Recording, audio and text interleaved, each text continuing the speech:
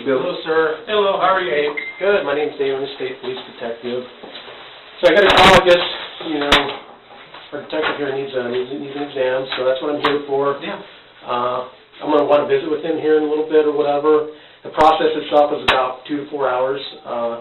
I'll sit down, we'll talk about it. It's just something nobody can force you to do. It's a purely voluntary thing. I understand this is like a death investigation. It is, yeah, from 04. Okay, from 04, so it's kind of an older one, so. He's doing tests who have a whole bunch of people and now Oh, okay. family and all. Oh, yeah. No, it's important, we got to vigorously clear people, right? Remove them from, persons of interest type deals is normal, so. It doesn't matter what, you tell me right now, I'm not going to arrest you, right? That's not what I do. Yeah, you had a question for me? I take Yeah, medicine. just I take medicine Okay, for blood pressure yes. and anxiety. Mhm. So, with that, Are you taking those as prescribed? yes. Okay, perfect. Yeah, absolutely. As long as what you're doing is normal for you. If you So, smoke weed every day, and No, that's I what don't you do do, that. right? No, I'm just That's asking, okay. would that affect No. the test? Because I was saying to him, I don't want to be on that to, make sure that, that I'm telling the truth and him say, No, it's you're taking normal. this kind of medicine and all Yeah, that I stuff. took blood I pressure want stuff. to be honest and truthful with you and all that Right. stuff, so. Well, let's let him get set up and... So I got this equipment here. It's going to take me a little bit to set it up. Okay. You can just get some fresh air, take a break. You want to step out back and get some fresh air? I'm going to ask you to fill this out. I don't know who you are, right? What kind of guy you are. It's just a questionnaire real quick. Ask about your truthfulness, that type of thing. Can you take the time to fill that out? Yeah, I can fill it out. All right. Just go ahead and hit that. It'll take some time. If you want, there's some water right there. No, I'm good. Okay, you're good to go. Go ahead and, if you can just Yeah, come on with me, Bill, and we'll get out of here and let him set up and then come take a back. break, use the restroom. Like I said, you're free to leave at any time.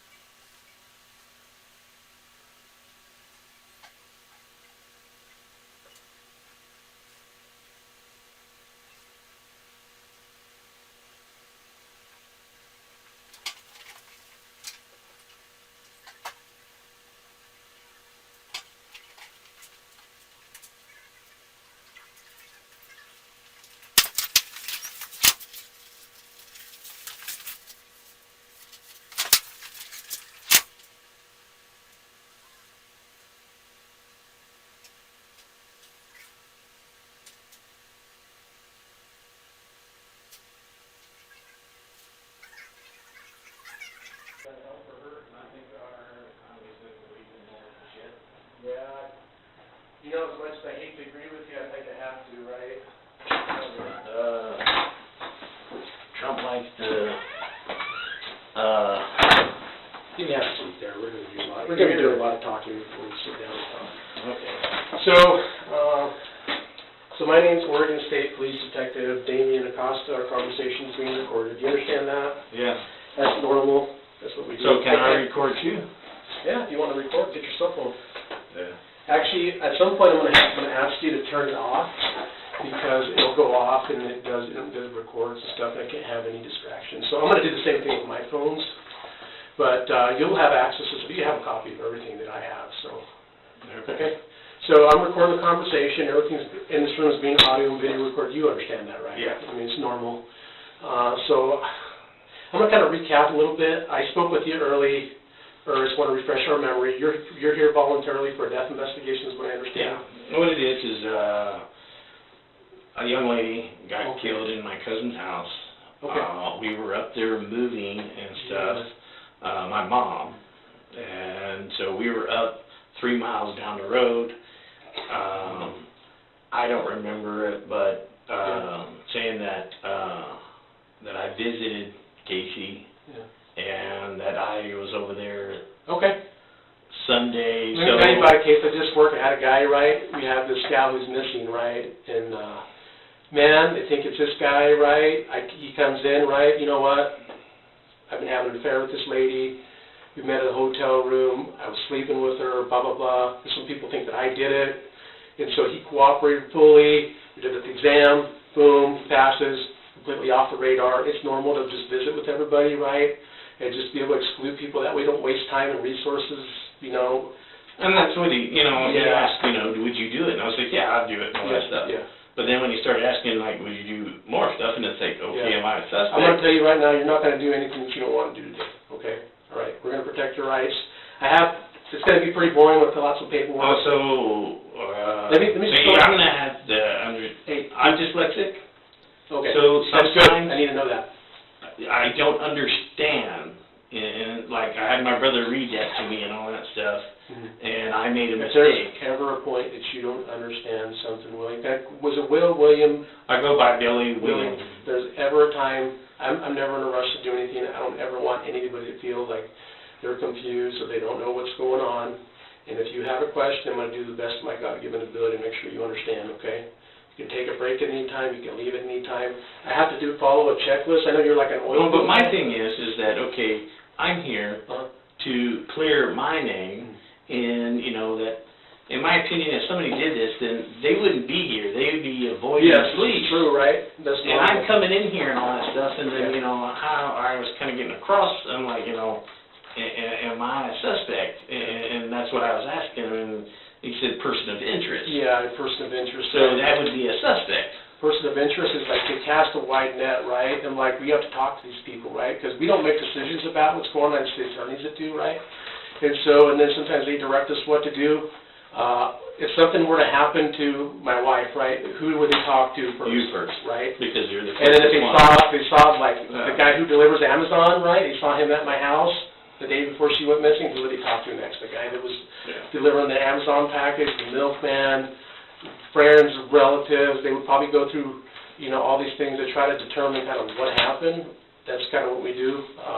I'm not making allegations against anybody. It's just as important to remove people from that persons of interest list, because there's people out there. This guy, whoever did this, that guy's like, who would do something like that, right? Something like that. So, in my opinion, it would be somebody that would fit a certain profile, right? Yeah, it'd be a profile, somebody that a serial killer. Somebody with the dude that is mean to his family, violent to women. Yeah. Those type things, got a violent background, maybe been a criminal, in and out of jail. been in and out of prison, been in and out of jail. And if you know somebody like that, you need to tell us who you might think it is, right? Because it's important to get to the truth, right? And the thing is the only ones that I really know are my family. Yeah. And as we talk, you'll remember different things. I'm a different type of interviewer, right? I've been doing this job a really long time. And sometimes, people just will point the fingers at you, right? But that's not, sometimes people lie, right? Yeah. The people connected to victims, they lie and stuff. I have people who claim to be victims or not victims. They lie about child sex abuse. They lie about being raped because they're embarrassed, because they cheated on it or whatever. Yeah. Those people will just, and there's people out there who will make false allegations. That kind of helps speed things up and helps clear people.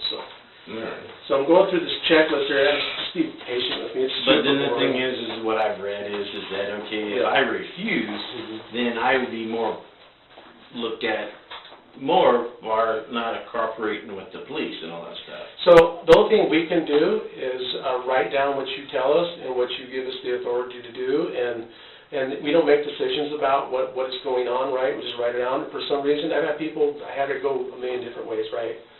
I mean, people decided they don't want to, that's okay, we'll just write that up, right? And then the people who make decisions about the case, they have to make decisions, and I don't know.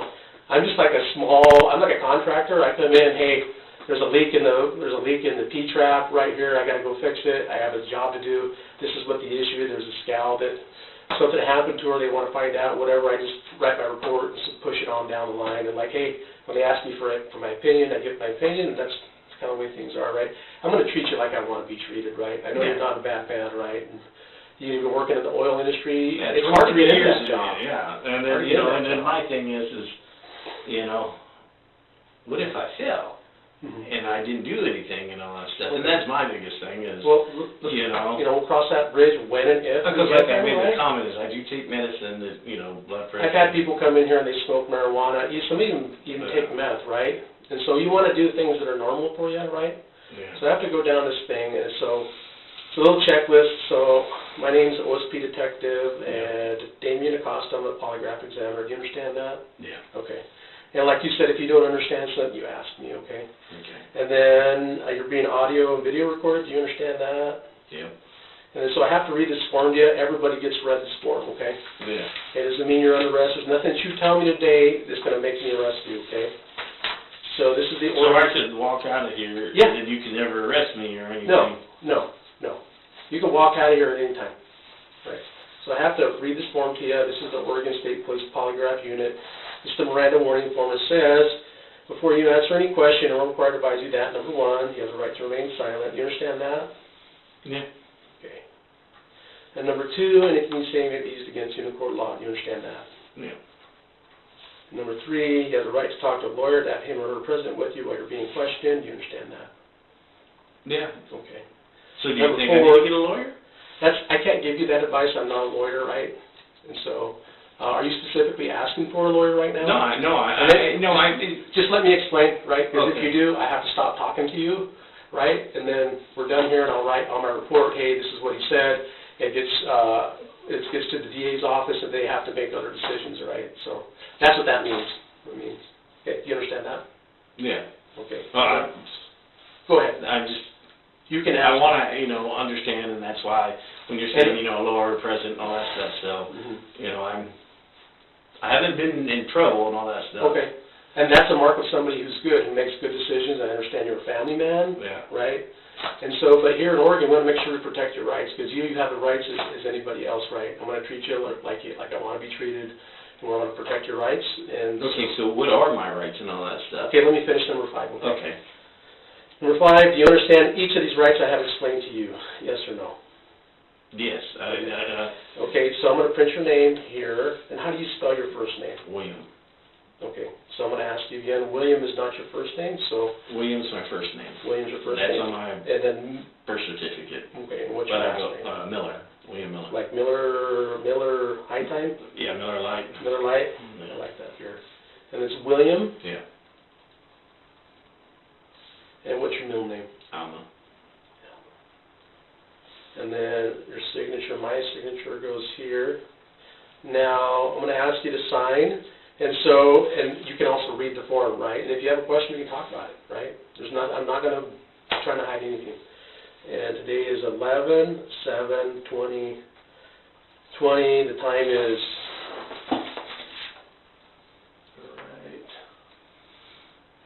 2:41. 3:41. All right, I'll give you this form. You can read it, and then I'm going to ask you to sign it. Or you don't have to sign it if you don't want to, that's fine too. So what is it you do for the oil field? What kind of job? I heard those jobs are dangerous. I work over overseas teaching the nationals how to run an oil and gas facility. And so what does that mean? What is a typical day in Billy's?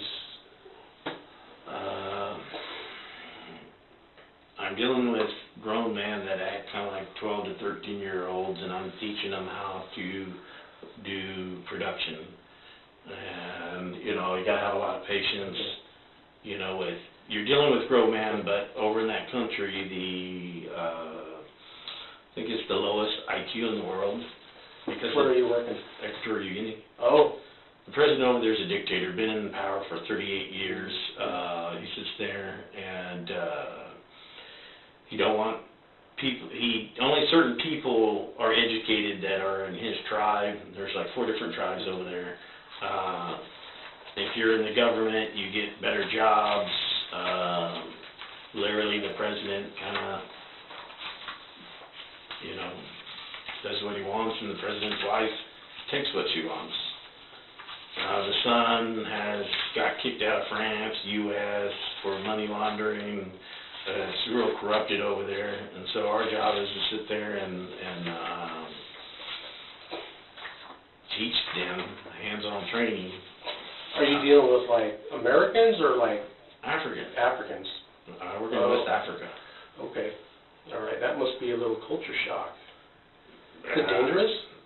Yeah, I've had a gun put to my head, and the guy wanted 20 pirates bucks. and stuff over there. Like, there's a lot of pirates and all that stuff, but Muslims it's over there that on the northern side of the island and all that stuff. Oh, you're on the island. Yeah. Wow. On the northern side, closer to Nigeria, they have a lot of pirates and stuff. On the south side where we're at, occasionally, you know, we'll be on high alert and all that stuff. Wow. I'm thinking back to that one show where like Tom Hanks is a guy on a ship and they hijack it and he gets hijacked. It's kind of like that area. Yeah. Did you get a chance to read this? Do you want to read it? You have the right to remain silent and all that stuff. Okay. Did you understand it? Yeah. Okay. So I have another form. This is the Oregon State Police Polygraph Unit. It's a polygraph consent form. And number 1 asks you have the right to take or not to take a polygraph examination. Do you understand that? Yeah, you're telling me that I have a right or not the right. Yeah, I don't. Yeah, it says you have a right to take it or not to take it. Right? Do you understand that? Well, the thing is that if I think I'm understanding what you're saying and stuff, but you're saying that I have a right in. Yeah, so like I said, it says here, you have the right to take or not to take a polygraph examination. Okay, what you're meaning is, what I'm trying to understand is and I'm here, we got all the time in the world. That you're telling me that I can refuse yes. to take it and all that yes. stuff. But if I refuse, then, you know. I'll write that in my report. No, but I'm just saying that the officer is going to look at me even more where, that, you know. Yeah, I don't know what he's thinking, right? I mean, you just get a call, I got to go do this, so we just do the best that we can to protect people's rights and treat people like they want to be treated. You know, it's just as important to, what investigators do too is they look for the absence of evidence, right? What do you mean by absence? Absence of evidence, like stuff that excludes a person from the crime scene, right? It could be like, if somebody says, hey, I can vouch for a fact that Billy was in like Indonesia or something on that date and time. You want that information, right? Because you know what? We're wasting our time talking to you because the guy who really did it is out there probably doing the same shit again, right? Yeah. So, you know, and that's what they're trying to do. And anything that looks like, you know, somebody said, hey, we heard Billy Bob over in Nevada did it. Well, hey, who's Billy Bob? Where does he live? Let's go talk to him because Billy Bob may have done it, right? So they got to follow every lead, and it's a lot of work, right? And so we got to make sure that we talk to everybody. And it doesn't matter where even if somebody who's a stone cold criminal is a liar, and they say, hey, I think such and such did it, we have to follow that lead because they may be telling the truth. Because people who do bad things, sometimes the people we talk to, they're telling the truth, and sometimes they don't. So we have to follow all those leads because it's like doing a good job, right? You got to just do all the little things. Okay. And number 3 says, let's do number 2 again. Although the results of a polygraph examination may not be admissible in a criminal or a civil trial, anything you say may be used against you in a court of law. Do you understand that? meaning it can use against me and all that stuff. Okay, let me read that to you. Although the results of a polygraph examination may not be admissible in a criminal or civil trial, meaning they may not be admissible, right? And so my understanding of that is like, the only way that this comes in, the results of it come in, is if, you know, everybody agrees that they want to use the results, right? So if you see what I'm saying? Does that make sense to you? You're saying that if the lawyers and all that stuff say that they want to use it and all Yes, that stuff? yes. I don't have any control over that. That's something that's not in my control. Do you understand that? Okay. And number 4 says, do you understand each of these rights as I have explained to you? I believe so. Okay. And then number 5 says, having these rights in mind, do you wish to take a polygraph examination? Yes or no? So, right now my chest is beating, you know, my heart's beating out of my chest. Have you ever done one of these before? No, I haven't. So You know, my thing is what you're experiencing is normal, because anytime we do something new, right, are you a little bit anxious right now? Yeah. That's like normal. That's normal. If you came in here and you weren't anxious or nervous, that would be weird to me, because that would tell me like that's some stuff that's like, hey, you're a hardcore criminal. Because when we do things, you remember the first time you rode a bike, how nervous you were, or the first time you, and all that stuff, yeah. right? You remember the first time you met your wife, right? And how every time you do something new, it's for the first time, there's going to be a little bit of anxiety. I'm going to tell you exactly. I know, my thing is here, this is my understanding, is I take this and just hypothetically, I fail. I hope I pass and all this stuff. Okay. I want you to pass. I believe I'm going to pass because, Good. You know, that. Right. And if you follow my instructions, I have anxiety, really bad anxiety, where it's like, okay, I think of negative things. What kind of things? You know, negative, like, you know, any worse scenario, it's just like, you know, it's going to be, you know, where, I'm going to use this example. I got accused of messing with a child. Okay. All right. Were you thrown in jail for that? No, never thrown in jail, but hold on. But being talked to and all that stuff, and come to find out the lady made false allegations. The time I was at work, it was when I was at work when she made these, you know. Because investigators came in and they proved she was lying, right? Yeah. And you know what? They sent that to the DA, right? And he said she's full of shit, right? Whatever. But the thing is me looking at the worst scenario. Oh, they're going to come handcuff me and throw me in jail and all that stuff. And what happened, right? Right. The investigation ran its course, right? Yeah, ran its course.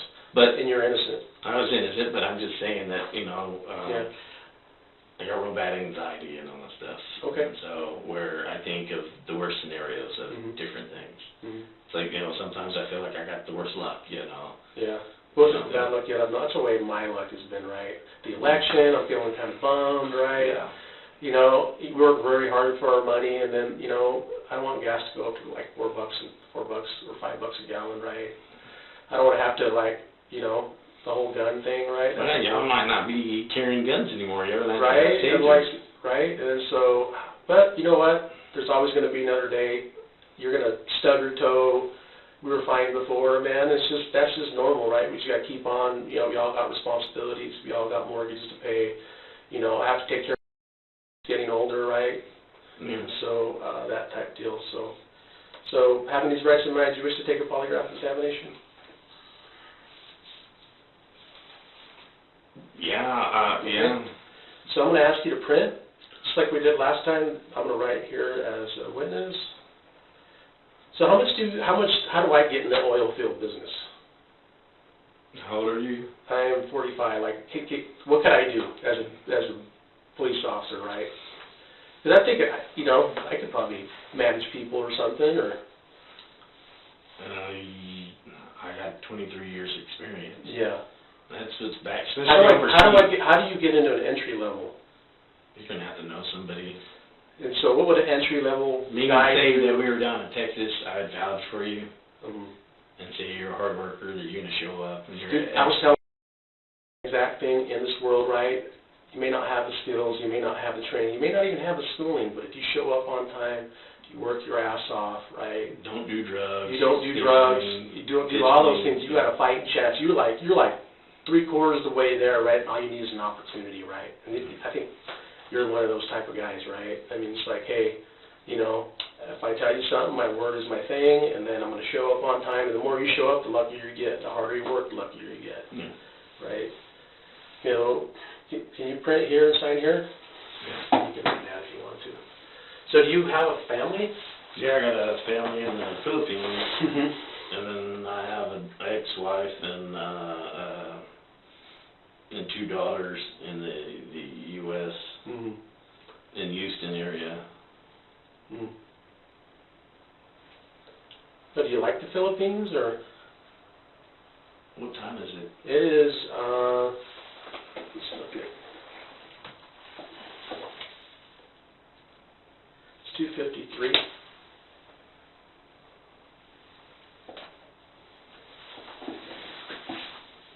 Your brother's, I think your brother's the comedian of the two, right? He's the funny guy? No. Yeah, he's more, you know, hilarious. So. Yeah. How big's your family? Just it's me, my mom, and my brother and stuff. That, you know, we have extended family. You say, you know, mom's brother and those cousins and stuff. And then on my dad's side of the family, that, you know, got a whole bunch of cousins, and then we got a whole bunch of mom's family up here in Oregon. I'm the one pushing for mom to retire, and she's having issues remembering things. And so Grandpa had dementia, and then Grandma had that too.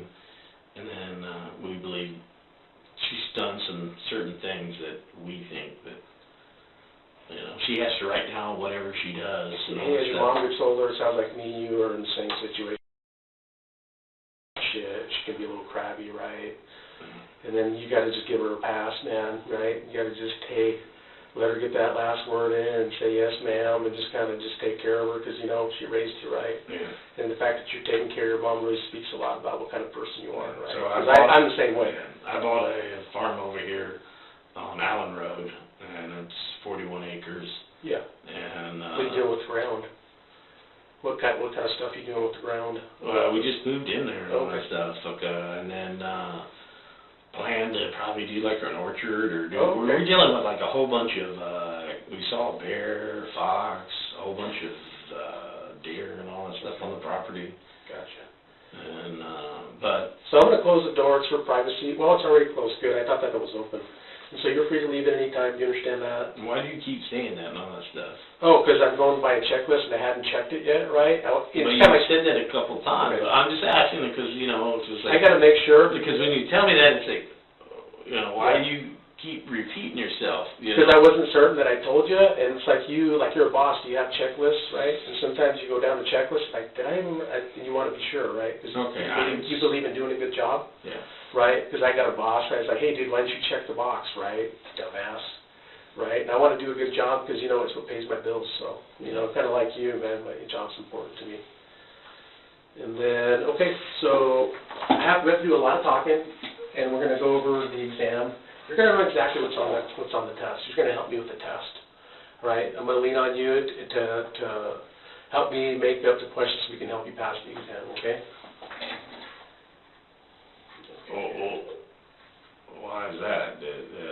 So what do you think the people, what do you think Mike wants to know about the case? What do you think? I'm not totally for sure, you know. Yeah, I went and saw Casey Sunday. You know, that's what he's telling me that I said, but, you know, I remember going up there, and I think it was in the beginning that I saw him, but, you know. You know, do you have a driver's license on you? In the process of getting to Oregon. Yeah, I'm not worried about Oregon. I just need to have some ID. It's just normal. Because you and your brother look a lot alike, man. I bet you could, like, pass for each other, right, on a driver's license? No, he's about a foot taller than me, and Weighs probably 300 plus pounds. Yeah. So I have a friend, right, and she's a Philippine gal. She comes and here she does some work for us, right? So she brought over. Here, I got that one. I'm trying to dig out the other one. She brought over these egg roll type things with these noodles. She's Filipino, and it was so good. It'd be more of lunch, not lunch. It's more. My wife makes them. Does she cooks really good? Somewhat. Yeah. What's her favorite dish to cook? I like food. That's why I'm talking. Adobo. Adobo, pork. We do rabbit and all that stuff. Chicken Rabbit. adobo. That's interesting. So what's your address now? I got a place over here, and Do you know what the address is? I just bought the place, so Okay, don't worry about it. it's on Allen Road. Okay.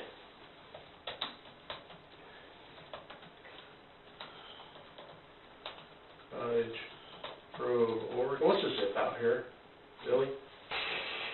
I'm not trying to lie to you. All right, no worries. What do you have for a phone contact for you? 1-361-543. 543.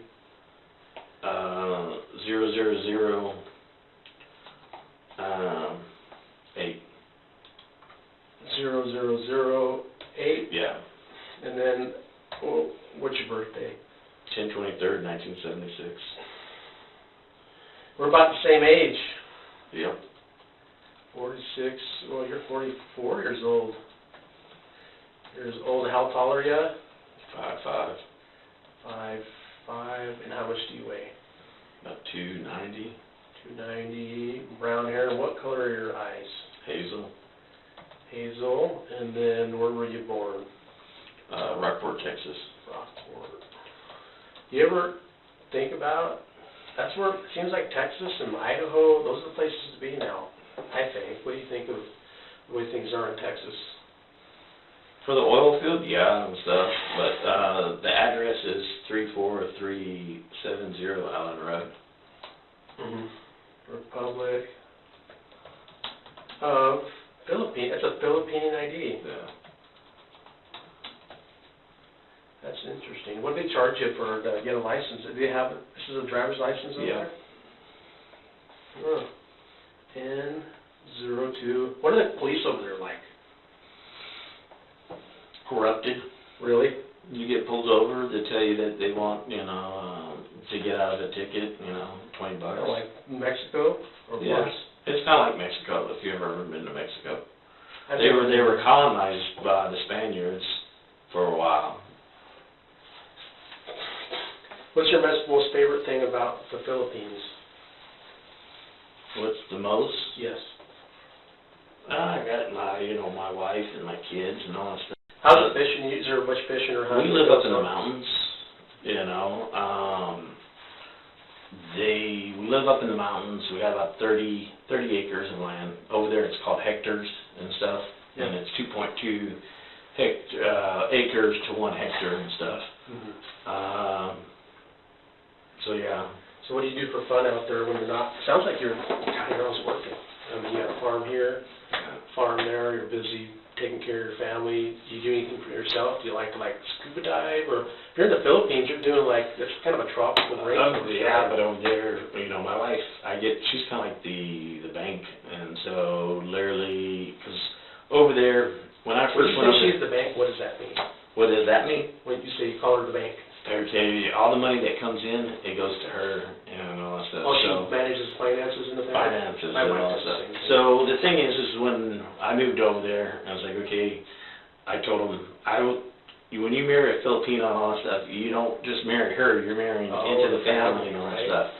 So I told them, okay, hey, I will assist the So you met her dad, and she the dad and mom and all that stuff. You have and to get all. their blessing. Yeah, and then all the siblings and all that stuff. So I said I will help the immediate family, but any extended family, no.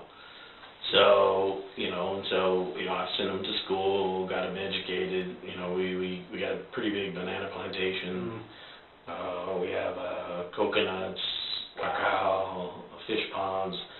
So there's money that comes out of that and stuff. And so how I did is a lot of people go over to the Philippines, expats and stuff, and they'll be like, sit at the table, mine, when they do a business. And then the Filipinos kind of like, hey, you're taking advantage of me. You're taking from me and stuff, so they'll steal from you. Oh. So my thing was I sat at the table and I was like, so instead of doing that, I will sit there and kind of everybody at the table gets a percent. Oh, I see.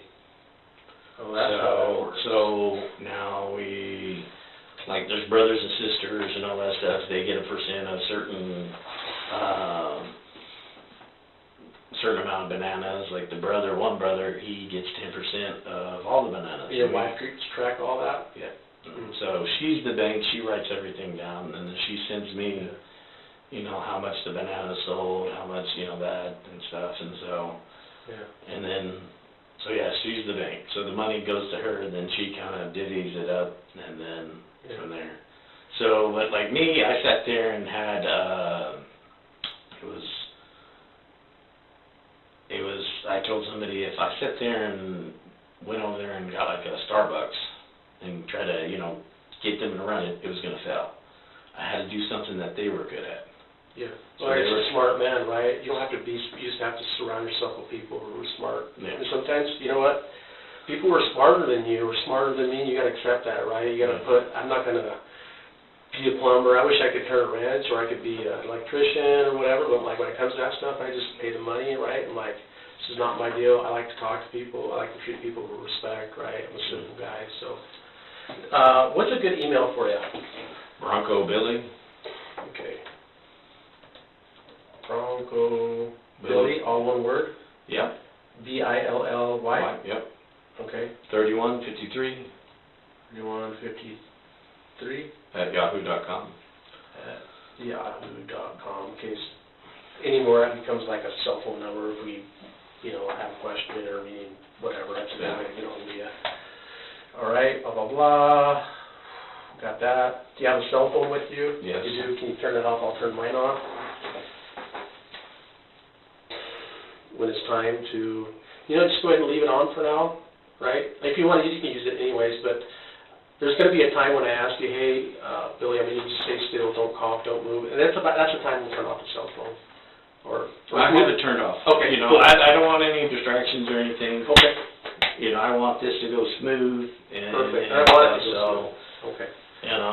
Very well. Because my thing is what happens is just hypothetically, with my anxiety and all that stuff. I have to make sure that you're even suitable to take an examination, because sometimes, Billy, people come in here and they're high on marijuana, or I put them on there's a practice test that we take, right? And if stuff doesn't look good on the practice test, I can't test you, right? Because there's also something. I've been put people to this practice test, and they can't even do the practice test. Like, hey, there's something going on with them, we can't test them, or they're high on methamphetamine, or there's other things. So I'm gonna have to ask you like personal questions, like hey, do you use marijuana? Do you use drugs? Those type of things, right? And then that's just to make sure that you're even suitable to take an exam. Okay. All right. Because, my thought was to say, hypothetically, I fail, I go to jail. That's how I'm going to tell you right now, doesn't matter what the test says today, I'm not going to take you to jail, okay? That's not what I do, right? This is a small piece of what we do. We're going to put it, write a report, it'll go on down. It goes, I think it goes out to like Arkansas or something like that. I mean, if somebody had on video that you were doing this and stuff, it would be quite a different conversation, right? I was with grandparents, I was with my mom. Did you tell everybody else that? Yeah, everybody knows. Right. Hey, I want to know everything that you did, because you know what? Information that leads to whoever did this, and information that leads to prove that you didn't do this is very important to me. Yeah. All right? Because I was with my mom, I went to... I'm going to want to know that. I want to know how place. My thing is, if somebody did this kind of crime... You want to help get this guy, right? Yeah, I want to help get this guy. But in my opinion is I've been in places where, in my opinion, somebody would be like hitting the road, jacking, and long gone. Right. And, Hey, and acting weird, Hey, let me explain to you something, right? Right, if you went into my bedroom, right, let's say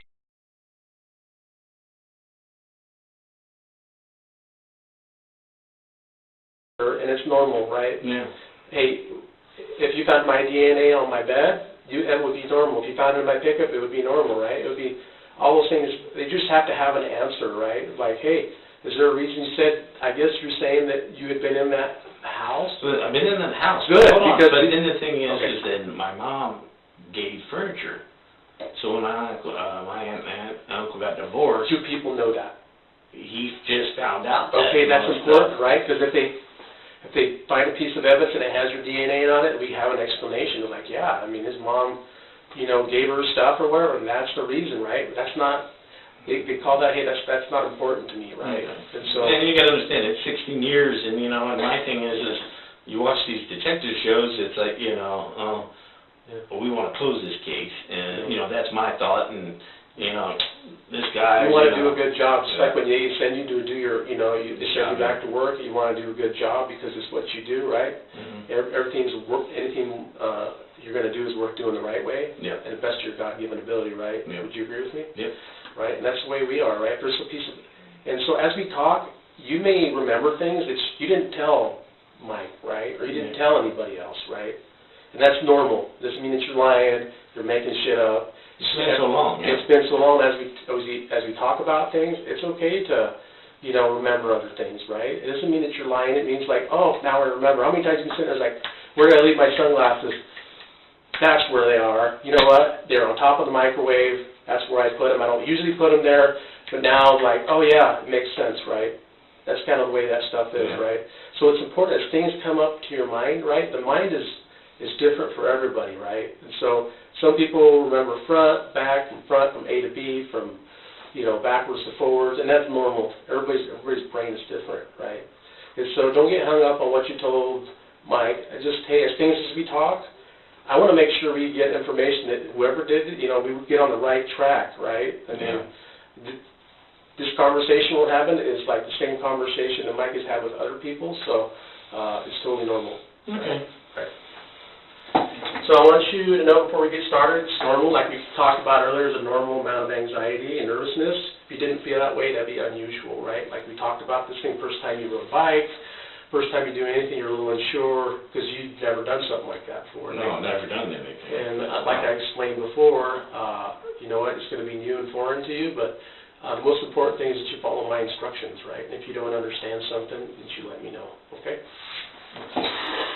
So let's give you an overview of what to expect today. The testing process should be about 2 to 4 hours. Our time is going to be audio recorded and video recorded for quality control purposes. Somebody's knocking at my door. Can I answer that? Okay. Somebody's knocking at my door, I guess. I'm getting, and now it's getting dry. Could I offer you a drink of water? No. Okay. Just so you know, there's some water there if you want to.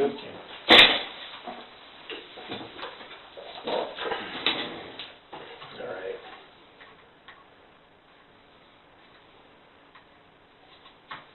So do you need the restroom? No, I'm good.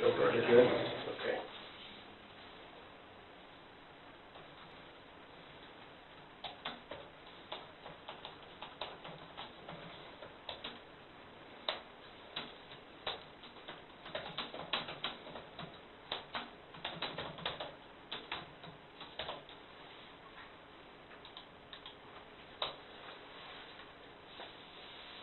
All right. So everyone's nervous. Start nervous, be your ally. If you weren't nervous, that's not normal. What you're doing, what you're feeling is normal right now. Everybody, there's a lot of people standing here. It's like not seeing anything different I haven't seen before. Okay. Yeah. So you're being normal. So And then you gotta understand, I've not been in trouble and all that stuff. Oh yeah. You I know know. you're a good guy. You don't have a criminal, never been, arrested or anything like that. You're a family man. That's important to get to know you, right? Because how do we?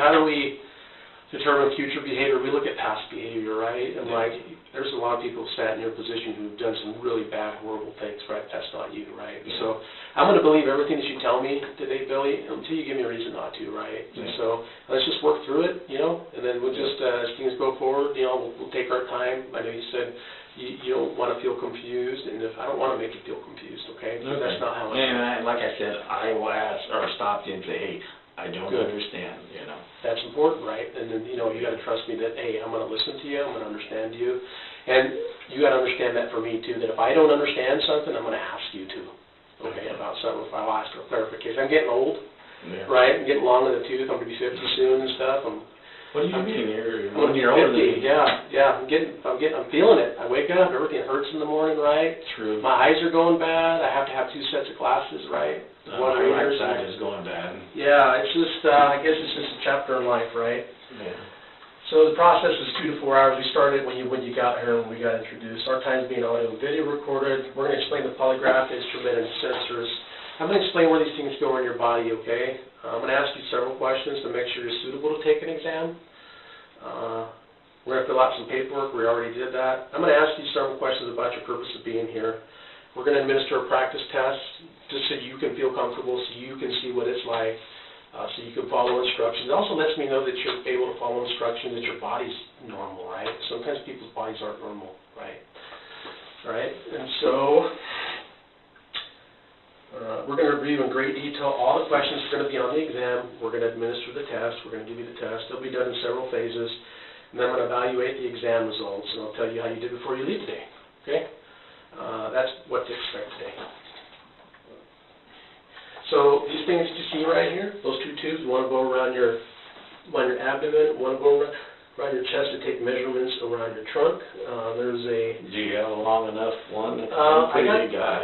Yeah, that thing, it's a big long chain. We should be okay. And also we have a black pad. You'll sit on that. It's the movement monitor.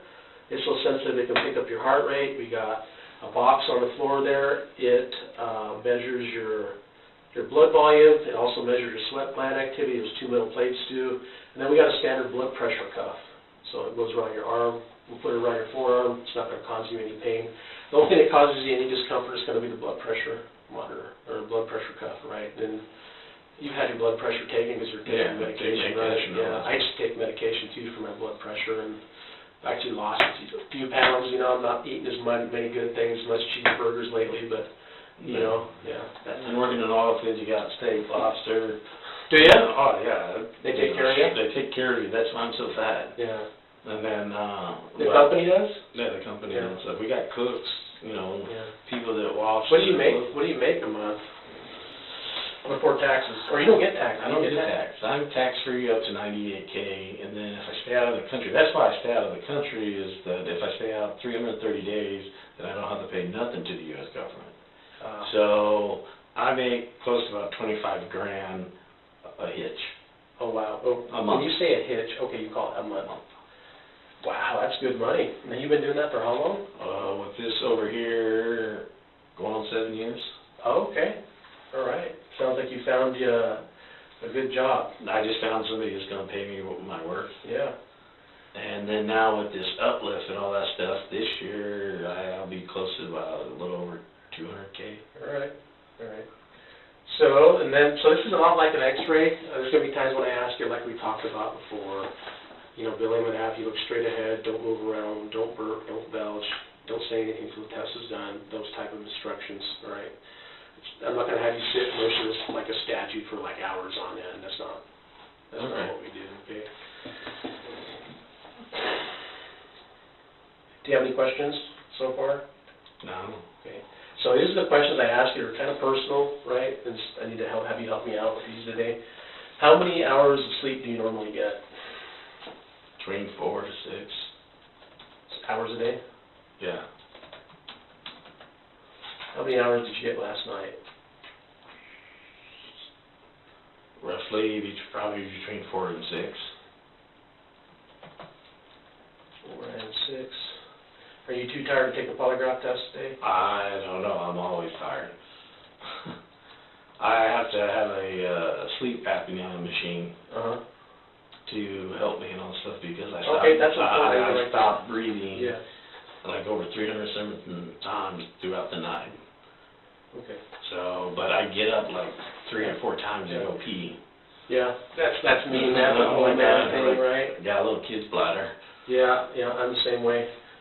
No, I'm talking to you, we're communicating very well, you don't appear incredibly, some people like, hey dude, I've been up, like we'll go out on like fresh homicides and somebody will come in, dude, and then we'll talk to someone who's a drug user to go test them, right?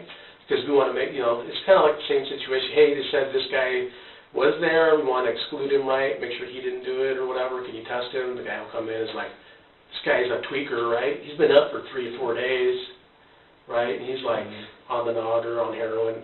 That's not what I'm seeing today. So I think you're feeling okay, aren't you? I'm feeling good and all that stuff. All right. That's important, man. But if I start nodding out and all that stuff, then you might, Okay. because I do, or at work, they sit there and say, I got like a button on my butt, where it's just like I sit down and just... Yeah, I get the same way when I'm working, right? If I'm just, as long as I'm moving around and doing stuff, but hey, just, I'll be watching you and stuff, taking care of you, right? You wouldn't want anything to happen to you, right? I care about you as a human being, right? You have some value. Your Lord still has you here, right, for a reason, right? And until you're done, right? So I'm kind of that way, right? So there's a born date and an expiration date. Yes. In between, whatever you want to do in life, you go for it. I think you have a good role in this life, right? You're a father. You've done some things. You're taking care of your mom and stuff, and you know what? Life's about doing good things. We all make mistakes, right? Everybody's done things that they wish they could take back. That's just part of being human, right? So. Yeah. And how many hours did you have breakfast this morning? No. I had lunch. Well, are you about 10:30-ish? Okay. What'd you have for lunch? A Burger King. What'd you have? Whataburger Junior. You didn't have Whataburger. I No, know what Whataburger is. A Junior, a Burger King. Hey, you're making my mouth water now, because I know what a Whataburger is. That's a Texas Whataburger, right? That's my favorite hamburger, that in and out. But I know me some Whataburger, and Whataburger likes me too, right? Yeah, I just recently went down to Arizona, Phoenix, Arizona. I had to run down there because we bought a big old stump grinder. And my brother works for a repo company, and so he repossessed it, and then I bought it from the company. And so I had to run down there, go pick it up, and then there was a Whataburger, so I ordered a whole bunch of stuff off the menu. And then after I like their fries. Yeah. I like their fries. You haven't had dinner. Yeah. Hey, I have some food. Like I got Oreos. I got all that stuff that's bad for you, right? I'm just saying, if you get hungry, I get hungry. I get hangry, right? You got to eat something, right? Yeah. So if you get that way, just let me know. Are you too hungry to concentrate on this test today? I'm good. All right. Are you sick at all today? No. Are you under doctor's care for anything? Like blood pressure, anxiety. Pressure and anxiety. Yeah. Are you in any pain right now? No. Okay. Are you now, or have you ever been seen by a psychiatrist, a psychologist, or other mental health professional for mental health reasons? Yes. Okay, let's talk about that. When I got divorced, I thought my life was going to be over, and I did something stupid. What did you do? I ate a whole bunch of pills, and When was I that? got sick. When was that? 9 years ago, 10 years ago. Oh wow, that would have been in like, what is it, 2013? 20, no. Yeah, I got some friends who are going through divorce, man. I don't wish that on 210 anybody. and all that stuff. I just thought my life was over. And, I kind of was like, I know men and women are different, where I was thinking, hey, if I work over, I get, by the time I'm 36, everything will be paid off. I work so much where I just drive the wife away and all that stuff. Yeah. I chose work over. Oh, man, you sound just like me. I went through the same thing about a year and a half ago, right? I got to work so hard, it's making good money, right? But you know what? That money is, you just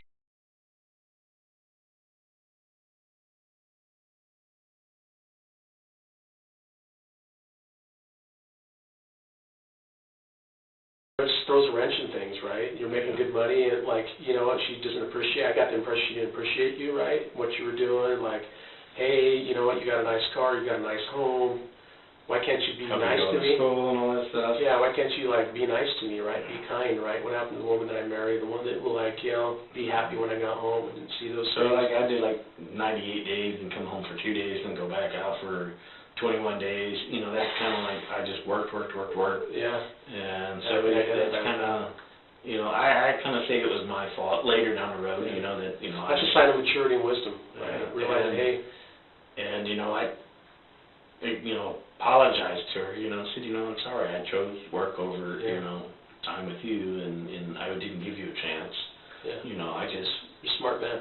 Money and stuff, and that caused my first marriage and stuff. But yeah, I went to a doctor and because I did something stupid and stuff, I just got sick and just vomited it all up. Didn't go to the hospital and all that stuff that night, but I went to a center where they admitted me in there, and I had to stay in there for a certain amount of days and all that stuff. And then the doctor says, you're bipolar, here's some medicine and all that stuff. And it was like, okay. And then the medicine he gave me just made me feel like everything was in slow-mo. Yeah. Yeah, that stuff's, it's not good. Some of it's like, keeps you in a high, right? And then one of the side effects is hair loss and all that stuff. So like, I had a little longer hair a little bit. And like, you know, hair was just falling out, and I'm like, so. Yeah. Yeah. How long has it been since you've seen a psychiatrist, psychologist, or a mental health professional? Well, that was after my divorce. So about 2009, 2010? Yeah, 2010. Okay, so you haven't seen one since then? No.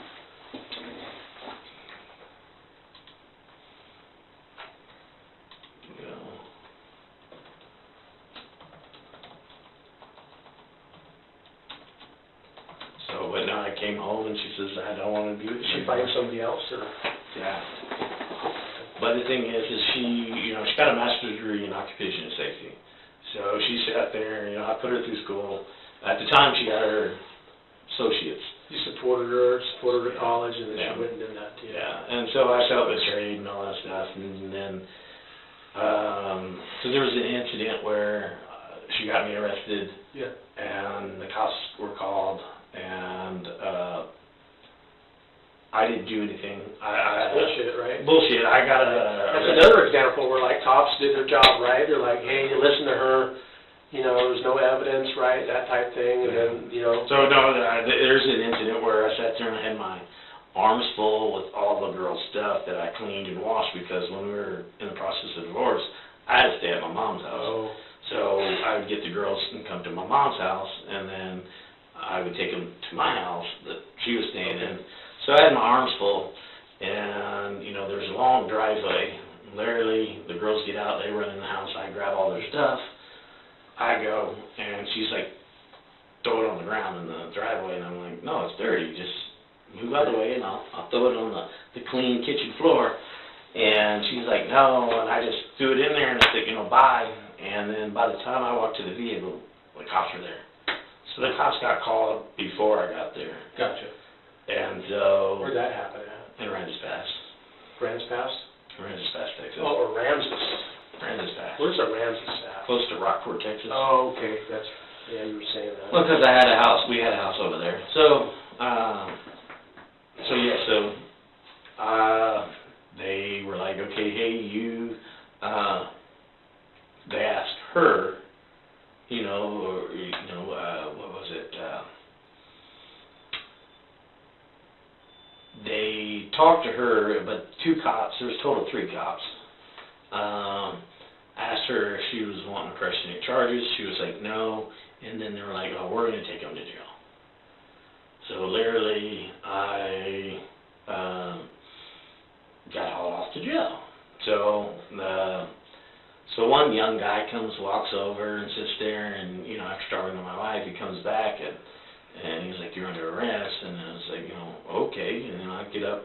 He didn't even have to tell me to put my hands behind my back, spread my legs. I already did that, and he come up and had neighbors watching, and he was just like slamming me on the car. Oh, you like to hit women, you like to do this, and I'm like, don't do that in front of my kids, please. Just open the door. I'm not fighting you. Yeah. I don't think you're a violent guy, right? And he starts keeps slamming me, and I'm like, you know, I'm not doing nothing. I'm not fighting you. You know, just open the vehicle. I'll get in. So I get in the car, and my little girls, they still remember this. And so he rolls down the window and says, you got anything to say? And I was like, you know, I said, thanks, I'm not losing my job because I'm supposed to go to work the next day. She starts crying then. Oh, your good little girl. My girls, and the ex-wife starts crying, all that stuff. So I go to jail. I spend the night in jail and stuff, go in front of the judge the next day. And, you know, I asked her, what do you consider an assault? And she said she touched the lady right next to her, an unwanted touch. It's like, okay, I didn't touch her. They call that an assault? Yeah. So I was like, I could go to Walmart and sit there and have people bump into me. And that's an assault. And that's assault. I've been a cop for 20-some years, right? Yeah. So they're like, how do you plead? You know, it's like, you know, my divorce attorney will plead for me and all that stuff. Yeah. So 6 months, had to fight it and all that stuff. She never showed up. And then, so, it got dropped. But it shows that I got arrested. The thing is that doesn't mean, it just means they have probable cause. And sometimes, you know, as the investigation moves forward, it shows evidence that their people are innocent, and we have to take that into concern. That's why they don't file charges, right? I mean, the system, you know, it's not the perfect system, but it's better than, think about what the system is like over in Africa, right? Can you imagine? Over there, you're dead. Life is, in the Philippines, the same way, you know. Have you ever been diagnosed with mental illnesses or disorders? Just anxiety? The doctor said bipolar. Okay.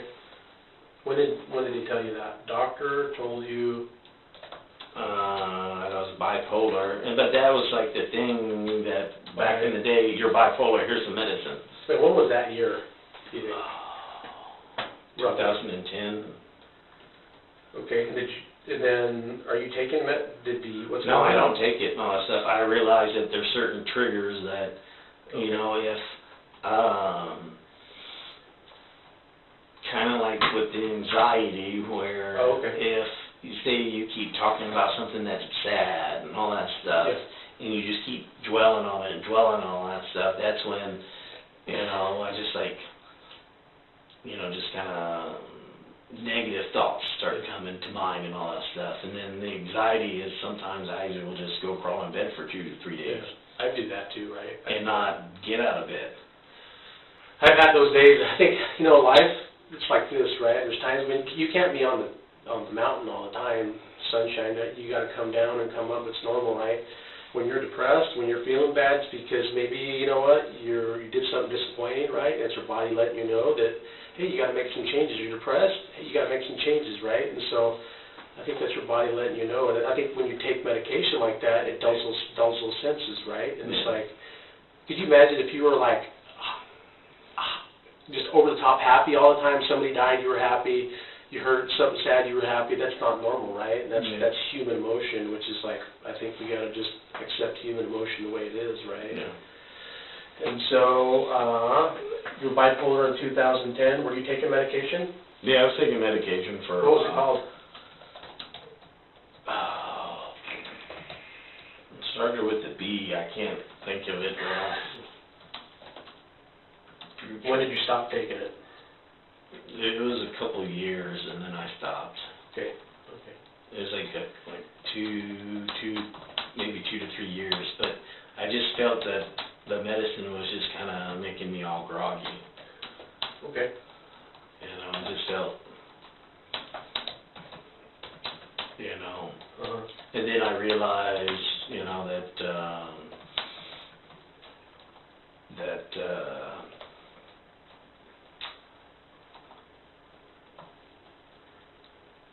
You were better off with that without the medication? that I needed to realize about certain things that would have set me to go down that kind of So you path. found healthier ways to cope? Yeah, healthier, I realized there was healthier choices instead of just taking medication. That's smart. That's real smart. That's the best answer I've heard. It's like, hey, because those people will switch from one medication to another, and like first thing they're taking like a tackle box full of shit, right? For everything. Have you taken any prescription over-the-counter medications in the last 24 hours? My blood pressure medicine, and Okay, let's talk about that. I have the medicine box Okay. at home. I don't know the name of it right. Probably the Medioprolol. Yeah. And you took it this morning? Yeah, I took it this morning. I take it every morning.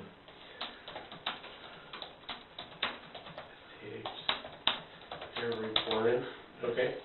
What else do you take? And then the anxiety, but I can't think of the name of it right. Did you take it this morning? Yeah. When do you take it? I take it when I start having kind of these like anxiety attacks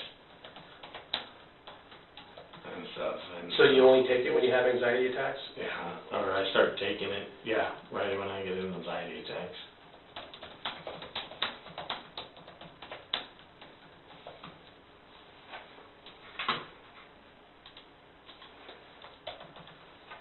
Have you consumed any alcohol in the last 24 hours? I had one beer One beer, when? last night. Last night, what kind of beer was it? One of the beer with like tomato juice in it. Oh, yeah, a red beer. It's I've had that, I love that. Tomato juice, you ever had like clamato and... That's it, tomato. Clamato, and yeah, 'cause some people just use the tomato sauce, but they get clamato, it's so good. Yeah. Not for everybody. Have you used any illegal drugs in the last 24 hours? No. Okay. So, in the oil, they're not high on drugs, huh? They're like, if you do drugs, You're gone. really? Yeah. Wow. To be able to stay, not ever take a drug, that's pretty impressive. Yeah. Pretty impressive. Can you read and write? Yeah. And then what's the highest level of education you completed, Billy? I went to college. I got maybe Oh, wow. 1 year. Did you finish high school? Yeah, I finished high school. High school graduate? High school graduate, and then got Where? 1 year of college. Rockport High School. High school, Texas? Yep. Okay. And then you have some college? Yeah, some college. What did you study? Diesel mechanic, diesel technology. You use it in your oil field stuff? No. No. No. All right. Do you have the objections to taking this test? No, I don't. Okay. I don't have nothing to Do hide. you have any, have you ever taken a polygraph test before? No.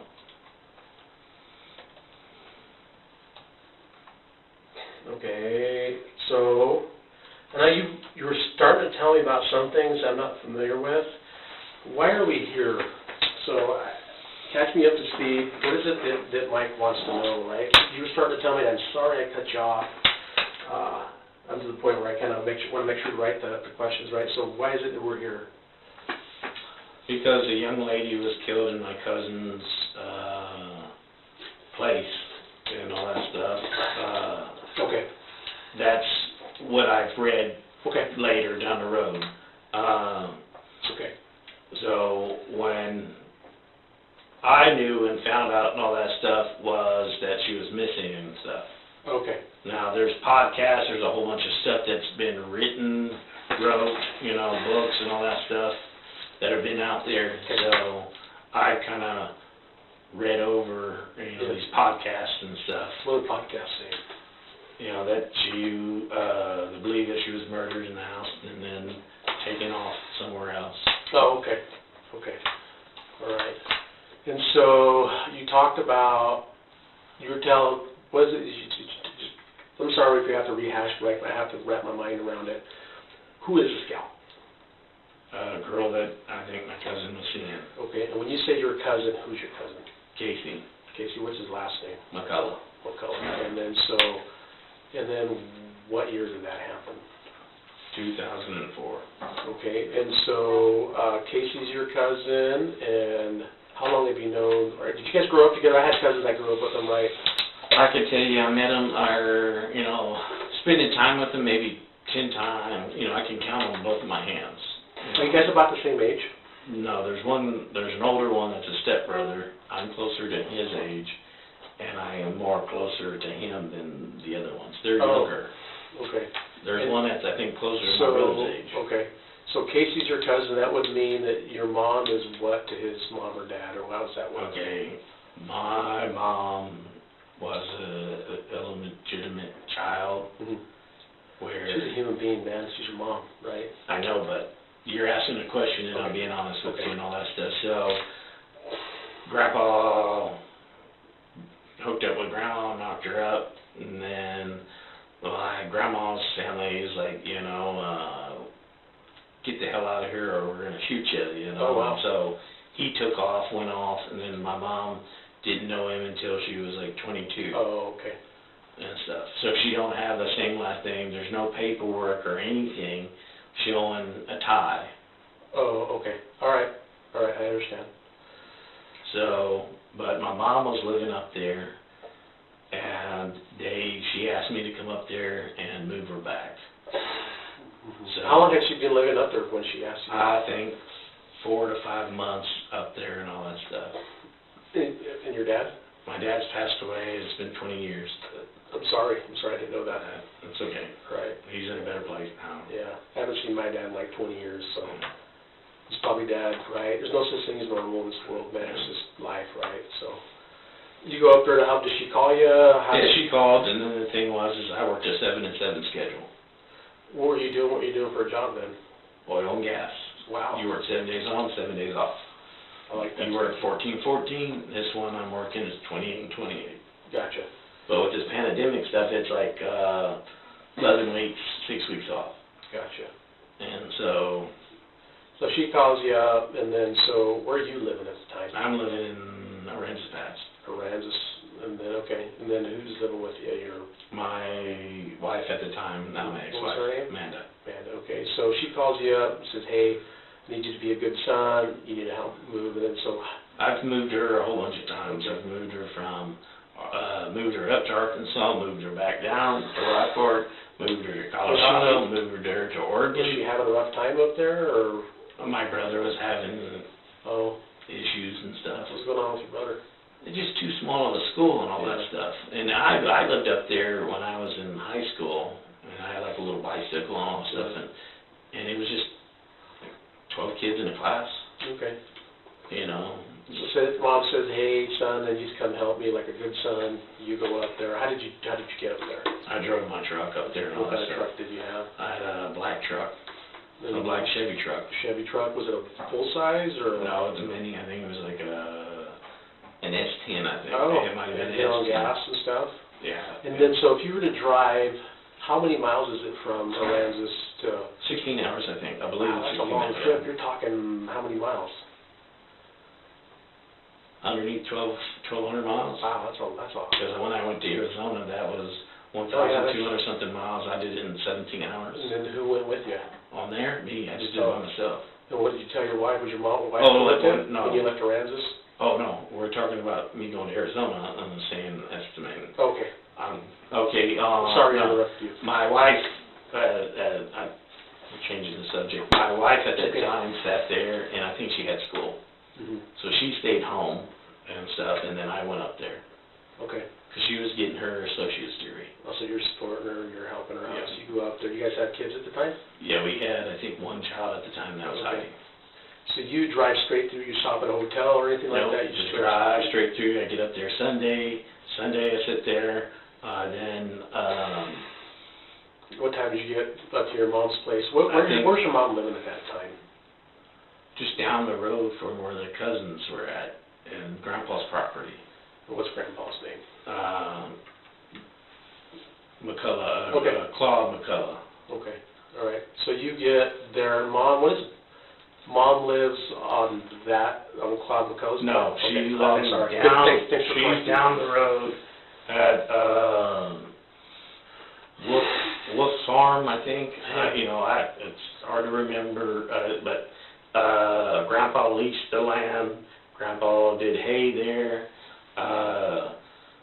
Grandpa was there all the time and stuff. And so Mom leased the house and then was up there, I think, 4 to 5 months. Okay. So I went up there a couple of times to visit and stuff. Okay. And Okay, so let's talk about, when you went up there, your mom calls, hey, I need you to help me move. You get there on a Sunday, correct? You're there driving your S10 pickup. You get to the house. What does the house look like? Little farmhouse. A farmhouse. And who's living with her? My mom and my little brother. Yeah. And then did she have dinner ready for you? Because I know she hasn't seen you in a while. No, she was at Grandma and Grandma's house. And then stopped by to, I believe, drop something, as per Mom, to drop something off at Uncle Bobby's place. Okay. And then come over, then she cooked. Okay, what'd you guys have for dinner? What we had for dinner? 16 years, I don't... I know my mom, she makes this dish or whatever, and if I was coming over, I'd see she would make me something or just thinking that. I'm big in hamburgers, so, I'd do it for me and Grandpa. He would ask me to do some work, and then he would argue about paying me, and I'm like, no, I don't want the money. Buy me a hamburger. Was it dark when you got on that Sunday? It was that Sunday, I believe. It didn't take long before it got dark. Okay, so you got there around dusk? Yeah, dusk time. Maybe you were between there. I'm saying okay. 3 So you to roll into 5. the farmhouse, and then what happens then? Who greets you? I get there, my brother's there. Okay. And stuff, and then so Tell me about that. How was that like, seeing your brother? he was happy to see me and all that stuff. Yeah. So What'd you guys do then? nothing, just kind of like hang out, wait for Mom. Mom said, come, I'll be there, and I'll cook She dinner. called you on the phone saying, hey, I'll be home. My brother, I think, called, Okay. said, I'm here. Then she's like, I'll be there shortly. There, I'm going to see my son, right? So, but prior to this, they already had everything, majority of the stuff packed. Okay. And what does that mean when you say majority of stuff? All the furniture, all the boxes, everything that was up in the front room and all that stuff of this farmhouse. And then how was she going to move those things? We went to a U-Haul place. So Oh, we went to a U-Haul place. On Sunday? Not Sunday. Okay. Because we got there late Sunday. Okay. Monday. Makes sense. Monday morning, we went to the U-Haul place. Sat there, and then couldn't get the truck that day. We ordered it for the next day. And so then we went back to the house, to the farmhouse and stuff. Grandpa and Troy, a neighbor, one of his friends, they were doing hay out in the field and stuff. Have you done around hay and stuff? Yeah. All right, so they were doing that in the field, and I don't know if I remember a time where we were sitting on the porch, and I think it probably was Monday, where we were sitting there, and they were bullshitting, listening to Grandpa's stories. Where was your little brother at that time? He was at school. Okay. Because that morning we dropped him off at school, and then we went to the U-Haul place. Oh, okay. All right. When you say you dropped off him at school, what does that mean? Meaning, did you take him in your black S10 pickup? No, we went in Mom's vehicle. What type of car did she have? She had a blue car, I think a blue neon, I think. Oh, like a Dodge Neon, four-door? I think so. I think that was the car that she had, a blue car. Okay. So you and your mom dropped off was it Jeffrey or Jeremy? Jeremy. Jeremy dropped him off at school. At what time? Early in the morning. You're asking me. Okay. Where I can't remember. And then you went to the U-Haul place, right? Went to the U-Haul place. Okay. So tell me what happened there. Well, we went to the U-Haul place, and then Who did you talk to there? a lady there. I don't. You're asking 16 years ago. No, it's important. And you know what? I'm not asking. Yeah, you no, but I don't remember. I remember talking to a lady, and then she was doing the setting it up because we couldn't get it that day. Why is that? Okay. That's a question you would have to ask my mom and all that stuff.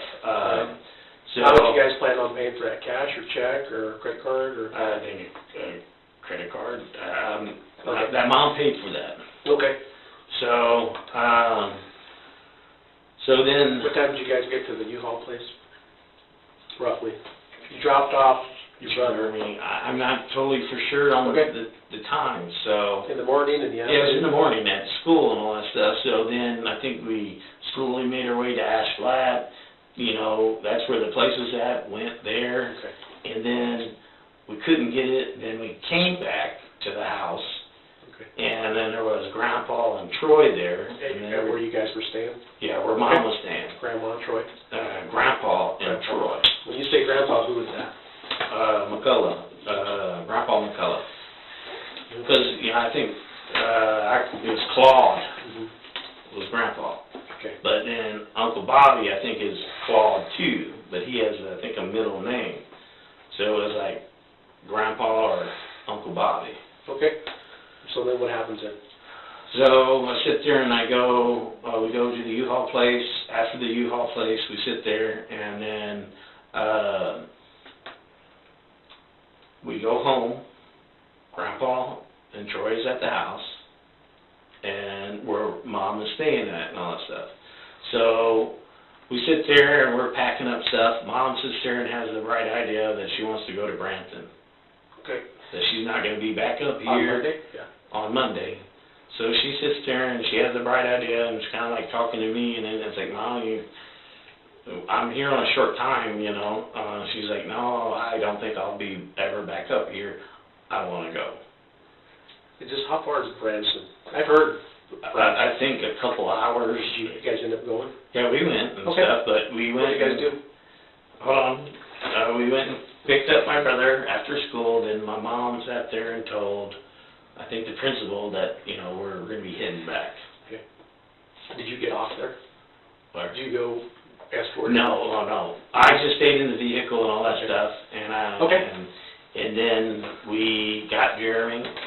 We took the S10 or the black truck, and Mom was the navigator and I was the driver, and we went on some funky roads of her giving, you know, where to go and all that stuff. We went up to Branson. We went around, looked at some stuff. You, your brother, and your mom? Yeah. Did you have dinner? Yeah, we had dinner up there. More likely a hamburger. I'm big into hamburgers, man. Too, yeah. So if you had pizza, spaghetti, or a whole bunch of other stuff on there, I'd probably go towards the hamburger and all that Yeah, stuff. the hamburger guy too. Had one this morning. You know, it's like my ex-wife and would sit there and say, you know, hey, you want to go get a steak or a lobster? And then I'm like, no, it's a hamburger. Gotcha. You know, All right. because I eat all that all the time at work, you All right. know. So what time did you guys leave Branson to go back home on that Monday? It was late. We got in late. Okay. And stuff, and then we got at the house. Then the next morning, me, my mom, and brother went to Ash Flat to go pick up the trucks. It was 2 trucks and 2 trailers to put the vehicles on. Oh, okay. You got car haulers. Yeah. Okay. All right. So the Neon is being pulled behind a U-Haul truck. U-Haul, and my truck was being pulled behind that. Okay. All right. And then when did you leave? So you left on a Tuesday? No. So we get this stuff, and then within a couple hours, because they had all the stuff packed in that one room, I refilled up one U-Haul truck, and my truck was already up on a trailer and stuff. Okay. And then we sat there, and then that night, I think I had majority of everything packed in the second one. And then Wednesday, we took out to go back down to Grandpa. Tuesday or Wednesday? Wednesday. Okay. And I think Grandpa and Grandma and Troy's a friend, a neighbor friend. I don't remember his last name, but they were always, you know, doing hay together. They were, you know, they were hanging out all the time. Okay. I can't remember the last name. I think you talked earlier about bumping into Casey on Sunday. is what you said. Tell me about that. Okay, I don't kind of remember it and all that stuff, but when I went up there, I've been thinking that I asked him if he could give me a hand. Okay. And stuff. Tell me about that. And then he was like, I'm busy. Yeah. And I was like, and I believe my mom was with me and all that Okay. stuff at the time. All right. And good. That we'll follow that up with. So you guys went up to your mom went up to his place. Yeah. Okay. And then so when you went up to his place, what car did you drive, or did your mom drive, or? I think I had I don't know. Okay. It might have been my black truck and all that stuff. Okay, But I know right. that when I got up there, when we did the running around the Ash Flat and all, because I'm not real familiar with the place and stuff. Because when I was younger, I had like a bicycle. Okay. And you're not going to get real far on a bicycle. No. So you get there on a Sunday, you go over to Casey's house. It makes sense. You need some hand, right? Your mom's older, right? She needs help with the boxes to help you out, your family. You go out there. Do you go to the front door or the back door? No, I think we pulled in, and he saw the light or whatever, and he came out, and then he realized it's me and Mom. Okay. So it was dark because you had your lights on. It was dark Okay. and all that stuff. And then who else did you see there? I don't remember. He said that he had company, and so that he, kind of get lost, might get lucky. Oh, okay. Like, Makes sense. Like, hey, kind of busy here. Yeah, so I kind of like, okay, and then we went on. But like I was telling the other officer, that when we were there, I remember that the neighbors were like staring us down. Okay. And When you say neighbors, how like you go to Casey house, and then I guess that girl that went missing, her name is Rebekah, right? yeah. And so, how close is the nearest neighbor to that house? I mean, when you say the neighbors were getting creepy, whatever, who are those neighbors? What are their names? All I remember was, I think the Tegans. Okay. Tegans, Pagans, and all that stuff. I know it's like T something, What like did T. Casey's girlfriend look like? After seeing the podcast and all that stuff, look like a blonde hair, Okay. blue-eyed girl, on the podcast. Okay. And the pictures that I've seen. Okay, so your mom was with you, you go up there, you need some help, you say, I'm busy, then you leave. So I leave, and then I go home and all that stuff with Mom and that. And then, but I was saying the neighbors, the door's cracked, windows, they're looking out at us and stuff. And so, he asked me what my theory was, and I said the neighbors. I believe the neighbors because Grandpa, here's hearsay. What came out of Grandpa's mouth would be that they shot a cow, they killed his pig. He believed that they were the ones that killed the young lady's dog and stuff. And then it just, they're kind of odd that, hey, and then you read in the paper, this is later that I'm reading this stuff.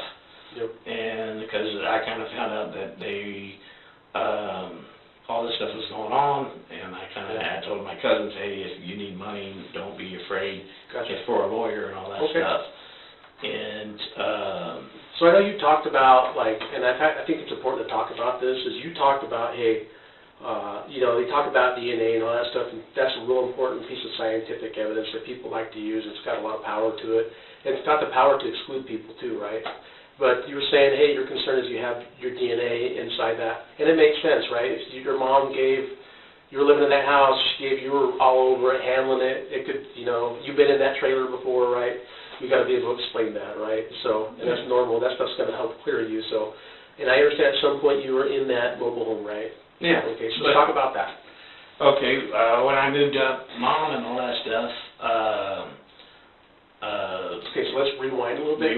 Let's go all the way back. Okay. I remember going when Mom first moved up there and all that stuff.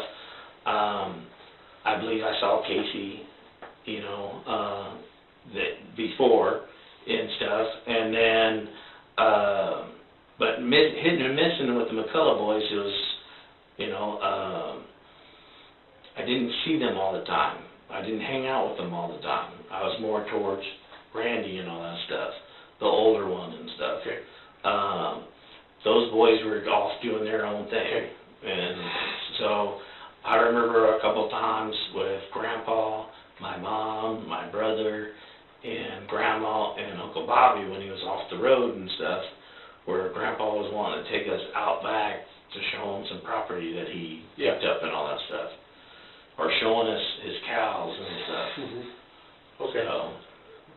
So, let's talk about the first time that you were up in Casey's house, and which would have been where Rebekah was. And when was the first time that you were up there, inside that residence?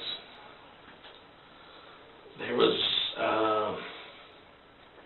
a span of, I think, 4 or 5 months when Mom was there. So Living there? Living up in Arkansas. Okay. So I came up to go visit Mom or Grandpa and all that stuff, and then we would all, as a family group, go at Uncle Bobby's off the road and all that stuff, and say we'd go out to eat or whatever, and then, you know, go visit or whatever, and then we did that a couple times, you know, visit Uncle Bobby and that. So I think there was 2 times that I went into that house. Okay. Let's talk about the first time you went in that house. Where did you go? Did you go in the back door or the front door? The front door. Okay, so you walk in the front door, what did you do then? You grabbed the doorknob. So if you had DNA on the doorknob, it doesn't mean anything because you were over there before. Yeah. Okay, that explains that. Yeah, there's DNA on the doorknob, that makes total sense. You've been over there before. Where else did you go? I remember sitting down in the living room and all that stuff, and I remember going to the restroom and all that stuff. Okay, so if your DNA is in the living room, all right, it makes sense. You were there before. But when my uncle got divorced, my Aunt Vicky sat there, took everything, and furniture from my mom. My mom loaded Uncle Bobby up with a whole bunch of furniture, probably beds. You'd have to ask her. Okay. But, you know, beds, you know, a whole bunch of furniture that So there's came a possibility your DNA could be on any bed or bedding that could be. Yeah. Okay, perfect. All right. Because all that furniture came from my mom, that, you know, that came from our house. Okay. When he got When you divorced. say all the furniture, what does that mean? A household. Okay, like couches, chairs? Yeah, couches, chairs, beds, you know, I don't totally know, but Mom, you know, sat there and it's like, you know, hey, you know, do you want this? I'm going to upgrade or whatever, you know, another bed, you know, do you need this and all that stuff. So I know that when Aunt Vicky divorced him, she took everything and it was an empty place. Okay, all right. As per Mom and stuff. A lot of my stuff is third party of what I've heard from Grandpa or I heard from Mom. Okay. Were you ever in any of the bedrooms in that trailer? I can't remember. Okay, you don't remember? I remember going to use the restroom and all that stuff. You remember touching anything else in there, like any other fixtures, those type things? No, I don't. Touching the sink? I remember washing my hands and all that stuff. Where did you wash your hands at? In the sink. In the sink. Yeah. Did you touch any, like, the blender, the kitchen table, the washer, the dryer? I can't remember. Okay. You know, it's been 16 years. Yeah. I remember that's going to be normal. going and using the restroom, you know, and using the restroom, washing my hands and all that stuff, and that I believe you. I don't know. Okay, I believe you. Okay, so that explains that. That explains your DNA going to be in there. Your fingerprints will be in there. So that's normal, right? That's normal, whatever, right? If we didn't talk to you, we wouldn't know that, right? Yeah. So it's important to get your side of what's going on, right? So Yeah. that, and then so I want to rewind a little bit.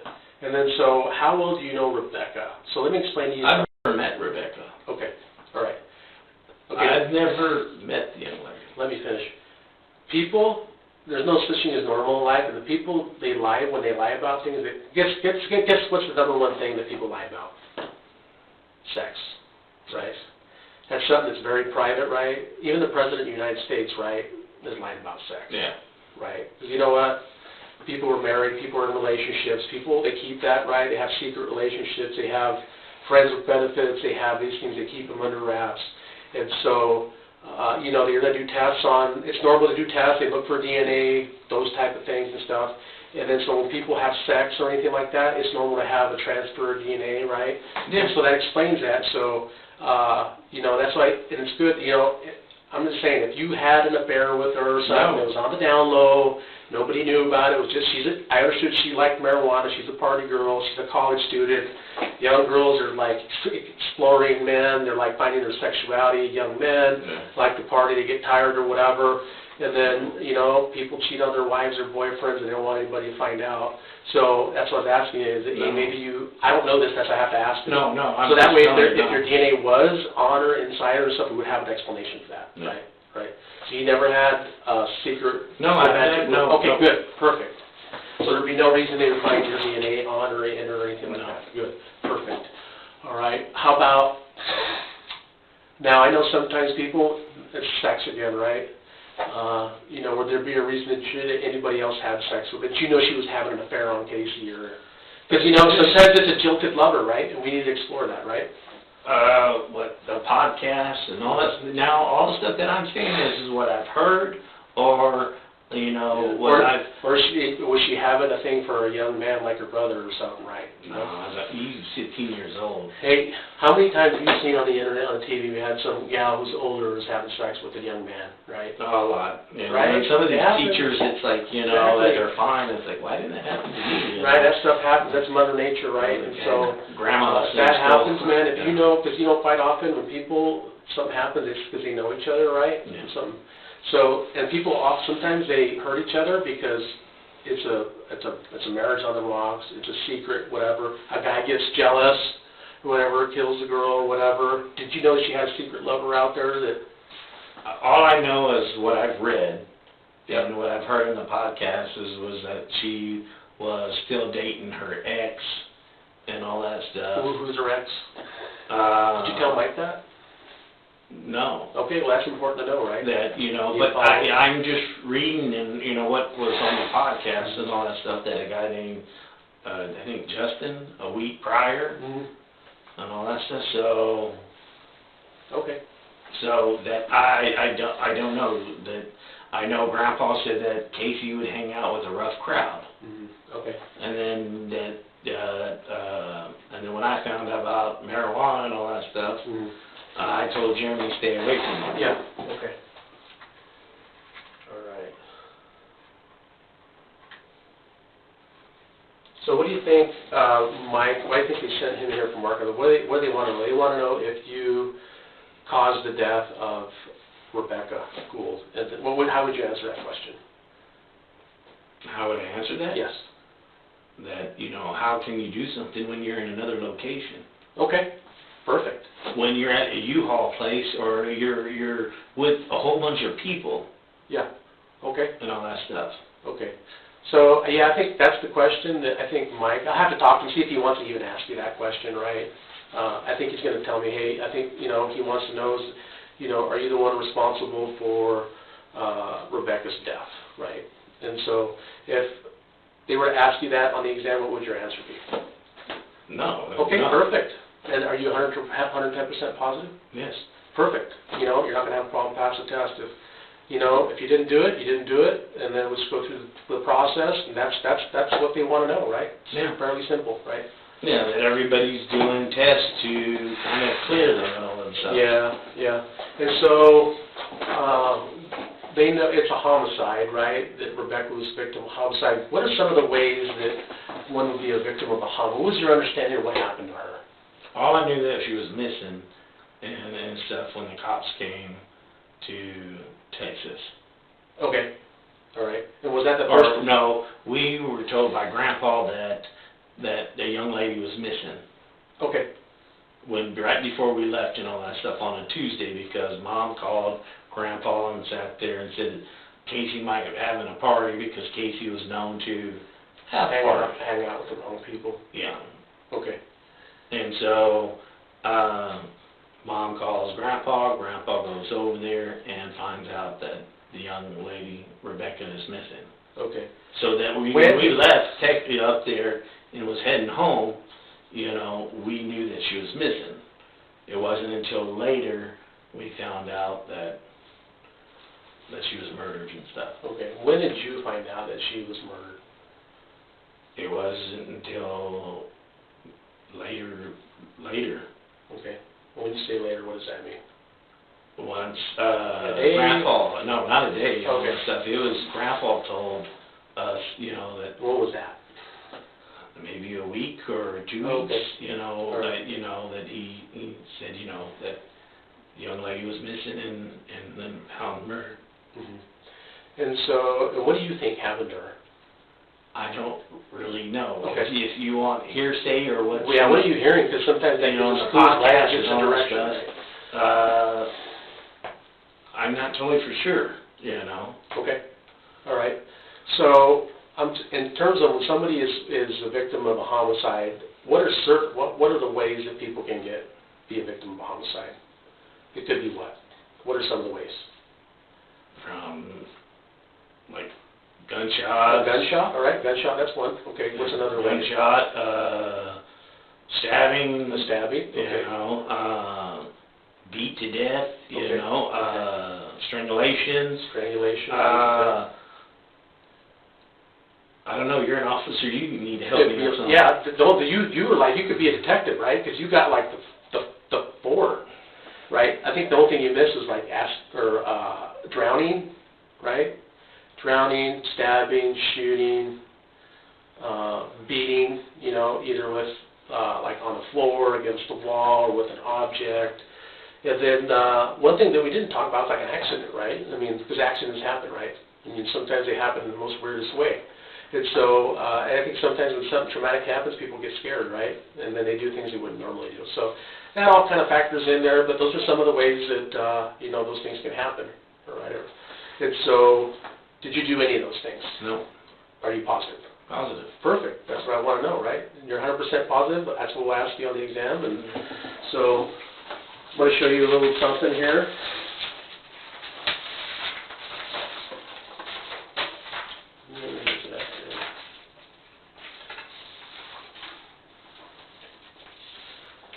So, I think a good question to ask on the exam is, did you cause Rebekah Gould's death? No. Right? All right? And so, you see in the middle is a little box that says, cause Rebekah Gould's death, and then it says intentional or accidental. And I'm going to read these boxes to you, right? So, when I say, you know, if I ask you, did you cause that woman's death, I'm asking you, if you shot Rebekah causing her death, your answer would be? No. Okay. And we'll go to the next box. It says, you struck Rebekah with an object causing her death. What would your answer be? No. And then if I add, you caused Rebekah's death, and the box says, No. did you slam Rebekah against something causing her death? No. Okay. Did you strangle Rebekah causing her death? No. Okay. Did you asphyxiate Rebekah causing her death? No. Did you drown Rebekah causing her death? No. Or you stabbed Rebekah causing No. her death? Or you shot Rebekah causing her death? No. Okay. So when I ask you, did you cause Rebekah's death, we're talking about all these things, right? And the answer is No. perfect. How hard is that to answer that question? Not hard at all. Right? That's the test, right? That's that. There's some other questions we're going to ask. We're going to go over those. That's what people. That's what. So I that's, think. how many questions there? No, just one question, right? So when I ask you, did you cause her death, right? I'm talking about all those things. So when I ask you that, that's what that means, right? Did you cause her death, right? The Okay. answer is no. I'm seeing you. You're calm. You're cool, collected. You're not don't have that anxiety, the nervousness, right? Because we're talking, right? Yeah. And I'm explaining to you all the little And details. better understanding and a lot of stuff. You're making it a lot easier and all stuff because I'm thinking the worst that, you know, I'm innocent and I come in here and take a lie detector test and hypothetically I fail. My thought, jail. Mm-hmm. I'm not gonna. No, but I'm just telling you That's normal. you know, I've never been in trouble and all that stuff. You know, it devastated me when I got arrested and all that stuff at one time. Yeah. But that was later down the road, you know, and I proved that that was a lie. Okay. And then the same thing with the other thing. But like I said, you know, I think the worst, Yep. you know. Yep. No, I'm glad that you feel better. Like I said, I think have you been understanding completely since you I started? believe so. All right. Is there anything that I did that you don't understand? You're good to go? I'm good to go. All right, so keep on going with the process. So we're here to talk about the death of Rebekah Gould as we discuss these issues. Understand there's a difference between allegations and the facts that are known to be true. I don't know if you did this or not. If you didn't do this, you're not going to have a problem passing the test. As I ask you questions, I only do this as an effort to understand what happened. Do not think I'm challenging your credibility. All right. So I have to ask you these questions.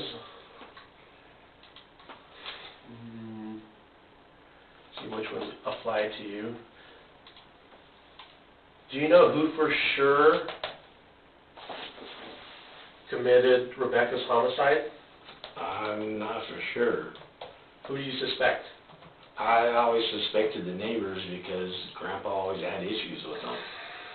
And then Grandpa or Mom told me that Grandpa said the neighbors were peepers.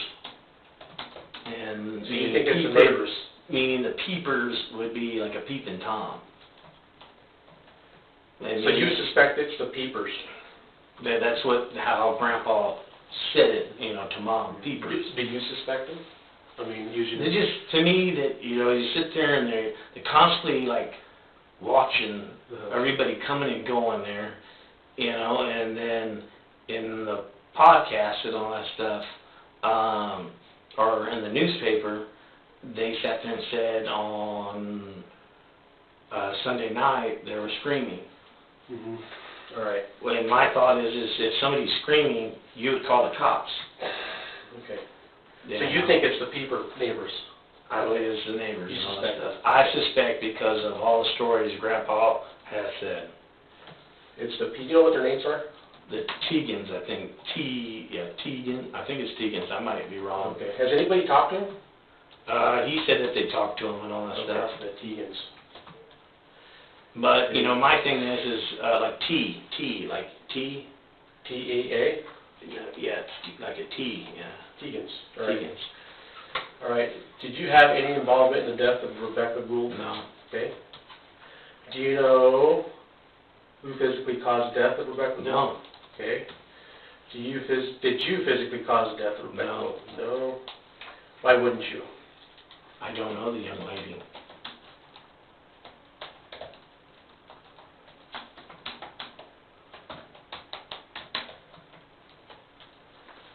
Okay. So investigators want to know a couple of things from me. They want to know, what do you think they want to know? They want to know, did you do this, right? Yeah. Did you cause the death of Rebekah Gould? And the answer is? No. Are you the type of person that would do something like that? No. Okay, I'm getting that. So I have to ask And then you, if it's somebody that I knew did it, I'd drag their ass or beat their ass. I'd go to jail for beating them and then drag them to the cops. And because you have a daughter, right? And I have kids. You have a daughter, and you know what? She was somebody's daughter, Yeah. right? And I got 4 daughters and a son. 4 daughters? Yeah. You got 4 shotguns, right? Right. ARs. ARs, you got to have shotguns, right? That's good. Yeah. That's good. So that's important. I have to ask you other questions on the exam. See if you fit the profile of somebody who would do something like this. So we're going to come up with some other questions. So what type of person are you? A violent person? Do you think about harming people? Do you consider yourself an abusive person? No. You know, honest, tell the truth type guy? Okay. I'm not abusive. If I get upset, I go for a walk. And, you know, more of, I might hurt myself because the anxiety, the depression and all. Have you ever thought about seriously hurting someone? I don't think you're that type of guy. Okay, all right. So I think that's a good question to ask you on the exam. That'd be a no.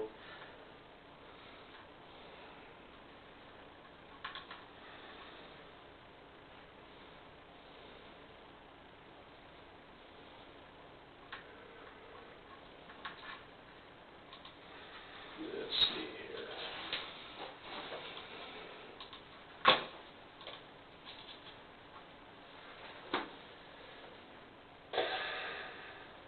Okay, you've never thought of serious hurt anyone. That's good. That'll show you that you're a good guy.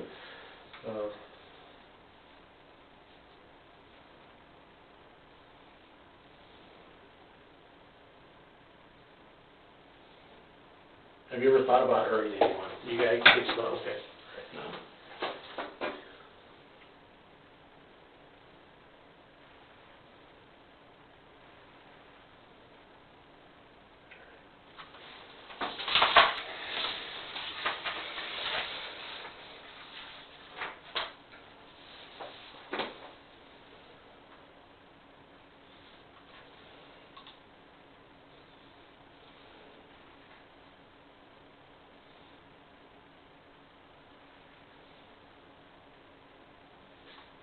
Have you ever hurt anyone out of anger? You don't get angry at people, right? Okay. I got in fights when I was in high school and all that stuff, but that was, but no. what is that gonna cost you to hurt yourself?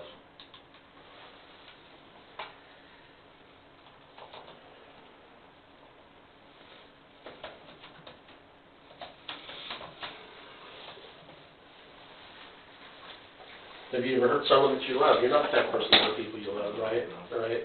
Okay. Have you ever intentionally hurt someone you love? No. Okay.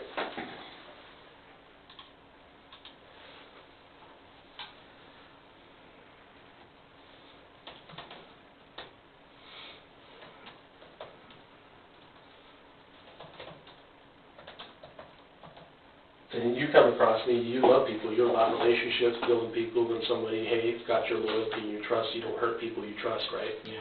Okay.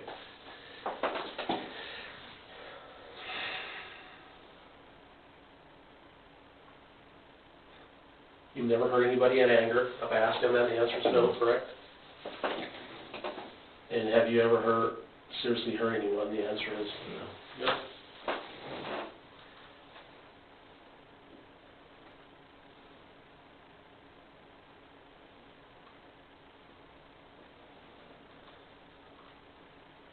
Have you ever harmed any living thing?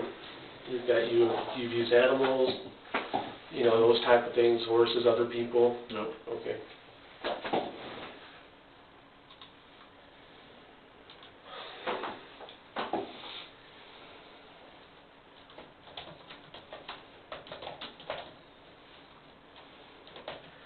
Because if you did, you know, walk around harming, like, people who do things like that, they're like mean on the people they love. They harm animals, they harm, like, you heard, like, people who do that stuff will, like, set cats on fire, dogs on fire, and abuse their animals and stuff, and just kill for no reason, right? You're not like that, right? No. Okay.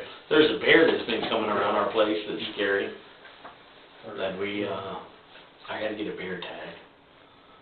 You ever shoot deer? Yeah, I've done archery, I like to bird hunt. Yeah. You got birds on your property? Yeah, there's a whole bunch of birds. Like turkeys and Pheasants? pheasants? I see pheasants and stuff, but there's turkeys that are farther down the road and stuff. But there's a bear that's between 5 to 6 foot long and maybe 200 plus. Thing's huge. It's been taking our feed for our cows, 50-pound bags, and walking off with it. Wow. So, yeah. So we're at the point where we need to take a small break. I need to use the restroom. Can I get you a bottle of water? Do you need to use the restroom? Yeah, I'll go pee. Okay, just walk you out. I'll go with you. I'm going to go take a pee too. So let's go. Mark it down. I'll go with you. What time do you have on your? Oh, I have it here. I have my phone turned off. 5:15. Sweet.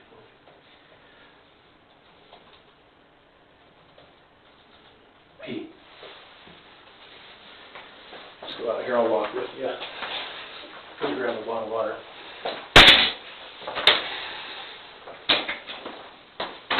We'll go up to the left here. Okay, yeah. Let's do it. We'll go with you. Have a seat. I'll be right back, okay? Give me about a minute.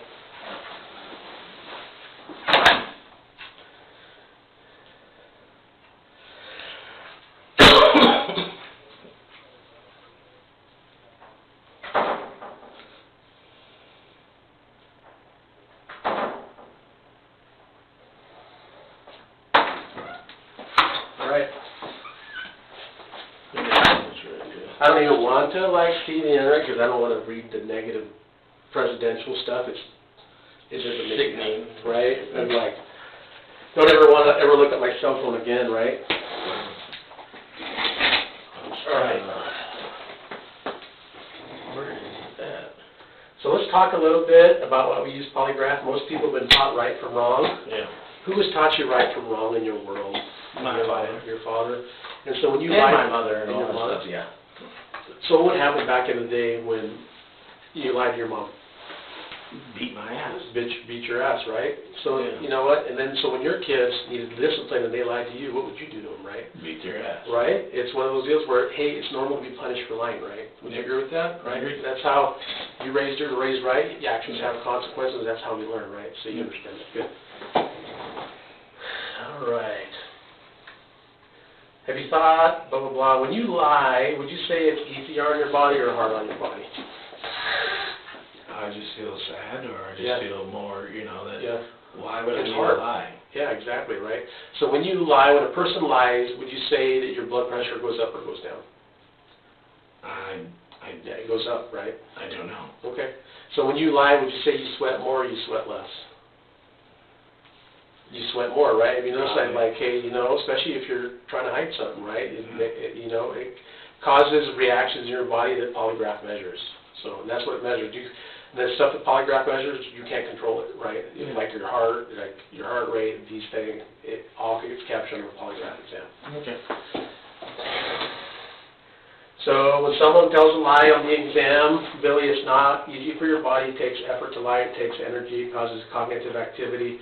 It's easier physiologically to tell the truth than it is to lie. When someone lies on the polygraph examination, their bodies will involuntarily react. They can't control it. Polygraphs do not know the difference between a big lie and a little lie.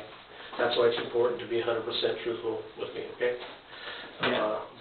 Do you have any questions? No, and then I do have one question Okay, in here. sure.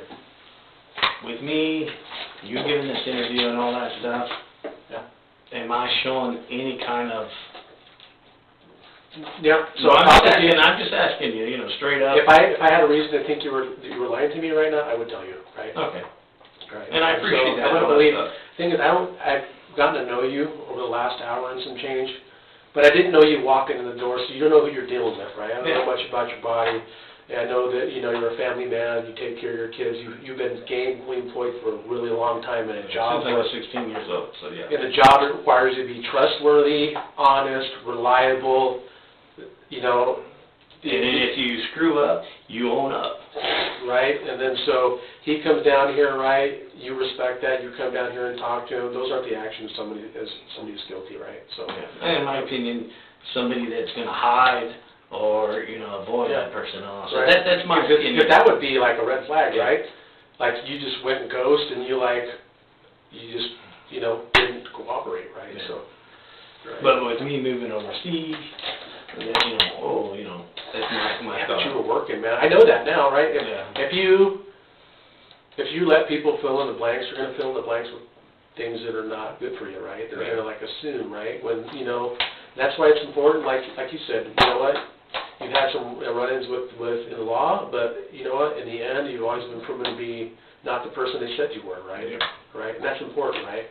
Yeah. Because we don't ever want to railroad somebody, right? Because that's not right. I would never do that to my worst enemy. I don't have enemies, right? We're just people, right? We're all just trying to move forward. I'm trying to feed my family. I'm trying to protect those that depend on me, right? I'm not letting them down. I want to help man up where I can, you know, and if I fall and I stumble, you know, I appreciate somebody being honest with me and helping me out, so, all right, I think you're that type of guy too, right? And I appreciate it, and I think that, Right, you know, yeah, so that's all we're trying to do. I'm no different than you. I'm not any better than you, right? No one's better than anybody, right?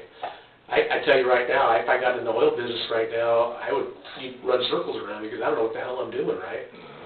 Right? It takes everybody, it takes all kinds of people to make this world go, and I have tons of respect for you, right? So you've never given me a reason to think you're being disrespectful or non-cooperative, and so, you know, if I want to continue, you know, that's kind of where I'm at. That's how I feel, and you know I'm telling the truth, right? Okay. So we're going to do the practice test. So see if you're able to take an exam. So I'm going to show you this. Oh, yeah, I was supposed to show you that. That's my license right there. Do you have to have a license to be in the oil rig? no. Operator? No. No, you have certificates and certain, you know, schooling that you got to have behind you and all that stuff. Gotcha. So that's my polygraph examiner's license. They don't like require you to. Do you run machinery or just supervise people? Really, I'm kind of walking with these nationals and kind of holding their hand and explaining. Do they speak the language? They speak Spanish, French, Portuguese. Wow. Is there other their Americans own- over there? Yeah. Is there other Americans over there? Yeah, there's a lot of Americans, a lot of Europeans, some from India, some from the Philippines. A big majority are from the U.S. Okay. And the majority of the expats are from the U.S. So this is the practice test. Want to make sure you can even take this, right? And so, in preparation for the acquaintance exam, I have a series of numbers on this piece of paper. Notice there's a number missing. Can you tell me which number is missing? 4. 4. Can you write a big 4 there? Big. Yeah, there we go. So, I want you to go ahead and write a big number 4. You did that. During the acquaintance exam, I want to ask you this. So, regarding the number that you wrote, was it the number 1? Was it the number 2? Was it the number 3? Number 4. Was it the number 4? Was it the number 5? Was it the number 6? Was it the number 7? All right, I want you to answer no to each question, including the number 4. So in other words, I want you to say no each time.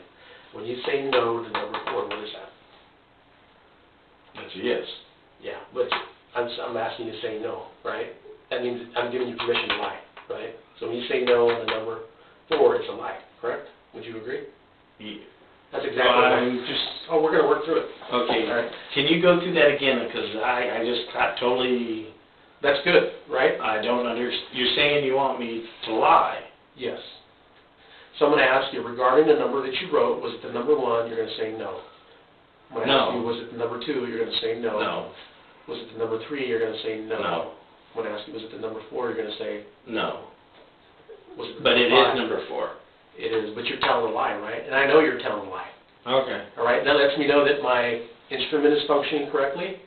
It lets me know that you can follow instructions. It lets me know that you understand me, that I understand you, and that you're suitable, right? You can follow me, right? Do you understand that? Yeah, I understand that you want me to follow you, but I just... Okay, I got it. So you want me to lie to you? Yes, because I got to know what your body looks like when it lies and when it tells the truth, right? Okay. And that the instrument measures that. So let's practice. Regarding the number that you wrote, was it the number 1? No. Was it the number 2? No.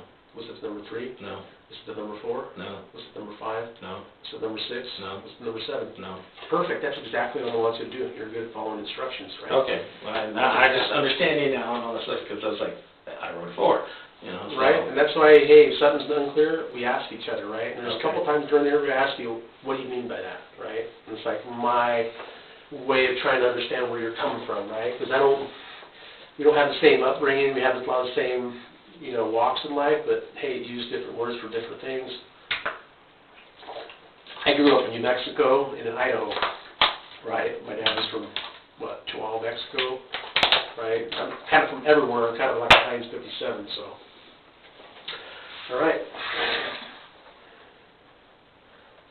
All right, so during this acquaintance test, it benefits both you and I, Billy. It benefits me because it gives me an opportunity to make sure that the instrument is functioning properly. It gives me a chance to make sure you're cooperating with me, that you're following instructions. It gives me a chance to make sure your body's a good candidate to take this polygraph test today. It benefits you because you get a chance to see what it's like to take a polygraph exam. You'll get settled in, you'll get used to the sound of my voice, you get used to sitting still. And finally, you get a chance to demonstrate to me that you can follow instructions. Okay. Do you have any questions? Yeah. Okay. Now at the point where we're going to sit down, so let me get the plates ready for you. We're going to do the practice test. So that is go on my hand or my feet? Nothing's going to go on your feet. Okay, I'm just asking, No. I'm seeing it down on the floor, so. Yeah, let's get that stuff out of the way for you, so. Let me move this. You're kind of a husky guy. That's what my aunt would call me or you, husky. Husky or big bone? Big bone. So what do you got on your neck? A tattoo? Yeah. A little bit. It goes all the way down from here, down to my arm. Okay. You got tattoos? Yeah. Yeah? You got some on your arm or Yeah, on your body? all over my body. Do you have any tattoos from the Philippines? No, I'm too scared. No? I might get some kind of, Yeah? Are tattoos accepted over there? it's more of, Or is it kind of a criminal thing? criminal thing. Oh, I see. And then where I'm at, there's Muslims and all that stuff. Well, you were back in the day, You want right, me you had to take tattoos? this off, or? Can you? Yeah, yeah. Yeah. You remember back in the day when we were growing up, right, because we're about the same age, tattoos were like, if you had a tattoo, You were cool. right? Oh, I like your shirt. I like that orange, the beavers. Oh, you got some ink on you? Look at that. I like it. Where'd you get your work done? Down in South Texas. Yeah, can I take a look? There's some pretty, like this. Yeah, you got sleeves, that's awesome. And then my back, I got one on my back if you want to see it. Yeah, let's check it out. Oh yeah, there's a big demon. Oh, It's oh, that makes my tattoo look like a tramp stamp, they say, because mine's way smaller than that. You've got some major ink on it. It looks good though. I like it. Right? Yeah. There, everything. You show me yours, I showed you I mine. got a little bit of this. Goes all the way down here, right? A half sleeve. Right? Yeah, half sleeve, right? You know, So being an officer and all that stuff, you don't want to be showing a lot, right? well, there's policy. You can't have stuff on your face and stuff, right? And times have changed a little bit. You know, everybody has something that on their body that means something to them, right? So, Yeah. that's my opinion. I don't judge a book by its cover, right? I mean, as long as the man treats me and the woman treats me right, I'm gonna treat them right. Doesn't matter if you're a Hell's Angel or whoever, right? Yeah. We're all people. Yeah. Okay, so we're gonna go here.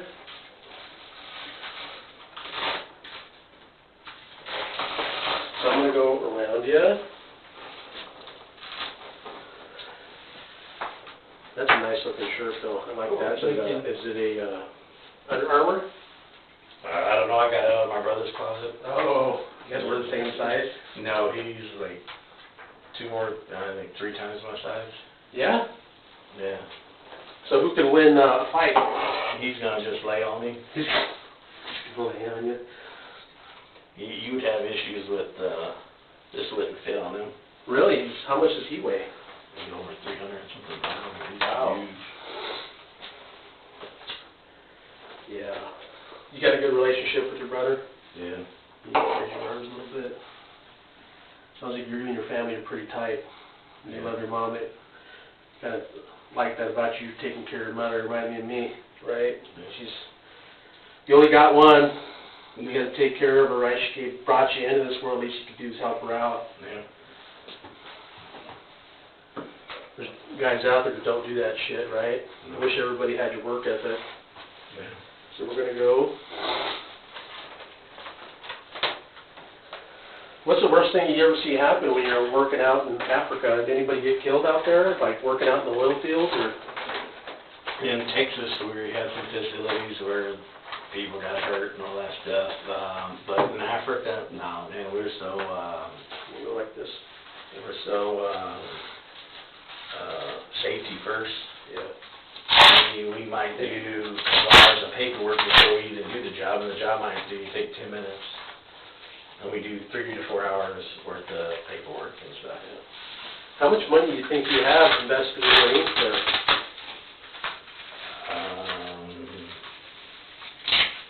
Maybe 6 to That's 8,000. that's good work too. It's not, we're gonna go like this. Can I touch you? Yeah, you can touch me. All right. Go like this. We're gonna, As per the judge, you know. what's that? That judge who I told you, the unwanted touch. Oh, yeah. Yeah, you can touch me. All right, can you lift your arm a little bit? We're gonna get that a little closer so you don't have to. Perfect. Like that. Some people are particular. I don't want to touch people if they're not expecting it, right? So, there's that. Then we're gonna put these on your.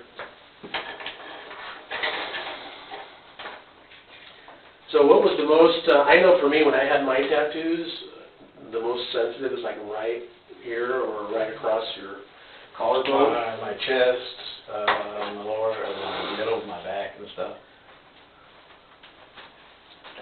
Yeah, some painful stuff. But, you know, if something's painful, it's worth it, right? You have to work for it. Yep. Okay, we're going to go lift your arm up just a smidge there.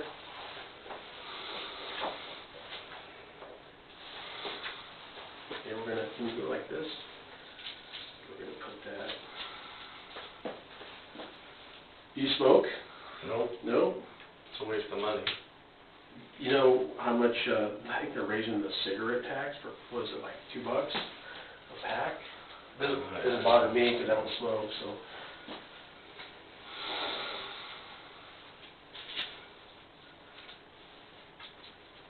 Okay, you can press that here, like so. Then there's that little box we talked about, it measures your blood volume.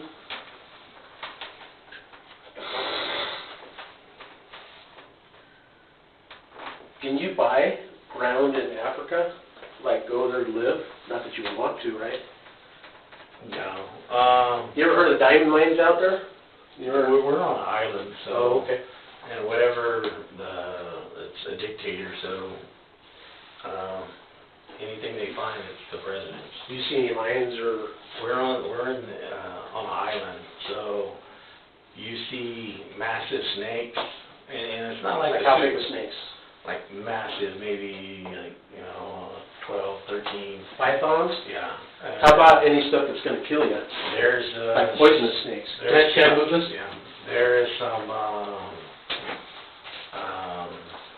certain kind of snakes that, if it gets you, then you're dead.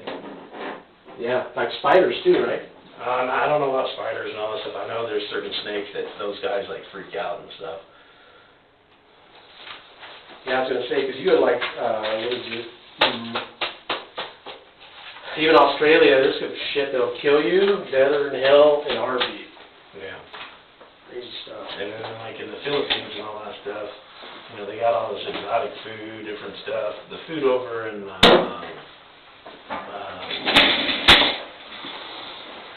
there's better and stuff, so are you ready or? Oh, go ahead, keep talking, right? So the Philippines food and all that stuff, if you ever ate balut. Oh, that's the rotten egg thing, right? That's the egg that is about between 12 to 18 days incubated, and then they'll sit there and they'll boil it, and then they'll put vinegar and salt and all that stuff. And they say that that's like Viagra. Really? You ever had it before? Yeah. Yeah, is it like Viagra? No. No? But you have like these. What's it taste like? Is it like an oyster? It's like an egg with a little chicken and they're all crunchy. You chew it? You eat the shell too? No, you peel it and all that stuff, and then you eat it and you put vinegar and salt on it. Oh, I like And vinegar stuff. lumpia is, I think, what the lady that brought you stuff. Like Yeah, egg rolls like and all angel that hair, stuff. like the egg rolls and the angel hair pasta type stuff, right? Yeah. Yeah, good stuff. Real sweet people, like like Manny Pacquiao, he's Filipino. They're just real. Everybody has a smile on their face.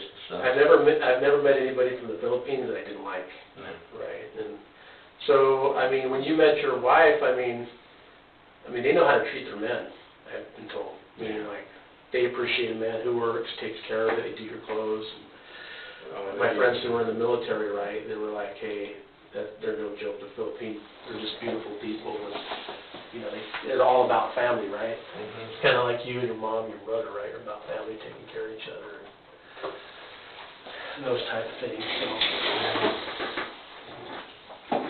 So we're going to go over the instructions on that. I just want you to listen for right now. I'm not testing you right now. Okay. So these are the test behavior and instructions, Billy. There are a few do's and don'ts during the acquaintance test. Do not talk during the asking of the questions, except to answer each question simply what they know. If anything comes to mind during the test, it should be mentioned right after the question sequence is asked, not during the test itself.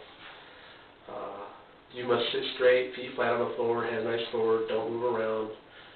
Also during the test, don't sniff, don't sigh, don't cough, don't clear your throat. If you have to do any of those things, do them now before we get started. Once you're ready to go, let me know when we get started. Are you ready? All right. There's a number that you wrote. I want you to look straight ahead, right? You can remember the number that you wrote.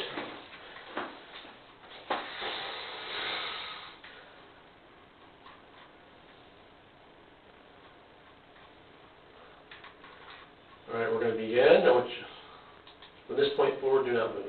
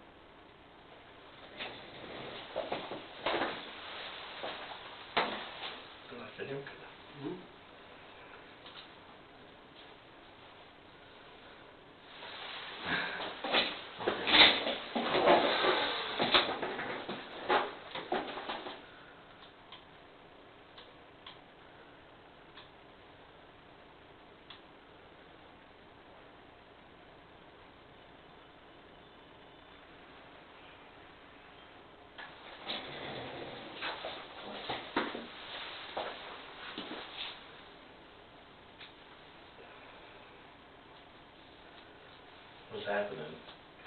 I'll let you know here in just a bit, okay? Okay.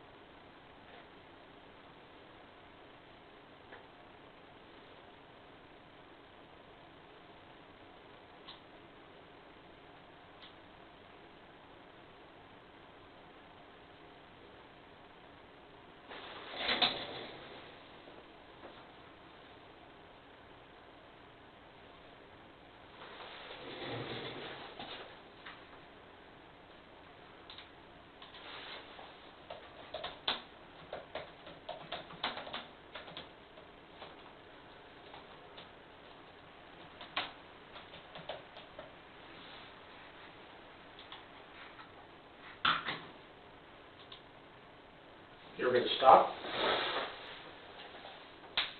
So I'm just making some adjustments. It's normal. Just fine tune it. You know, it fits everybody differently. I have to make the right adjustments on the equipment to make sure we get the clearest amount of data. So we're going to do this test over again. We're just fine tuning it. It's normal. You're not doing anything wrong. I'm not seeing anything that's out of the ordinary. Okay, so I'm just like, okay. you're doing exactly how I instructed you to do Okay. things. So it's not nothing to do with you, right? Okay, all right. Right, and that's normal because you know what? We get people who are on the husky side, on the skinny side, all kinds of folks, and everybody's different. You kind of have to, you know, like a seatbelt fits everybody different, right? So how long have you been doing this? I've been a police officer. I've been doing this job for about 4 and some change, right? But I've been a police officer for about 20 years, so I've talked to a lot of people. I've worked corrections. Done a lot of different things in my life.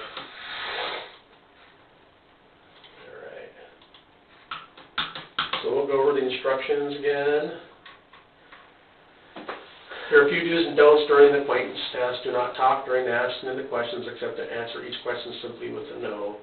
If anything comes to your mind during the test, it should be mentioned right after the question sequence is asked, not during the test itself. You must sit straight, feet flat on the floor, hand nice forward, don't move around.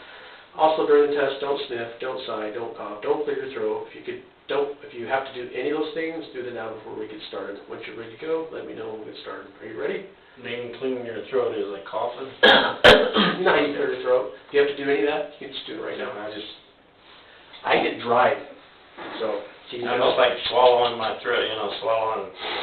Yep, so if you have to do that, do it right now, because when I tell you, hey. Okay. Are you, All right, I'm ready. Are you ready? All right. From this point forward, do not move. Remember that you wrote the number 4. From this point forward, do not move.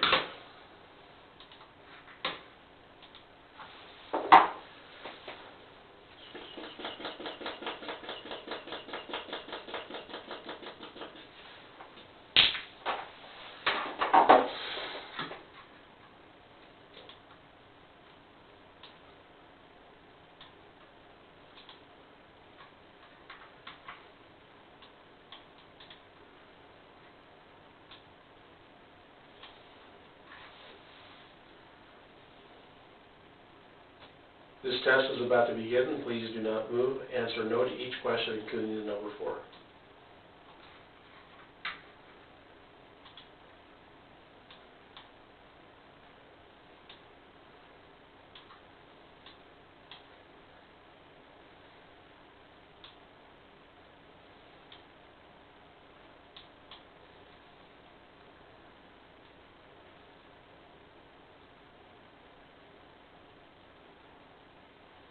Regarding the number you wrote, is it the number what? No.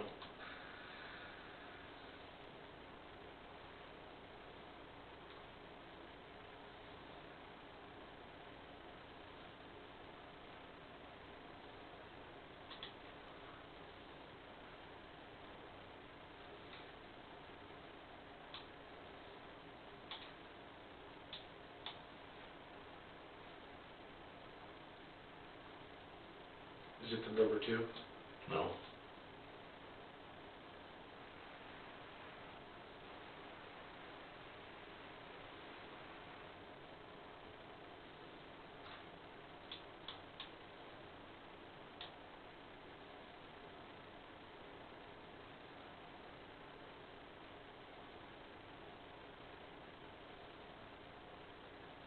Sit to number 3. No.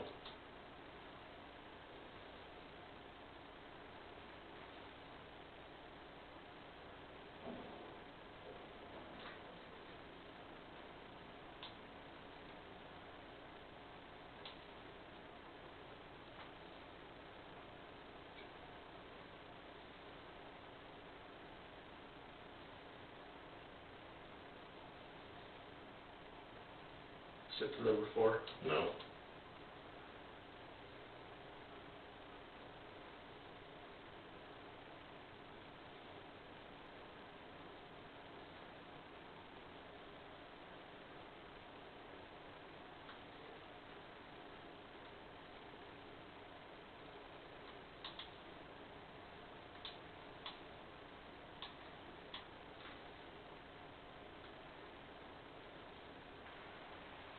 Sit to number 5.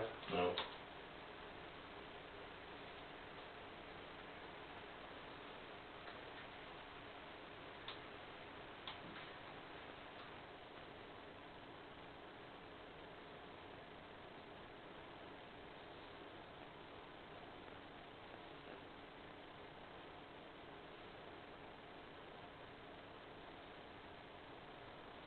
Sit to number 6. No.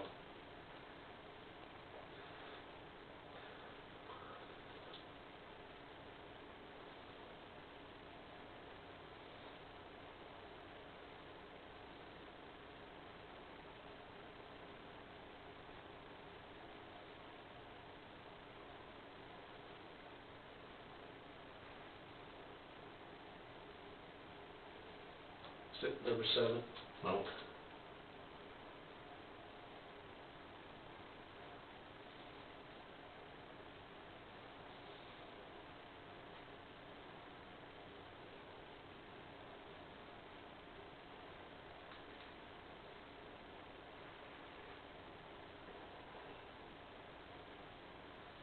This portion of the test is almost over. Please do not move yet.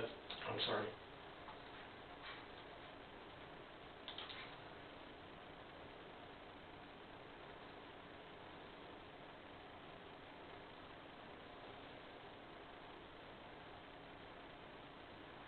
This portion of the test is almost over. Please do not move yet.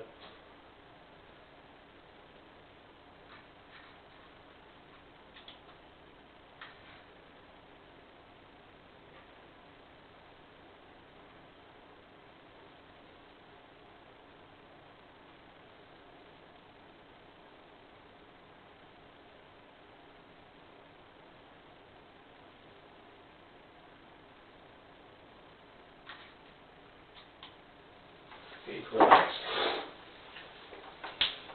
Okay, we're going to do the same test again, right? But instead of answering out loud, I'm going to have you answer non-verbally. Yes is like this. No is like that. Okay? In this case, I want you to answer no non-verbally, okay?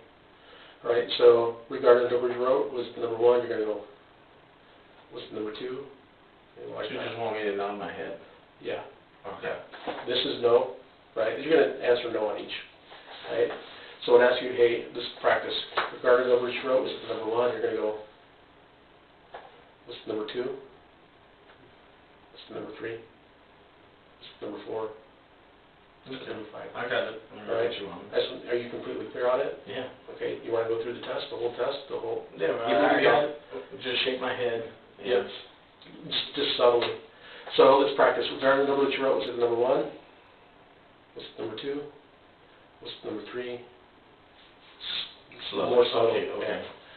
Was it number 4? What's the number 5? Number 6?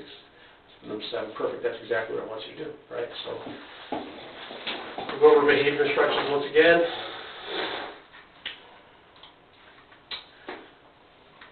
There are a few do's and don'ts during the acquaintance test. Do not talk during asking the questions, except to answer each question non-verbally with a no. You hear with a no, looks like this, like I just demonstrated. I don't want you to answer verbally. If anything comes to your mind during the test, it should be mentioned right after the question sequence is asked, but not during the test itself. You must sit straight, feet flat on the floor, head nice forward, don't move around. Also during the test, don't sniff, don't sigh, don't cough, don't clear your throat. If you have to do any of those things, do them now before we get started. Once you're ready to go, let me know when we get started. Are you ready? From this point forward, do not move.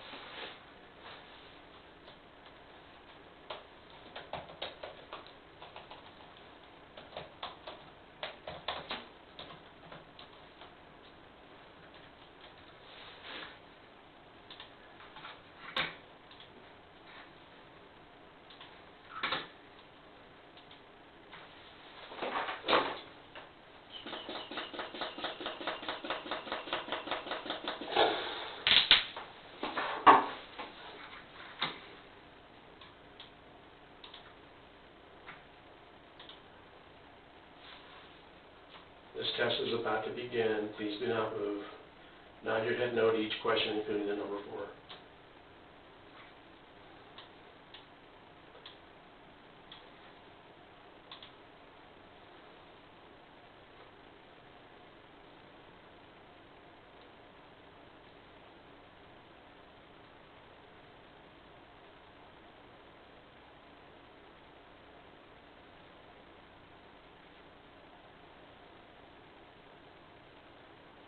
Regarding the number you wrote, is it the number 1?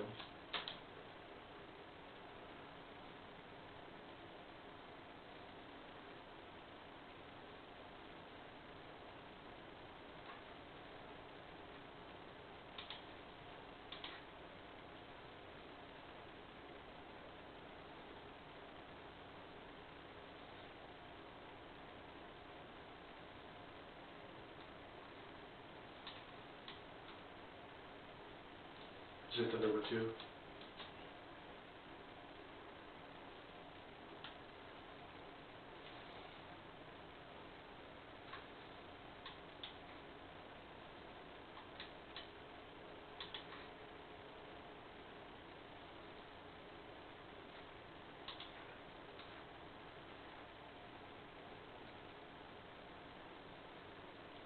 it the number 3?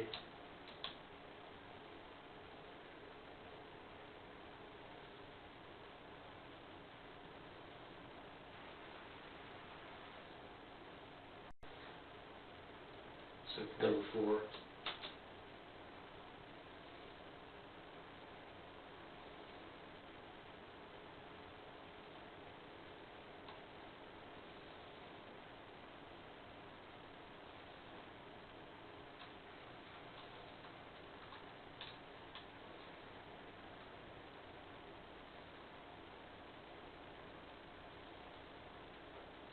Number 5.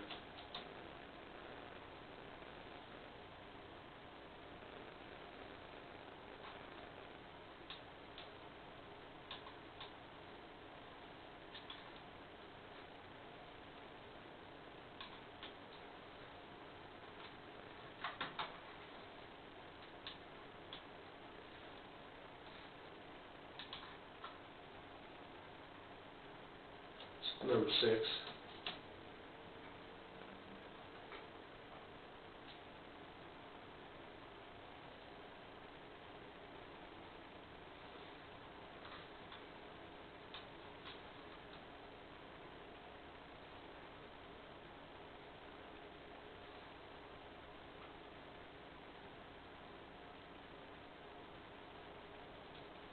Number 7.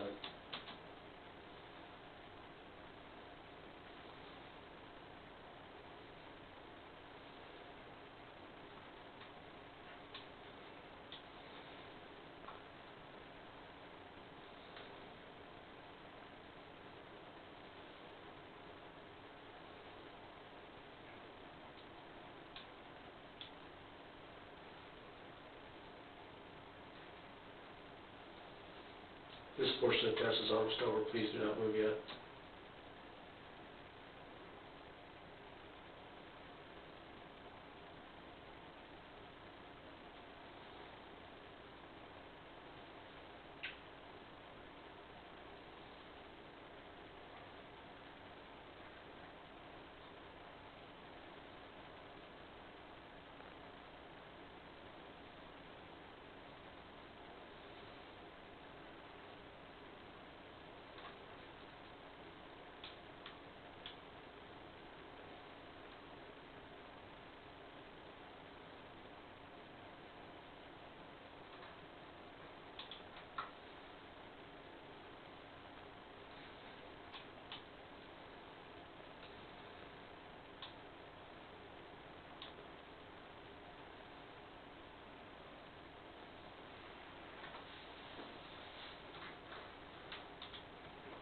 Right, you can be normal.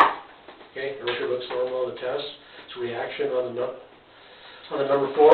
So it lets me know what your body looks like when it lies and tells the truth. Everything looks fine. We can continue forward. So we'll go over the question. Okay. So you will show this to me? What's that? Will you show this to me? Yeah, I can show you what's on the screen, yeah. after it's all said and done. I can show you that. So let's go over, okay, excellent, you show reaction on number 4. So let's go over the questions that are going to be on the exam.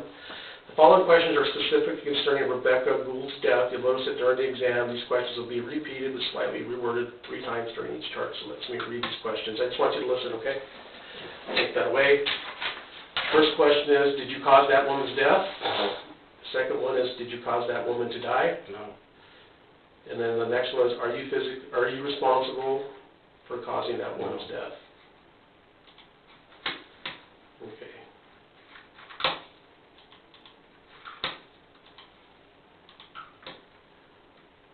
Can I swallow or? Yeah, you can just be normal, you don't have to, Okay. can I get you some water? No, You good to go? I'm just thinking I gotta do the same Nope. thing with.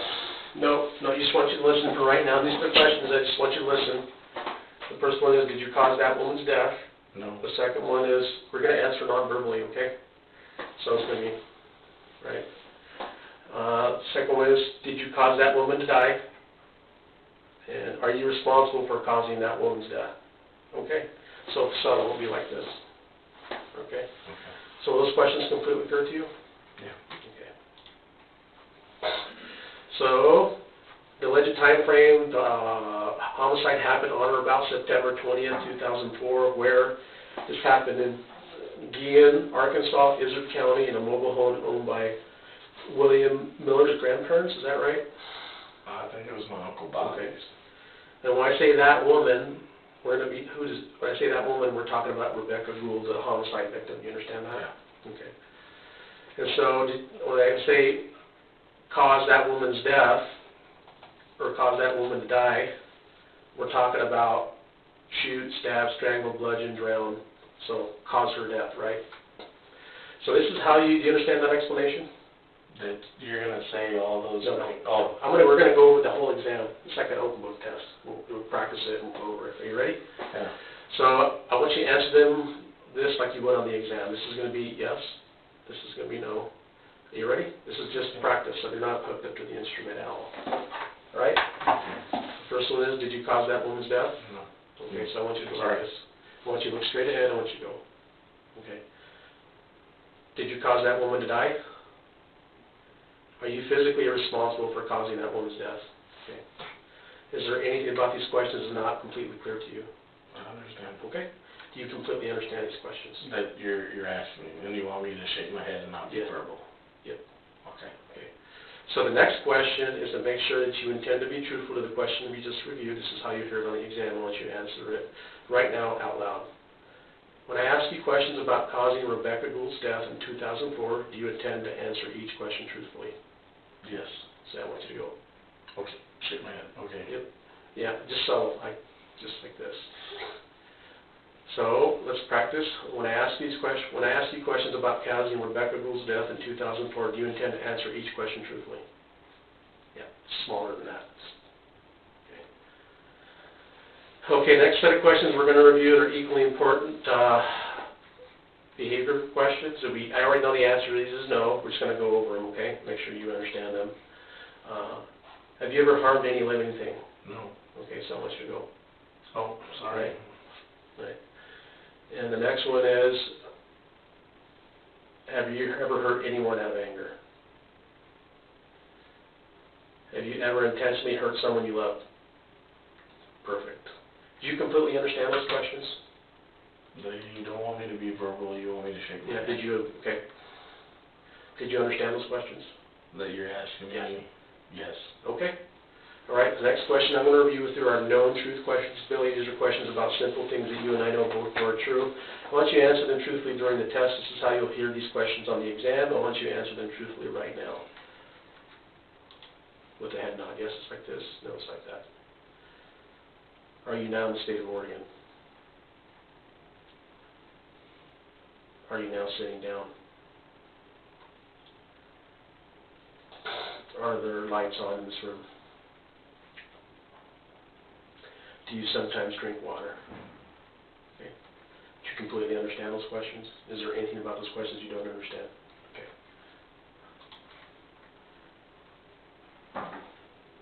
Do you understand your instructions on how to answer these questions? Okay. All right. We're we're going to go review all the questions one more time to make sure you understand them, that you answer them appropriately. Answer these questions like exactly you will during the test, okay? So I want you to, this is yes, this is no. This is practice, right? It's kind of open book test. I want you to look straight ahead. This is going to be a dry run on the questions. I want you to answer them like you would on the test. Do you understand? We'll only ask you the questions we discussed. When I ask you questions about causing the death of Rebekah Gould in September of 2004, do you intend to answer each question truthfully? Are you now in the state of Oregon? Have you ever harmed any living thing? Mm-hmm. Okay. So we'll go ahead. That's what you practice, right? No. Okay. Are you in the state of Oregon? Are you now in the state of Oregon? Have you ever harmed any living thing? Did you cause that woman's death? Are you now sitting down? Have you ever hurt anyone out of anger? Did you cause that woman to die? Are there lights on in this room? Have you ever intentionally hurt someone you loved?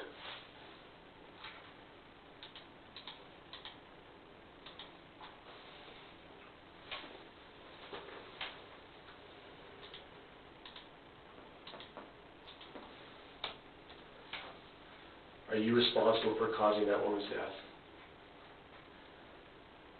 Do you sometimes drink water? Okay. Can I get you some water or anything? You're doing good. Can I get you some cookies, some Oreos, nothing? You feeling good? Okay. Do I look not looking good? No, I just want to ask you, right? The one I'm worried about is my mom because she Okay. has diabetes. Okay. And I'm sure they're taking care of her. We would never do. She's your mother. I love my mother. They love her brothers. I'm pretty sure they're taking care of her. Okay. Yeah, She might act real weird and all Okay. that stuff. So. Yeah, we're almost done. Okay. Okay. So did you completely understand those questions? Is there anything about those questions you don't understand? All right. Those are all the questions. I want you to answer these questions truthfully.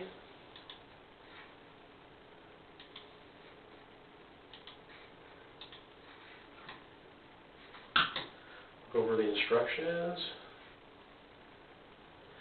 During the test, questions will appear in random order. Billy, they may be repeated. Remember, don't talk during asking the questions except to answer each question simply with a head nod. Yes, it's like this. No, it's like this. If anything comes to your mind during the test, it should be mentioned right after the question sequence is asked, but not during the test itself.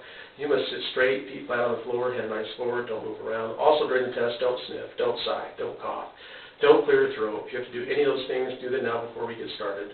Once you're ready to go, let me know and we'll get started. Are you ready? From this point forward, do not move. Remember, answer the questions non-verbally. Yes, it's like this. No, it's like that. If you fail one question, you fail the entire exam. So it's important to listen to the entire question before you answer it truthfully. Do you understand? All right, from this point forward, do not move.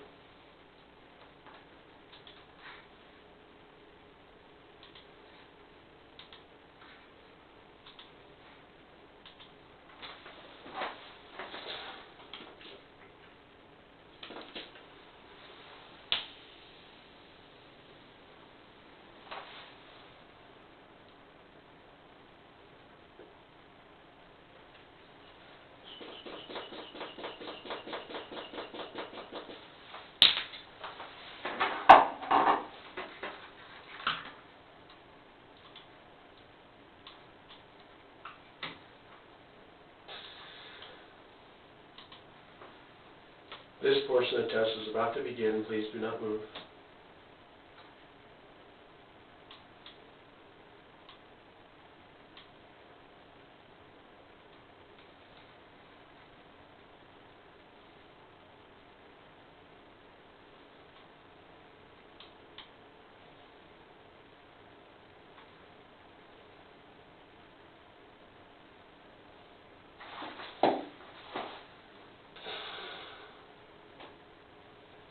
Do you understand? I will only ask you the questions we discussed.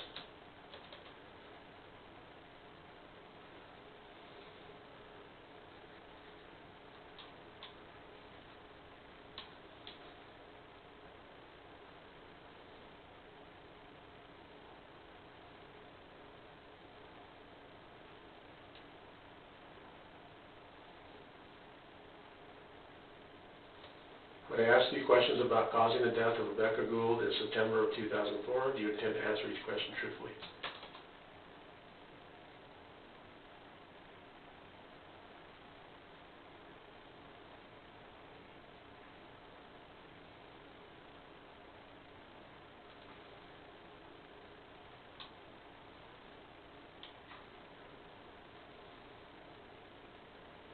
Are you now in the state of Oregon?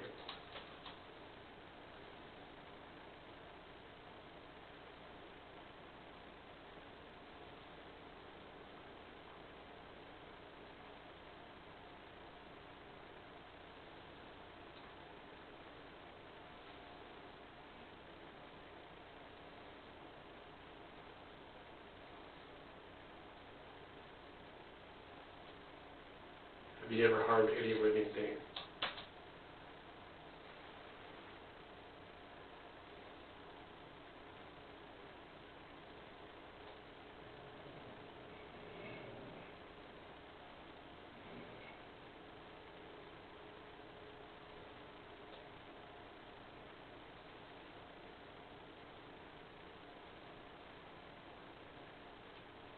Did you cause that woman's death?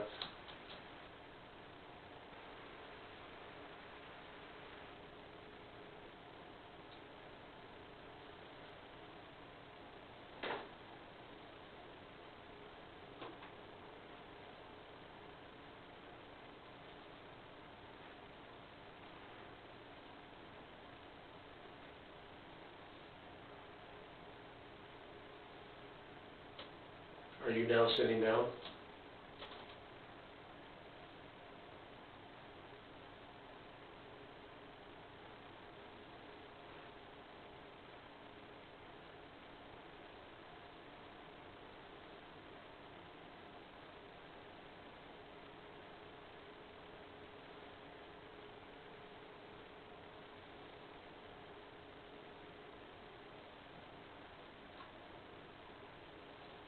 Have you ever hurt anyone out of anger?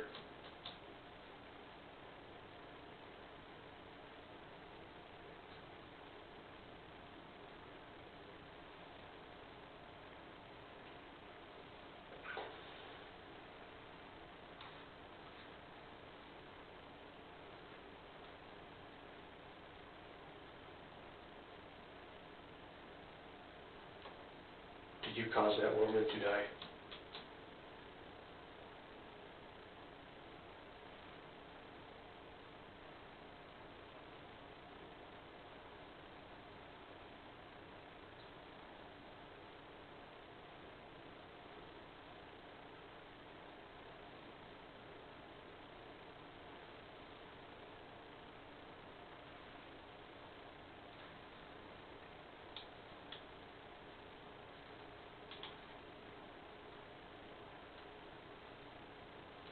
Are there lights on in this room?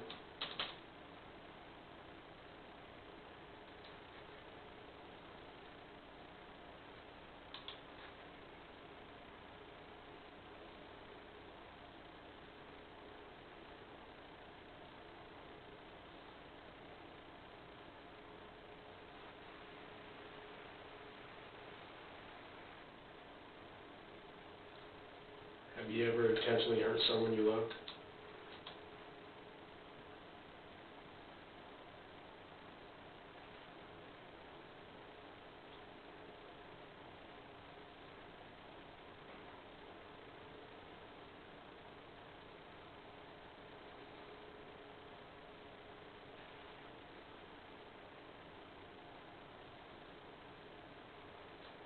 Are you responsible for causing that woman's death?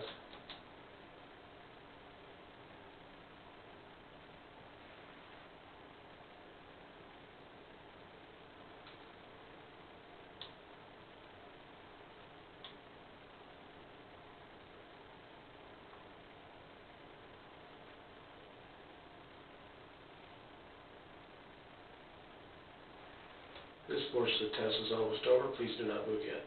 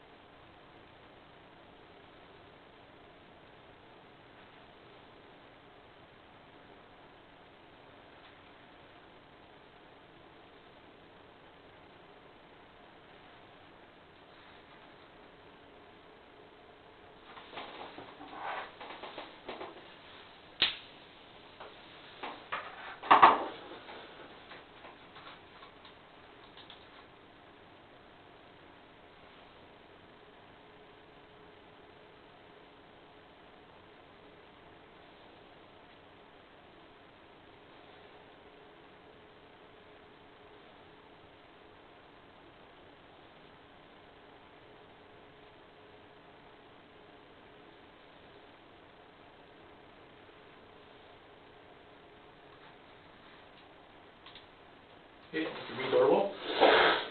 Go over questions once again. Right, so when you're answering the questions, there's times when it looks like you may be closing your eyes, right, like sleeping. So I'm going to ask that you just be normal, look straight ahead, right, and so pay attention. Okay. During the test, questions will appear in random order, Billy, and they may be repeated. Remember, don't talk during the asking of the questions, except to answer each question simply with a head nod. Yes, it's like this. No, it's like that. If anything comes to mind during the test, it should be mentioned right after the question sequence is asked, not during the test itself. You must sit straight, feet flat on the floor, head and eyes forward, don't move around. Also during the test, don't sniff, don't sigh, don't cough, don't clear your throat. You have to do any of those things, do them now before we get started. Once you're ready to go, let me know when we get started. Just getting a little tired. Okay, all right, I appreciate that, I'll make a note of that. Okay. Getting tired and all that. Okay. So. Can I get you anything? No? I'm good. All right, from this point forward, do not move, all right? Remember, the questions about Rebekah, were they questions completely clear? Is this verbal or? just- Yeah, non-verbal, so yes, it's like this, no, it's like that. Okay. So the questions about, did you cause that woman's death, that woman being Rebekah Gould, is that questions completely clear to you? And the question, have you ever harmed any living thing, was that question clear to you? Okay, the question, have you ever hurt anyone out of anger, is that question clear to you? The question, have you ever intentionally hurt someone you love, is that question clear to you? All right, from this point forward, do not move. Remember, if you fail one question, you fail the entire exam. From this point forward, do not move. Remember to keep looking straight ahead.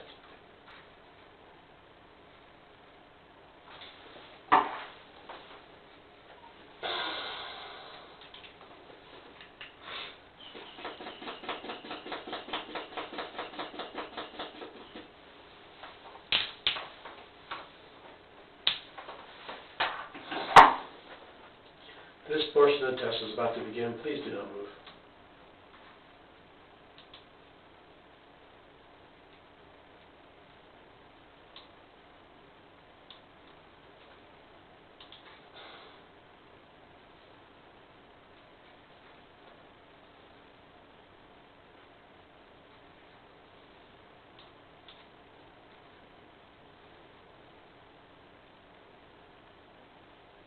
Do you understand? I will only ask you the questions we discussed.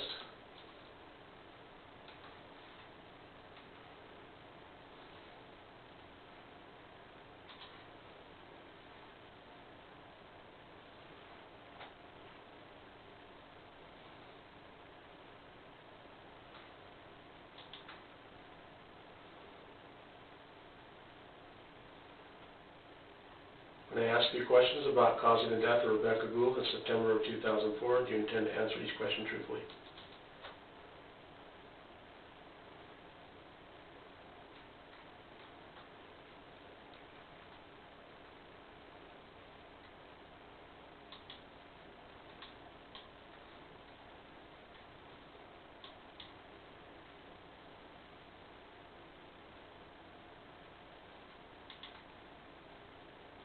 Are you now sitting down?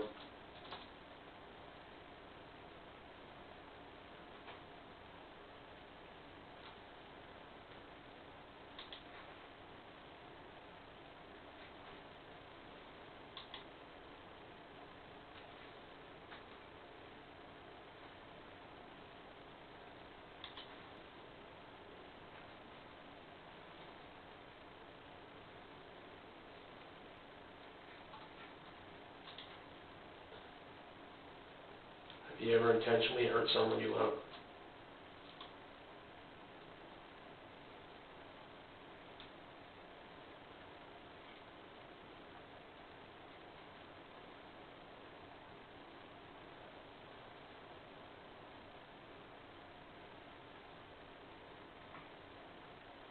Look straight ahead.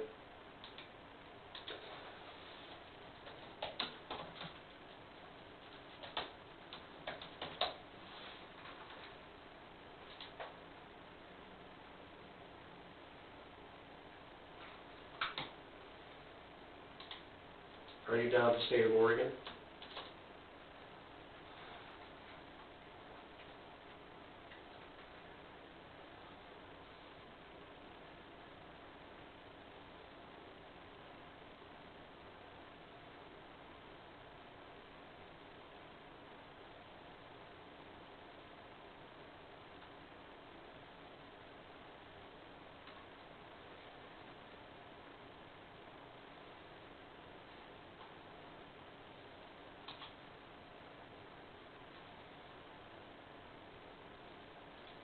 Did you cause that woman to die?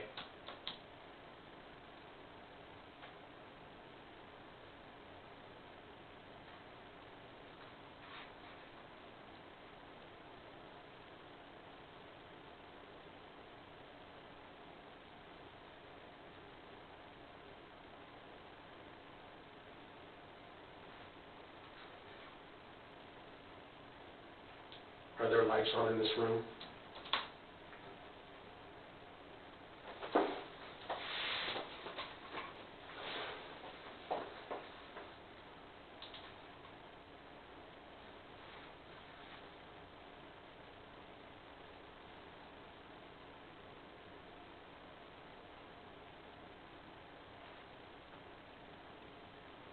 Have you ever harmed any living thing?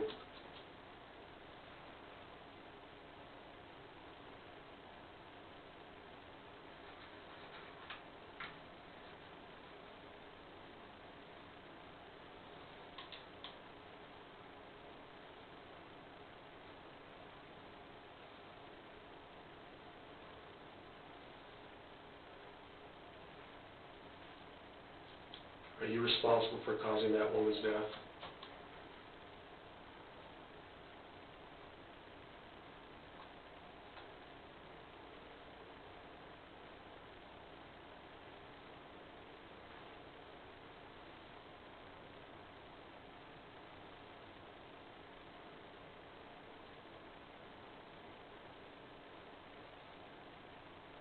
Have you ever hurt anyone out of anger?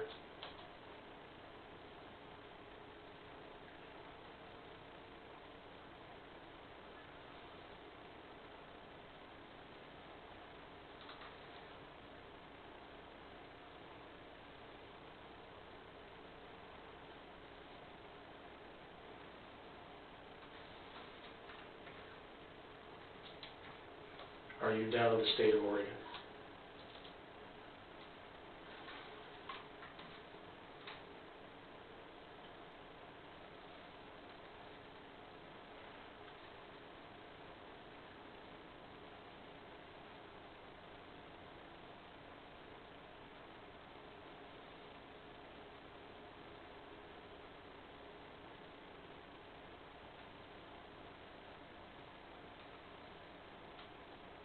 Did you cause that woman's death?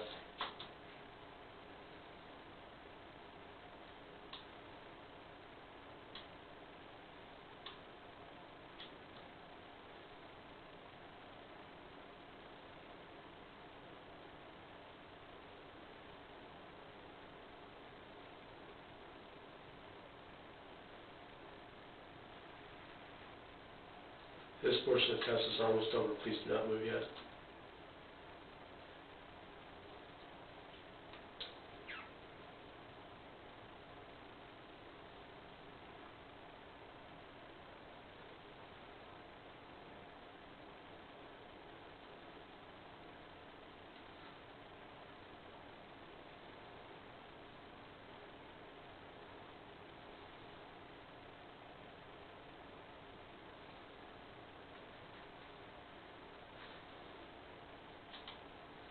You can be normal. Let's go over instructions one more time.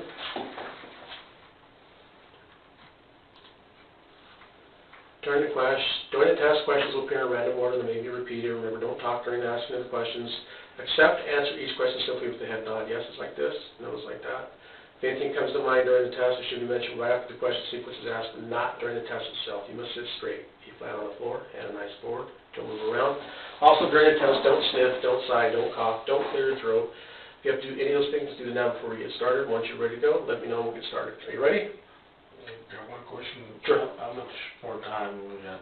So we got to do at least one more chart, right? Okay. All right? At least one more. Okay. And then I'll score the charts, and then that's kind of where we're at.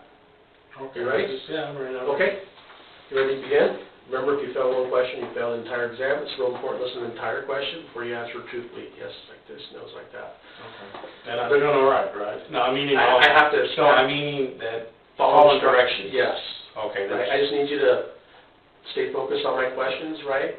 And, you know, look forward. Yeah. And try to keep my eyes away. Yep, yep. Your eyes are looking kind of heavy over there, so, Yeah, I'm not- right, right. So from this point forward, do not move. The questions about causing that woman's death, was that question completely clear to you? Yes. Okay, from this Sorry. point forward, do not move. Have you ever intentionally hurt someone you love? Was that question clear to you? Question, have you ever intentionally hurt someone you love? Was that question clear to you? Question, have you ever harmed any living thing? Was that question clear to you? And the question, have you ever hurt anyone out of anger? Is that question clear to you? All right, from this point forward, do not move.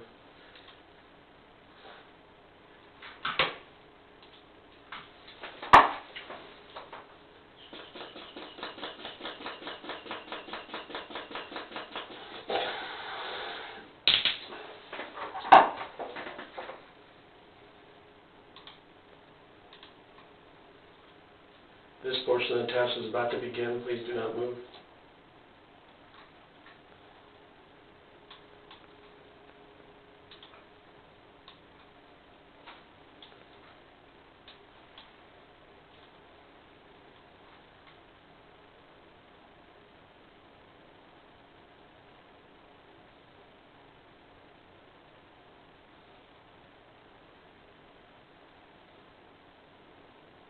Do you understand? I will only ask you the questions we discussed.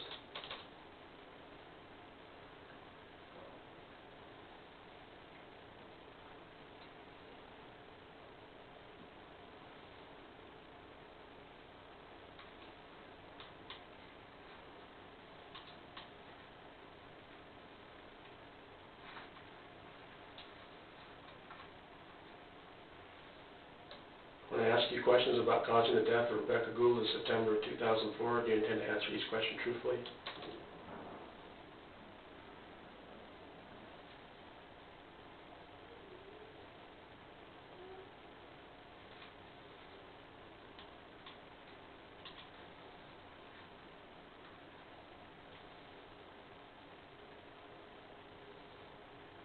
Are there lights on in this room?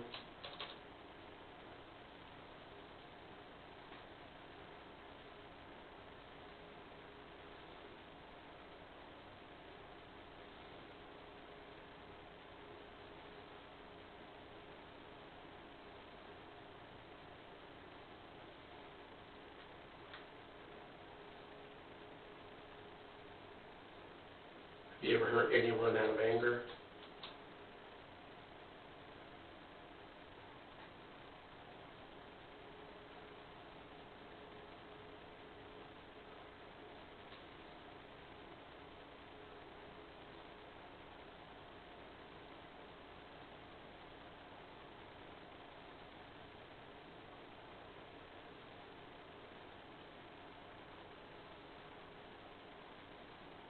Are you responsible for causing that woman's death?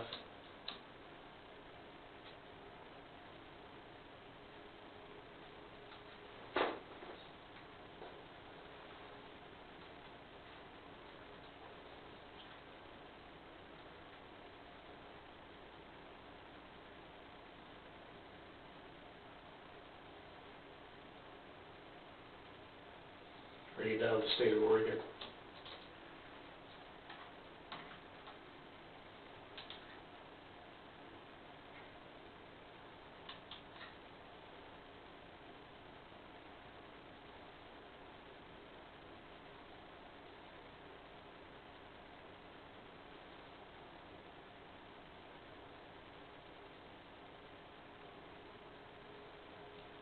Have you ever intentionally hurt someone you love?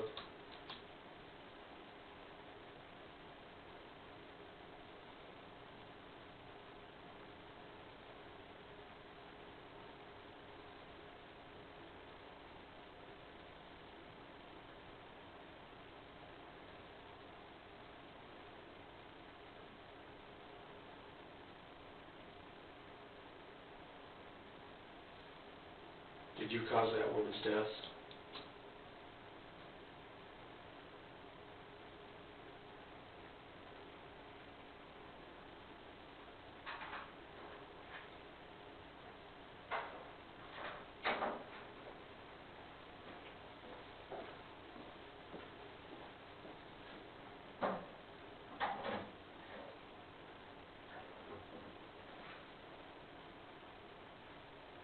are you down, sitting down?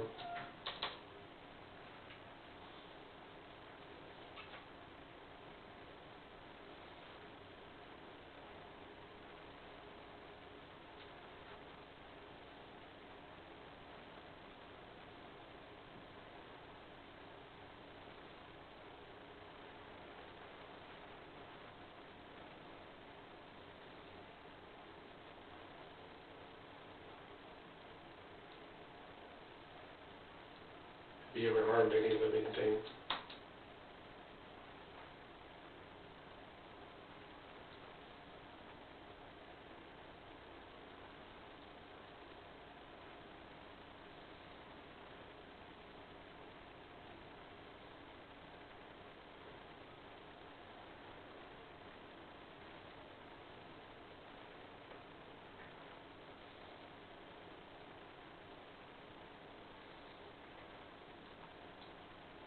You caused that woman to die?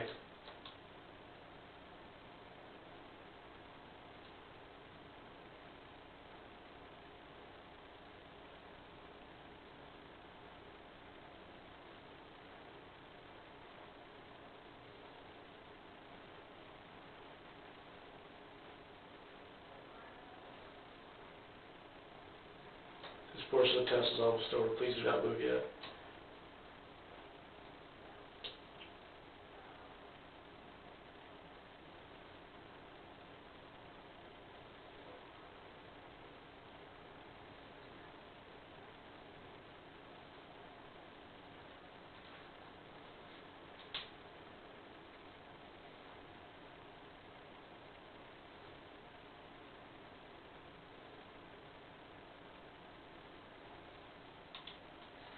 Relax.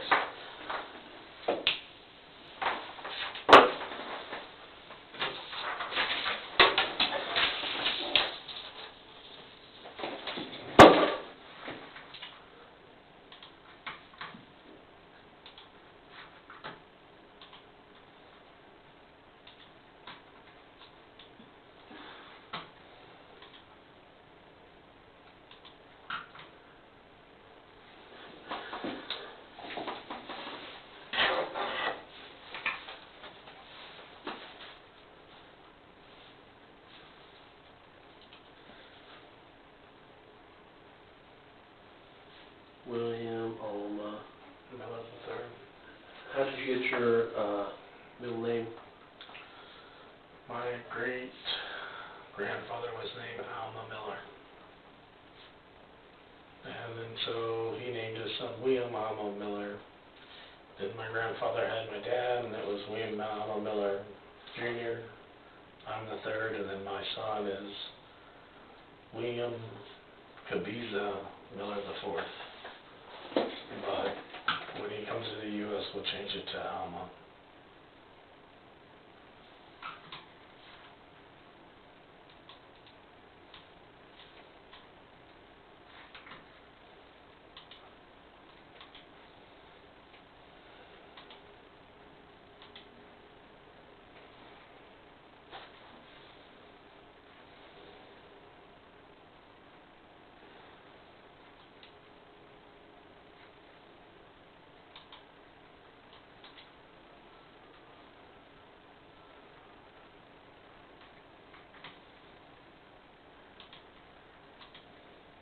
How old is your son? 6. 6 years old. What kind of stuff is he into?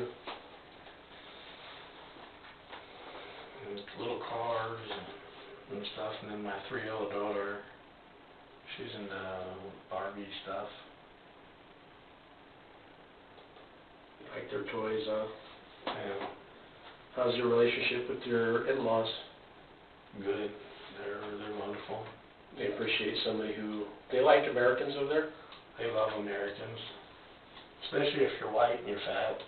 Why is that? The bigger you are, I mean, over here in America, I'm sorry, but the women over here, it's like, what do you have? Yeah. What do you drive? They're more materialistic. Over there, if you're a big guy, they're going to know that they're not going to go hungry. Ought to be that way, right? Yeah, so, I I take care of a big family of nieces and nephews, and I make sure that they don't ever go hungry. Yeah, you're a good dad, for sure. And then I put a couple of cousins and nieces to school, and so they have a better opportunity in life.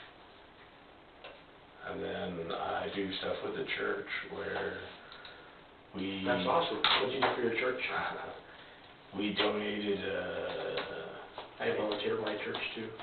We do it, they call it Thanksgiving, and it's you give back. And so what I've done is I donated like almost 150 pounds of rice, a couple pigs that are, a couple 100 pounds, and they'll make lechon, roasted. Lechon, roasted pig. Yeah. And then feed the children and stuff.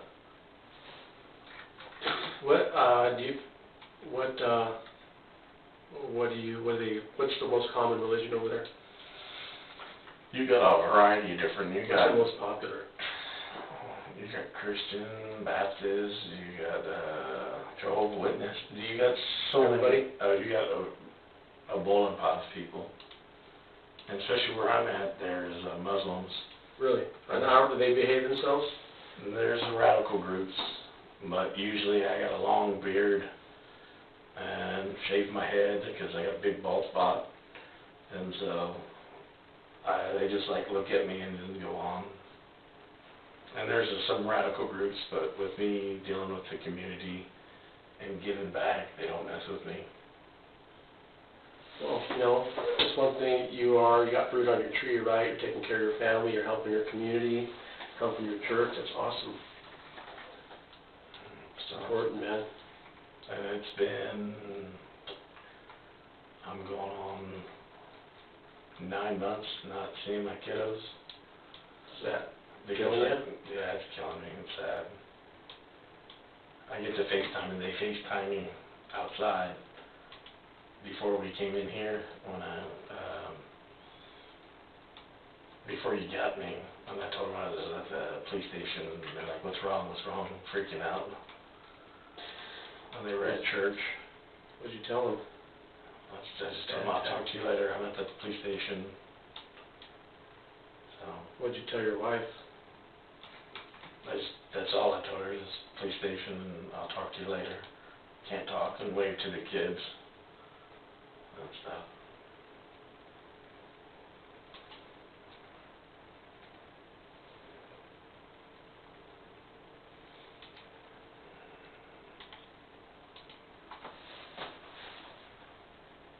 You have to pay, you pay child support for your other kids? Only one of them. She's How old is 14. she? 14. And then a 22-year-old. Can I move my hand on the screen? Yeah, for sure. Yeah, for sure.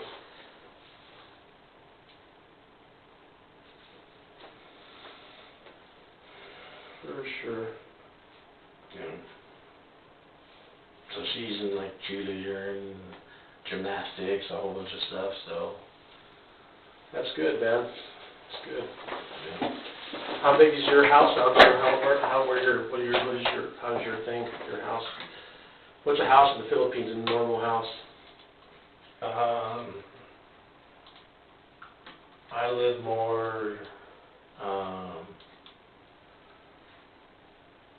everything's paid for over there. So I made sure I paid everything in cash and stuff. It's a shack, almost, you can say. Mm-hmm. We had an earthquake and it destroyed our house. So now we kind of have it's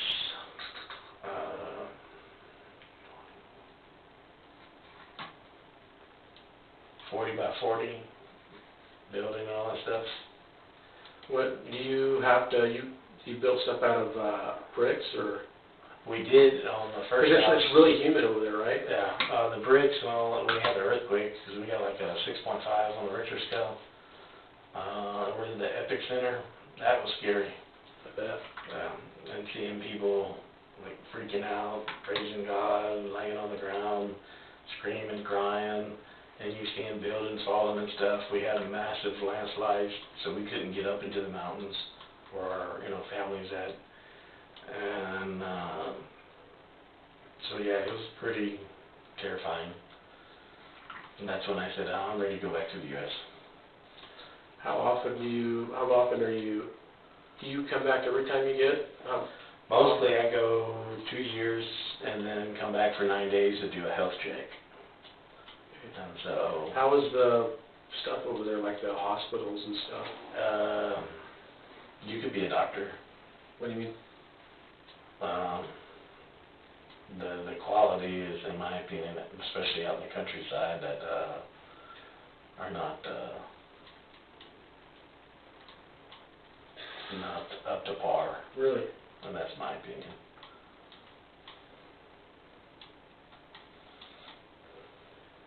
Can you get stuff done, like emergency stuff? You can, but then the quality of the doctors and all that stuff is just kind of, it's not really that great.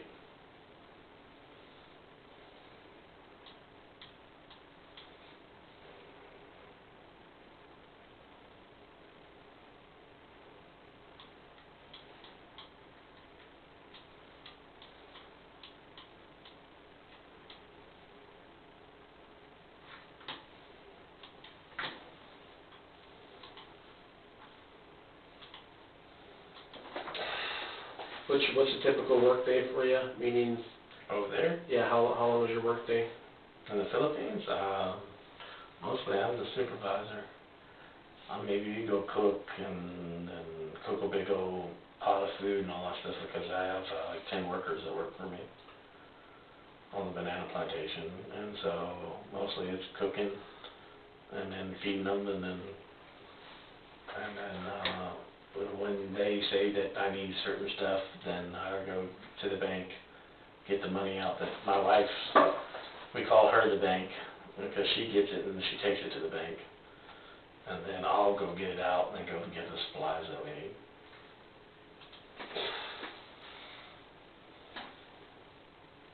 Scooby.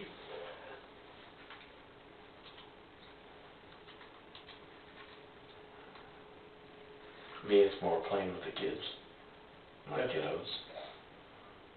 So.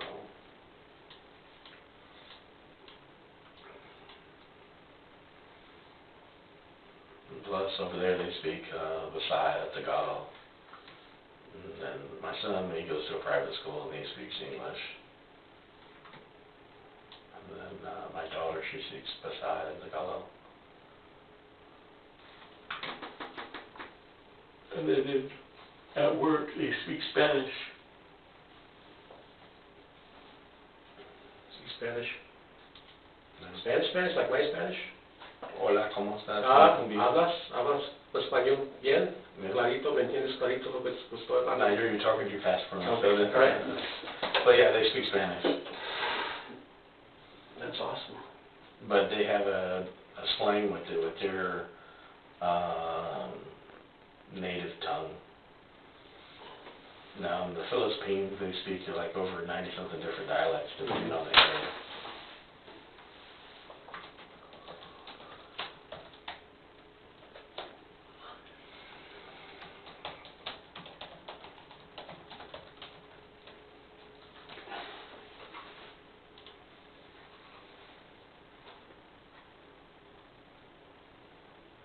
So I do know how to speak Tagalog and Visaya, but not really, really good.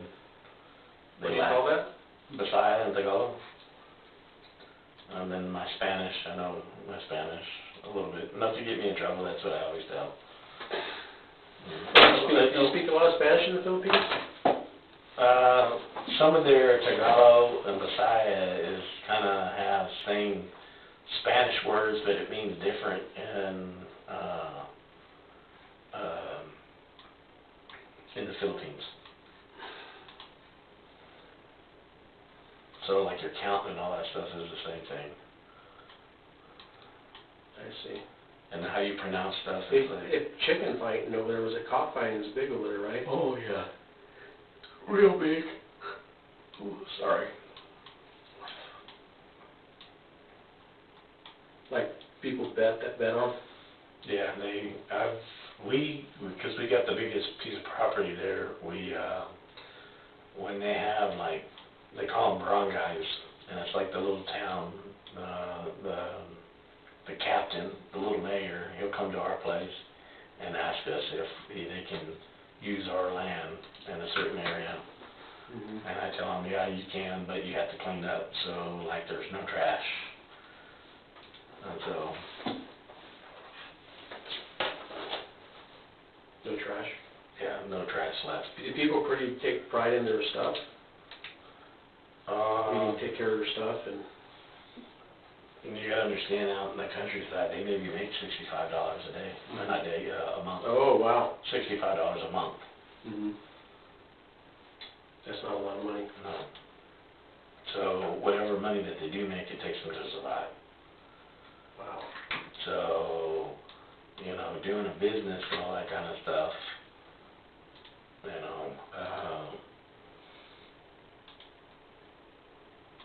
if you have money, you can make money.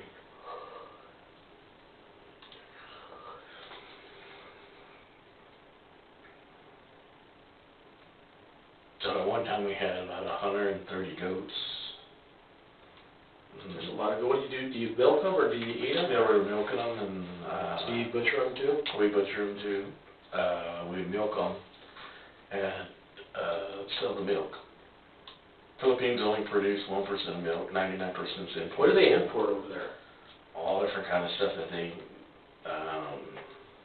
I know they import milk over there. They import a lot of stuff from China. But China's all over the world. What do you think of those guys? You dealt with Chinese folks? I see more Chinese than I do than almost people in Africa.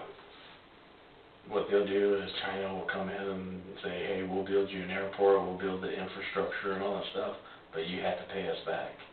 And if you don't pay us back, then we're going to come in and we're going to run it. And that's their way in. Gotcha. And so I've been all over the world. I've been all through Europe, been in the Middle East. What parts of Europe you been? Germany. Doing the... No, traveling. I've been to France, Germany, Belgium, Spain, Monte Carlo, been to China, Beijing, Hong Kong. Man, that's an amazing life. Been to Japan, South Korea. I got a pretty good joke from South Korea. Yeah, sure. My wife asked me to get some candy. So I'm going and, getting some South Korean candy. And, I get a couple boxes and the lady's like, oh, you big guy, that's appetizer, you need more. Really? And I just started cracking up and all that stuff. So I got another 3 boxes. And,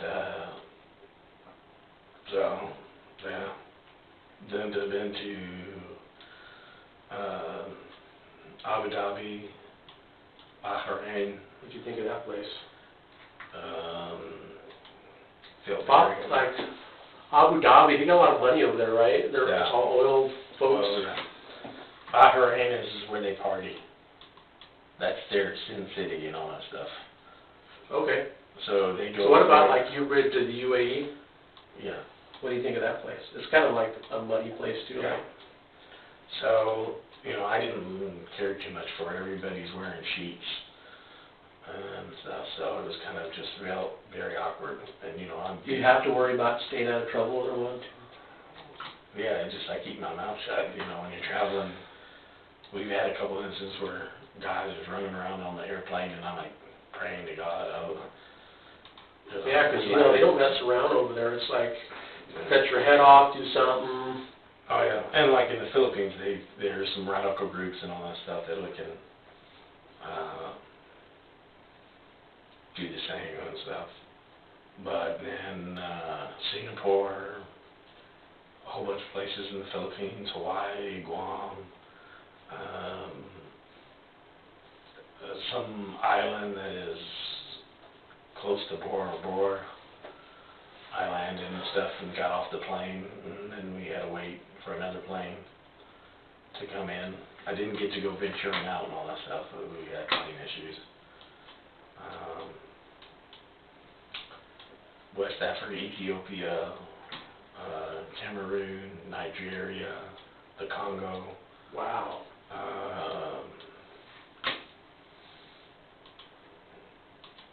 Yeah. I've been all over. Yeah, I've seen a lot of things, you know, and then so a guy like you appreciates the United States, right? I mean, People don't realize how right. grateful and stuff, how lucky we have it. Go to some of these countries where they don't have running water in the home, where they don't have ice, they don't have a refrigerator, they don't have certain things. So,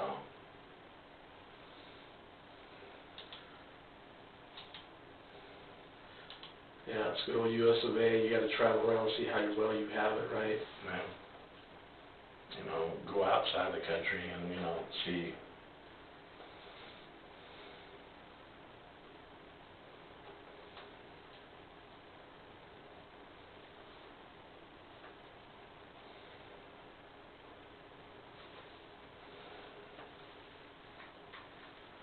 You know.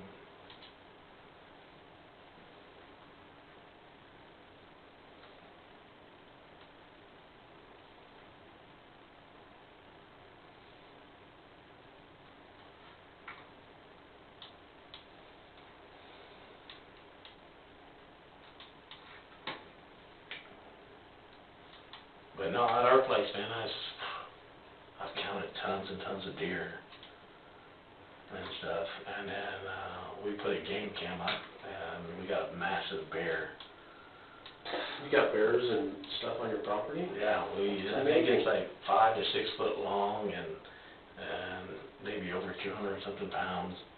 Thing's huge, and so we were trying to get a bear tag to do it, you know, the correct way. You should be able to get a landowner's tag, right? I don't know. I think my brother will be able to because he has gotten his license and has been here a lot longer and stuff. And with this pandemic, trying to get your license is kind of like crazy.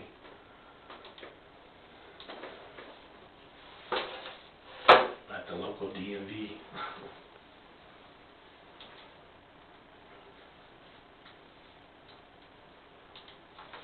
How long has your brother been in town? He just got into town. He drove into San Francisco. Mm-hmm. Literally, he's a repo man. You don't pay it, Oh, he comes and gets that it. sounds like a dangerous job. Yeah. You ever had any close calls? Yeah, he said he got kicked in the balls. He's been propositioned.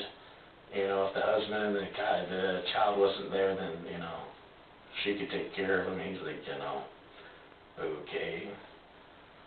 He's like, no.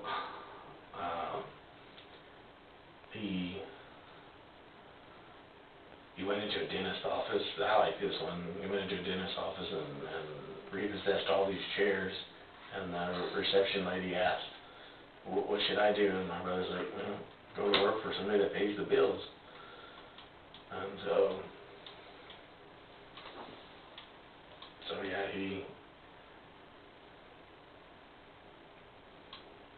because Monday I took off down to Phoenix, Arizona to pick up the piece of equipment.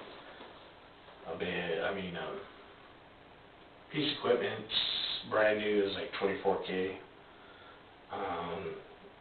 It came, he repossessed it. The bank, I think it was $12K that was owed on it.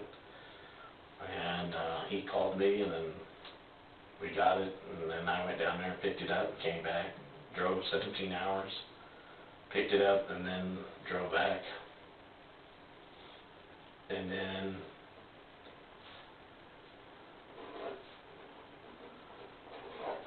Wednesday he came and stuff, and That's good. Yeah.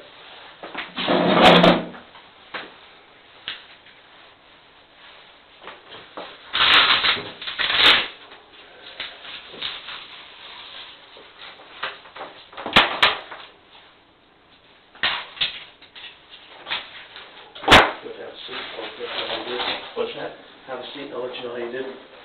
Can I get you a water, nothing? I'm good. Good? Good. It's kind of cold in here. Is it? You can get your hoodie on.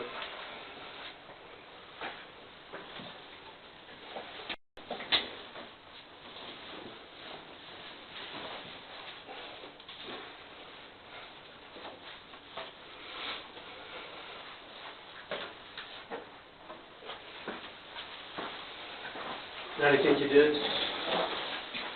I don't know. I think it's okay. Yeah.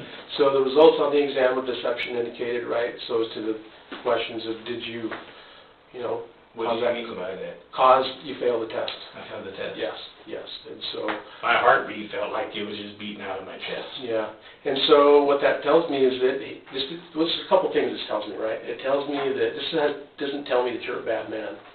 It just tells me, hey, when you answer that question, you're not telling the complete truth, all right? That's between me and you, and, I've gotten to know you, and so we just need to know what happened, right? There's something that obviously happened. Which one of those boxes happened to Rebekah? I don't know. Okay.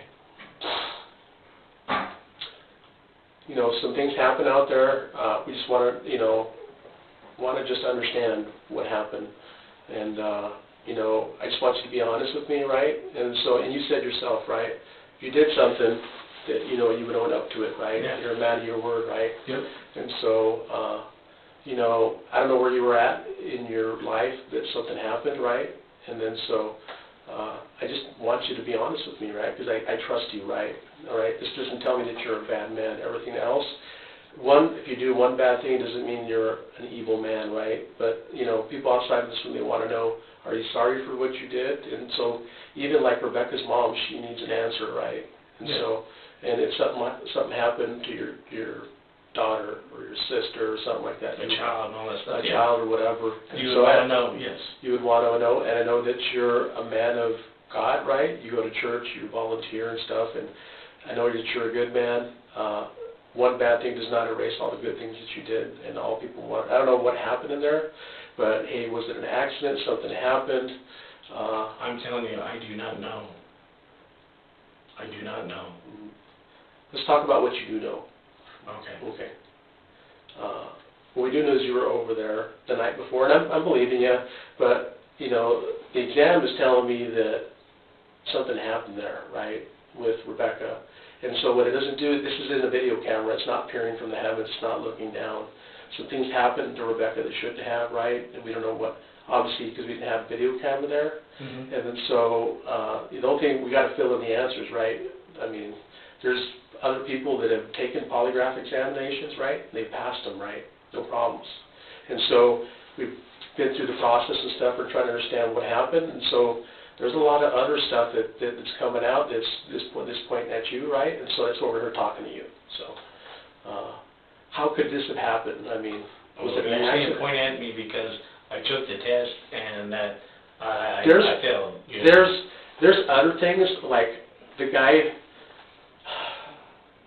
So Mike has other information, right? He wants to share with you, right? And so he has a better understanding of the case than I do, right? And he's prepared to talk to you about those things. Yeah, so sure. Can I get you some water, or? No, I'm good. Are you sure? No, sure. Some cookies, or? No, I'm good. Okay. I just want to know if my mom's all right. No, She's that's okay. I'm gonna go check on her. Want me to go check on her? Diabetes and all that stuff. She's doing good. Yeah. All right, Billy.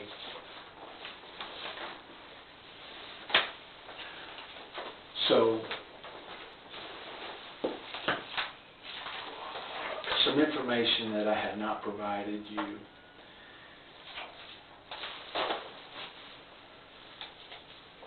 We've talked about your DNA being at the crime scene, and you tried to give an explanation as to why your DNA would be at the crime scene, because your mom gave Claude furniture. They gave furniture and all that stuff. And bedding, and you even said that it would be reasonable for your DNA to be on the bedding, which is absolutely absurd.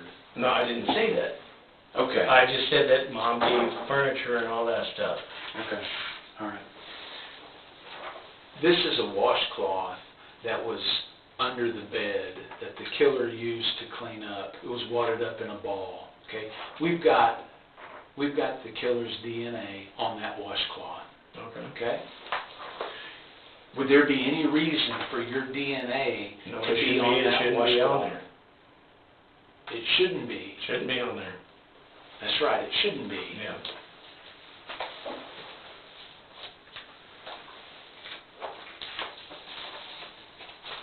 That truck look familiar? Yeah. Yeah, that's your truck. Yep. Okay? Biological evidence, Billy, lasts for decades. Blood, skin cells, all kinds of stuff. Okay. All right? That was a really bloody crime scene. What happened, you got blood on the side of your shoe. We got Rebekah's DNA next to the gas pedal in your truck. No question about it. Her DNA's in your truck. So what you have to do is you have to explain to me how that's possible. If you didn't kill her, you know who did. And if you know who did, if you're covering for Casey, dude, I'm telling you, you have got to come forward right now with what you know, because you cannot get around biological evidence in the floorboard of your truck. Okay? So tell me what happened, Billy. Tell me. I did not kill her. Who did? Who did? I don't know who the people are. All right. How were you involved in this thing? I am going to put myself on where I went hunting on Grandpa's property. Alrighty. And then when I was coming back out, I saw a white vehicle and a young blonde-haired guy on the back porch, and it looked like he had gloves on, and he jumped over the back porch. I jumped over, kind of walked into the house to see what the hell was going on, because Grandpa's place has been robbed. Not Grandpa, Uncle Bobby's place has been robbed, and I was thinking that was being robbed. What did you see? What I saw was, it looked like somebody was cleaning up. You went into the trailer. Yeah, I stepped into the trailer. What were these people doing? What did they say? They didn't, they took off. And then I sat there and kind of started running around, and then I thought it was the neighbors.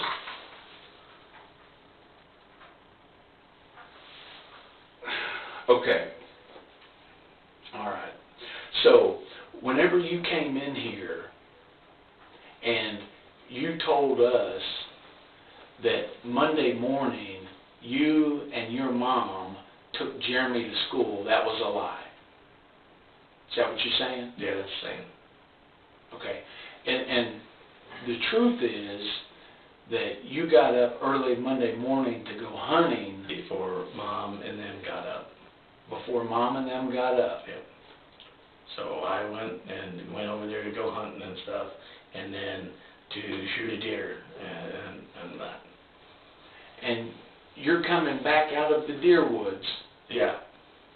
And I'm seeing a white vehicle, and it looked like two guys. One looked blonde-haired. Where was other one the vehicle? It was parked right in the back. So right close to the back porch. Okay. And you're on foot, right? Yeah, I'm on foot. Hold on. I jumped over the fence. I had my truck there. So your truck was at the trailer. My truck was far away in the back of the property and stuff. Then I was driving out to go home and sit there. Listen, Billy, listen, man, it's okay. It's okay. All right? What you're saying,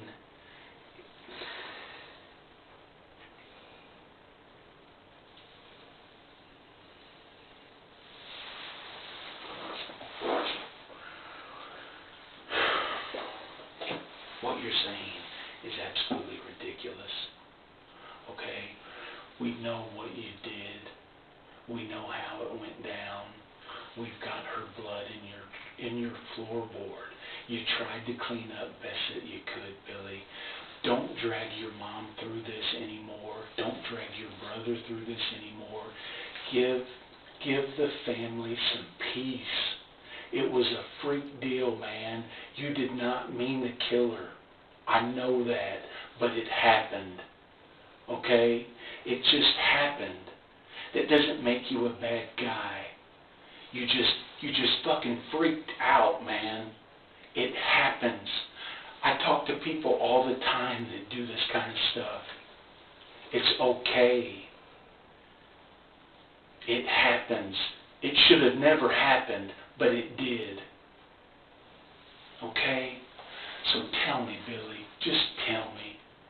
Tell me what you did, how it happened. Can I speak to my mom outside? You can look at me, man. I'm not going to run off or anything. Listen, let me do this. Let me bring your mom in here, and let's talk to her together, if that's what you want to do. I want to talk to her outside. Outside, and I promise to come back in here and tell you whatever you want. Let me talk to my mom, please. Please, that's all I'm asking you.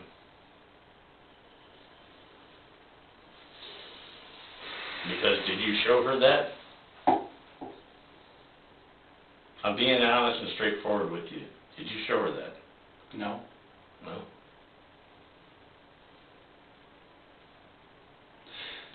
I'm not going to run from you. Just let me go talk to her right outside the door. You could be... I need to stay in your presence. Yes, I'm saying that. Okay. That's fine. You can look at me and all that stuff, but let me talk to her. We're gonna get your mom, and we're gonna walk out this back door and stand in the saddle porch. There's a recorder right there. It's on. You can take it with you. Okay. It's actively recording. We're gonna. I don't think any less of you, man. I don't, right? I know you're a good man. So that's not going to change. What we got, me and you, we're good. Okay. We're good.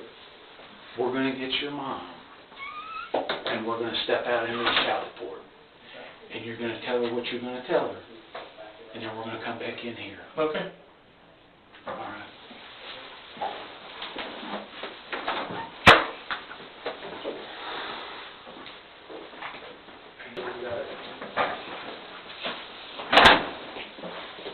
Okay. I'll get Jeremy in a minute. We need to have a conversation. I held up my end of the deal. Let's talk. What do you want me to tell you? I want you to tell me what you did, how it went down. One thing about this is it's been reeling in your head like a movie reel since it happened. There isn't anything about this that you forgot. I know that because I've been doing this a long time. I'm just going to tell you that I did it. I did it. I'm sorry. I'm sorry for what I did. You got to tell me how it went down, Bill. I'm just going to tell you that I kind of blocked it out of my mind in a way to survive. You compartmentalized it. Yeah. So I had to block it out to sit there and function. Okay. Were you in the trailer when she got back that morning? Had you already? No. How'd you get in there? The door was kind of cracked open. There was no doorknob. Right, I know. So I went in. Walk me through it. I'm just going to tell you that I did it. You can't just tell me you did it. You got to tell me how you did it. You have to. You have to. Listen, man, I already know. You're not going to tell me anything that I don't already know, but you have to tell me. It's part of it. Let me tell you, it's going to make you feel better. You don't think it is. It will. Confession makes you feel better. I'm telling you. It will be like 1,000,000 pounds is going to be lifted off you. But we have to talk about it. We have to talk about what you did in the trailer. We have to talk about what you did after when you left. So let's just get into it. Let's talk about it. Oh.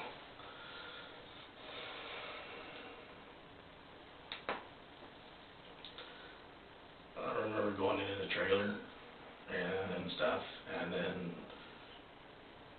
it just happened so quick and so fast, and then I freaked out, and Okay, you can't gloss over it. I'm not- What happened so fast and so quick?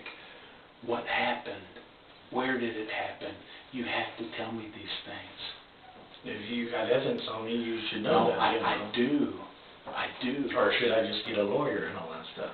No, I'm just asking you that because, you know, Listen, man. I'm telling you, I'm confessing to you. I'm telling you that I did it. What'd you do? Arrest me. What'd you do? Arrest me. What'd If you you're do? saying that you said that I killed her, but her blood and all that stuff is in there, then arrest me. I'm confessing. I did it. Billy, you're under arrest for the murder of Rebekah Gould. Okay. Okay?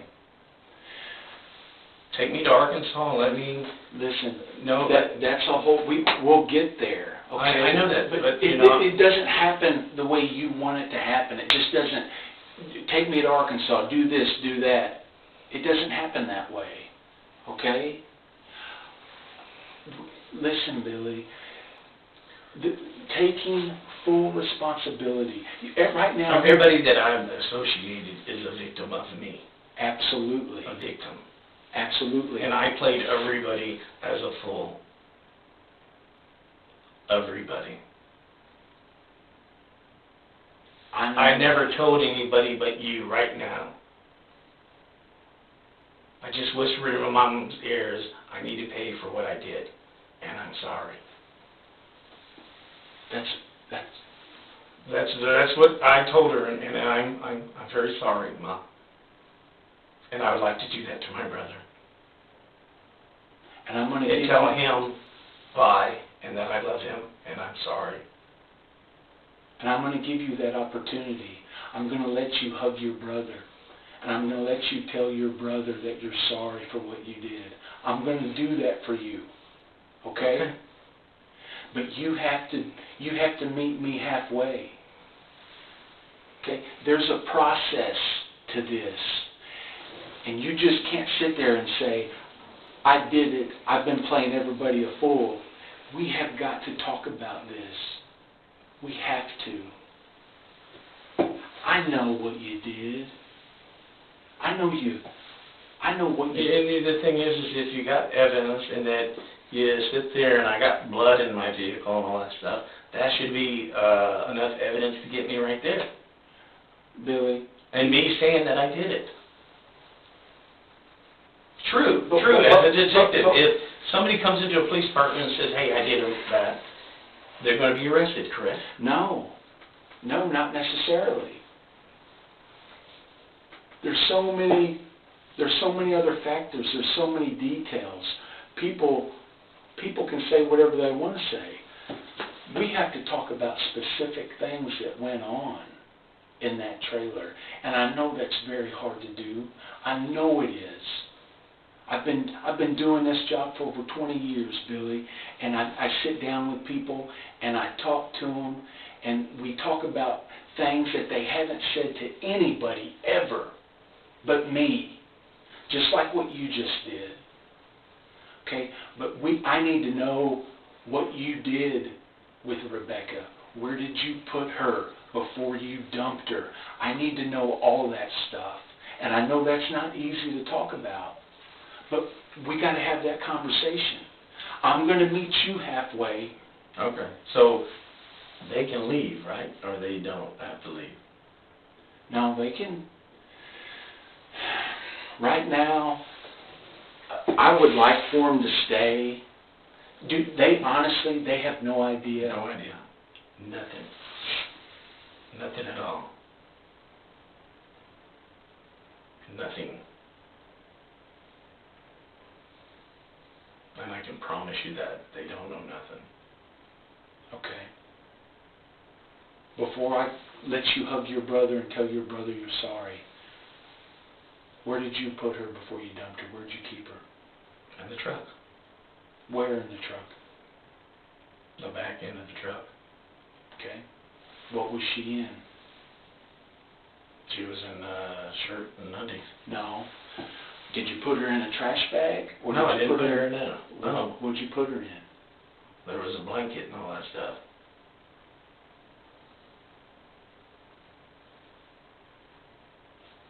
Okay. What was used to cause her injuries?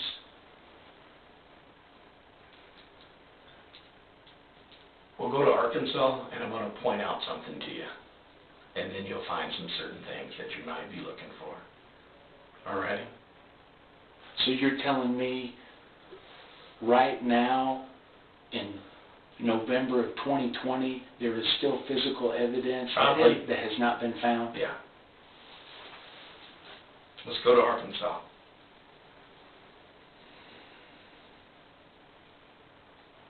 That will nail it in the coffin.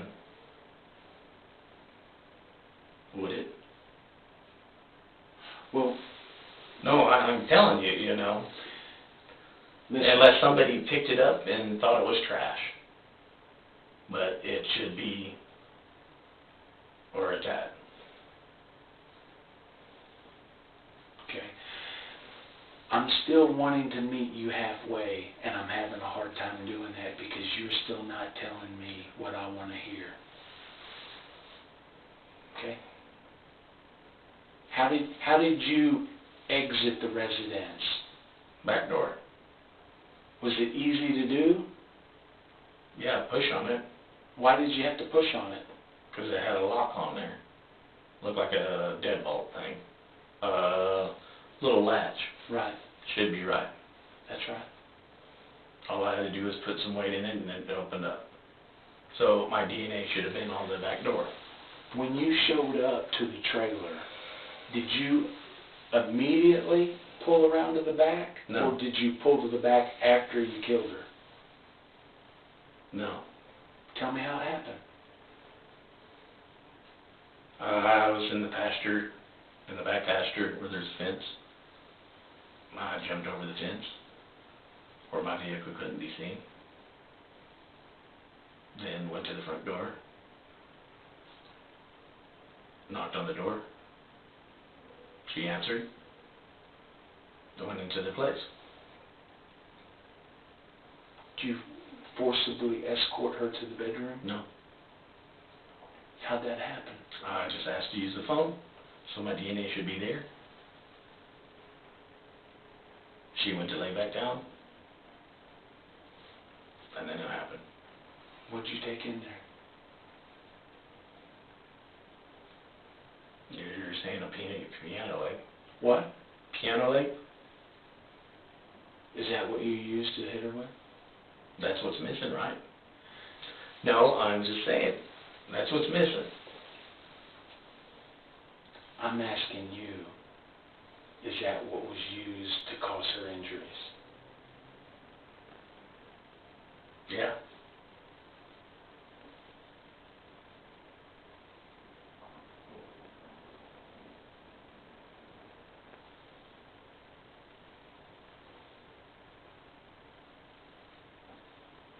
Did you take her weed? No, Somebody did. I didn't take her weed. I work for a company that I would get piss tests all the time. You know, why jeopardize this? You know, I'm just telling you. Yeah. Why would I steal somebody's weed? I didn't steal her weed. Okay. I panicked, I freaked out. Did she put up a fight when you was raping her? No, I didn't rape her. Never touched her like that. You intended to. No. Billy, I'm telling you, no. what I was did your not. intentions? Your intentions were to go in there and just kill her? Why? It was like a light switch that just went off, and I don't know, it just was like angry or just kind of, I don't know. Had But she made fun of you? No, she didn't. I just went in there and it was like, bam, bam, bam, and that was it, and then I freaked out.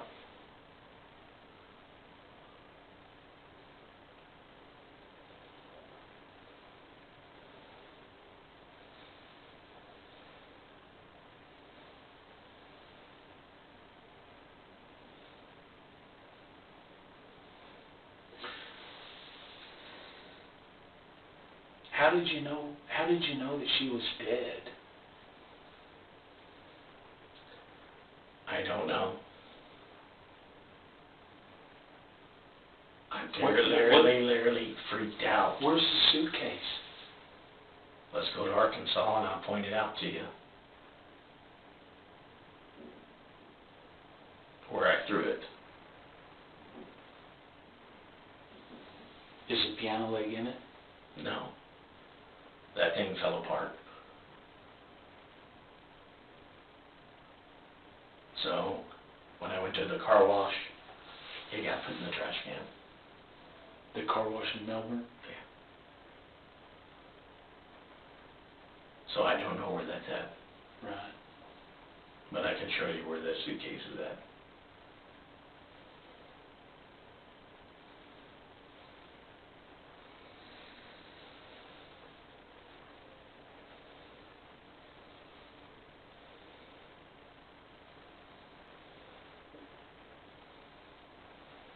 And Jeremy doesn't know anything about this? Nothing.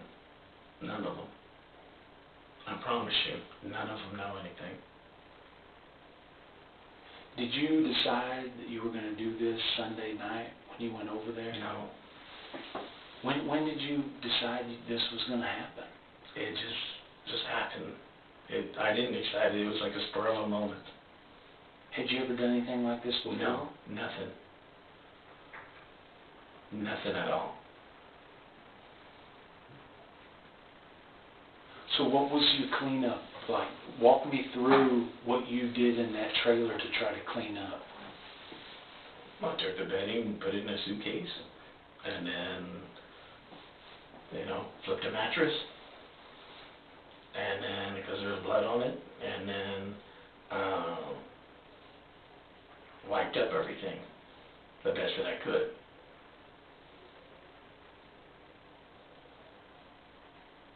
So, What about the laundry? I put stuff in the laundry. What'd you put in the laundry? There was bedding. So bedding went in the laundry and in the suitcase? Yeah. Listen, man. Listen. I deal with this kind of stuff all the time. Just go I'm ahead. trying to remember it and all that stuff. Okay. You're not going to put Rebekah in the bed of your truck. Okay? I know you shoved her in that suitcase. I know you did. If we go and look and you see the suitcase and I point it out to you and all that stuff, Yeah. then you're going to believe me. I'll tell you where the suitcase is at. Okay. Let's go to Arkansas and I'll point it out to you, bud. Okay. So then you'll believe me. And I'm just telling you, the suitcase was too small. So if you find the suitcase, you're going to have my DNA because I stuffed it in there. Right. Right? Right. Yeah. What about the dump? When did you dump her? It was this happened so quick. I'm telling you, this happened quick. So you telling me you dumped her in the middle of the day? Middle of the day.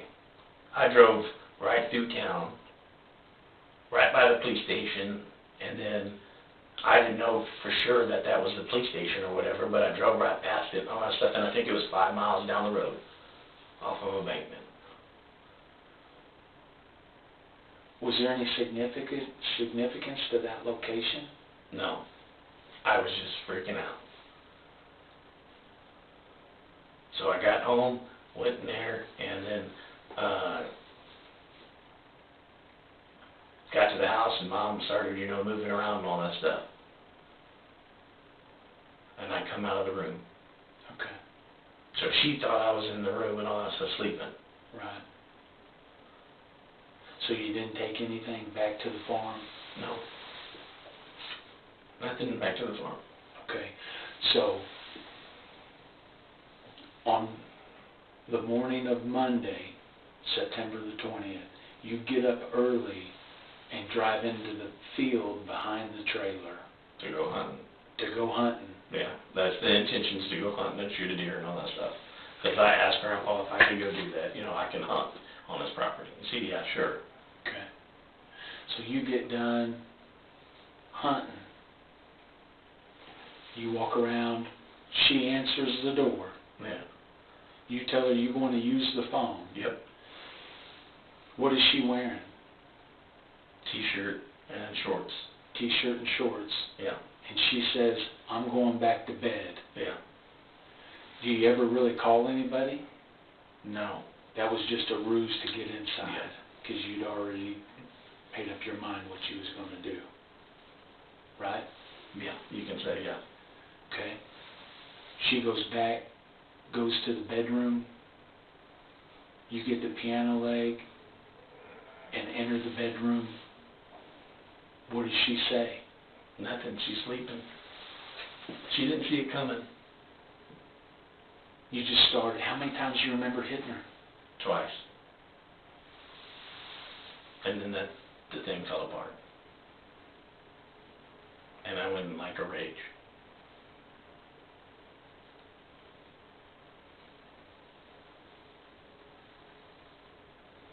How long do you think you were there?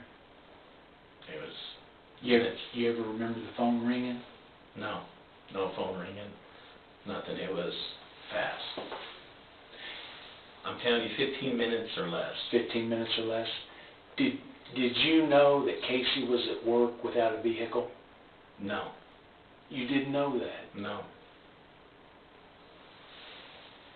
But you had stopped the day before and had a conversation with him. And I talked to him and all that stuff. He didn't tell me that he was going to work or anything.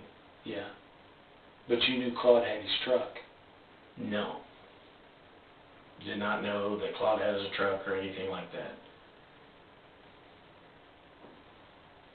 I went over there, went hunting and all that stuff, and I sat there, came back out. I saw the black car, so then I walked over there.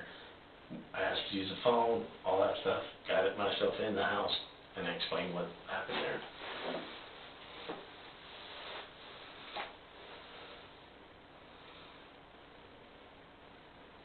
Nobody, not even Casey, Corey, none of them. Nobody knows. Nobody knows. And you were going back to Texas before really anybody knew what was going on. Yeah. And then when the cops came there, I talked to them and just bald-faced lied to them. Yeah.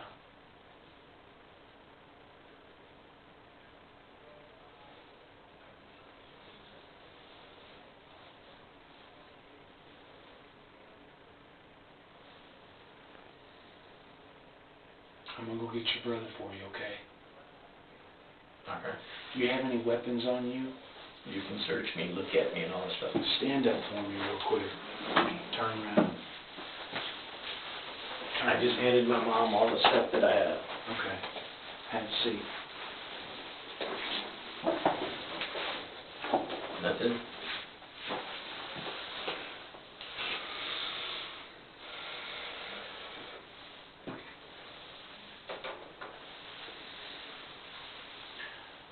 I'm going to bring your brother in here. Okay? I want to go outside and say goodbye. I'm not going to run from you, I promise you, but I will not run from you. You can handcuff me, do whatever you want. Let me give him a hug and say goodbye to him. Please give me that. I'm giving you where I'll point out where the suitcase, where I threw it at. You think if I showed you a Google Maps, you could tell me where it's at on a map? I would rather just go take you to. I'm going to have you It's take close me- to the, yeah, it's close to the farm, Right. the wolf farm. Okay. I'm going to bring your brother. I'm going to let you hug him. I'm going to let you tell him you're sorry. Okay? But I want you to show me on a map Okay. where you threw it. Okay. All right?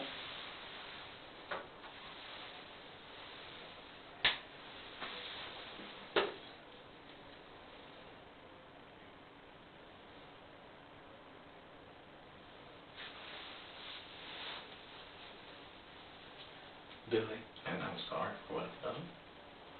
I know what I did was wrong.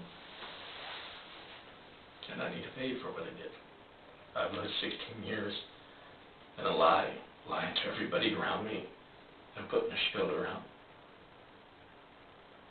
I can't imagine what it's been like every day. But then I look at it as how the life of the Gould family has dealt, what I've dealt to Casey, the McCulloughs, dragging them through the mud, all that kind of stuff.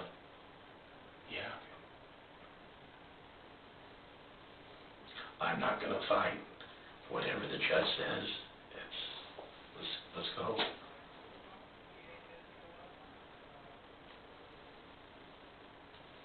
All I ask is that I send a message to my wife in the Philippines that I love them and that I'm going to miss them. You already did that, or you want to? I want to do that. Okay. So I handed my mom my phone and my wallet. Okay.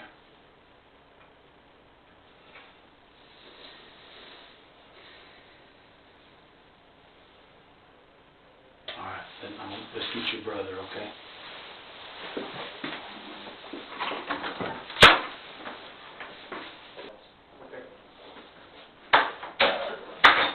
Let's get you something, From my mom, we're gonna take care of that, so I can send out things. Okay, let's have a seat, let's get you something to drink, man, something to eat, right? I'm good. Come on. You've been like stonewalling me, I've been trying to be a good, Good host, My right? neighbors are just so shocked that let me get you some water. I'm good, brother. You haven't drank a drop of water, dude. Hey, Look how big I am and all this stuff, so. hey, I care about you, right? All right, you're a human being, there's still some value in your life, right? The good Lord has you here, He hasn't taken you yet. That means your life serves a purpose, right? Sometimes we don't know what that is, right?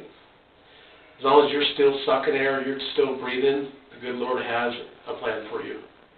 No doubt. You know that. You're a man of faith, right? Right?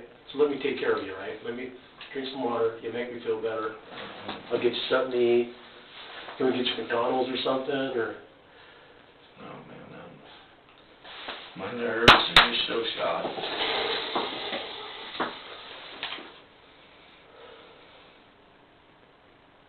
And I'm sorry for lying to you. I forgive you. Right? That's how we move forward, right? Does that make me think any less of you? No. Right? Right? Everybody deserves What I did was wrong. Everybody deserves a little grace, right? I mean, that comes from above, right? I'm no better than you are. You know what? Right now, even right now, I took somebody's life, so that's the worst thing you can ever do. that's sin, right? Right? We can move forward, right? From this. You couldn't move forward before. No. Just keep tormenting you and stuff. Those things that you want to forget, you don't. There's some people that don't have that in them, right? Those people are like animals, right? So that tells me you're a good man, right? I'm not a good man for what I did. Yeah. None of us are. None of us are good people, right? We all fall short, right? You're no better. You know what? You're not better than me, right? I messed up in my life. I've done things I'm not proud Well, of. you didn't do what I did. This is true, right? But still, Your stuff was minor. Mine was. hey, in the eyes of the Lord, what? It's all the same. All of it. All of it. It's the same, right? We're in the same boat, brother, right? We're both rowing in the same direction. Sometimes we fall out of the boat, you know, and somebody, you know, hey, we want you to get back in. There's some value to your life, right? Something happens to you, your mom's going to feel it, right? Your brother's feeling it, right? I played them in the full. None of them knew it. Did you see how the way that he was acting? Yeah, I believe your brother, right? What you told me today was like 95% of the truth, right? Right? It's just that extra stuff, right? It's the big stuff, right? And so it takes time to get through that, Yeah. right? That's normal, right? I deal with people who make mistakes all the time, right? Some people, it makes the big ones, right? There's still hope, man. There's still an opportunity to do forward and do good things, right? Just one breath at a time, one day at a time. You know, one bad thing doesn't wash away all the good. But what you do from now on makes a difference. What you do from now Go on, to prison for life. what you do from now on gets looked at for the people who make decisions, right? Right? Now, you know, people who make decisions, they, you know, they want to know everything, right? And then they want to know that you're sorry. They want to know that, hey, they want you to be an open book, right? So we can learn, right? As police officers, like, how does this stuff happen? Right? Was it something that, hey, when you were growing up, something happened to you, right?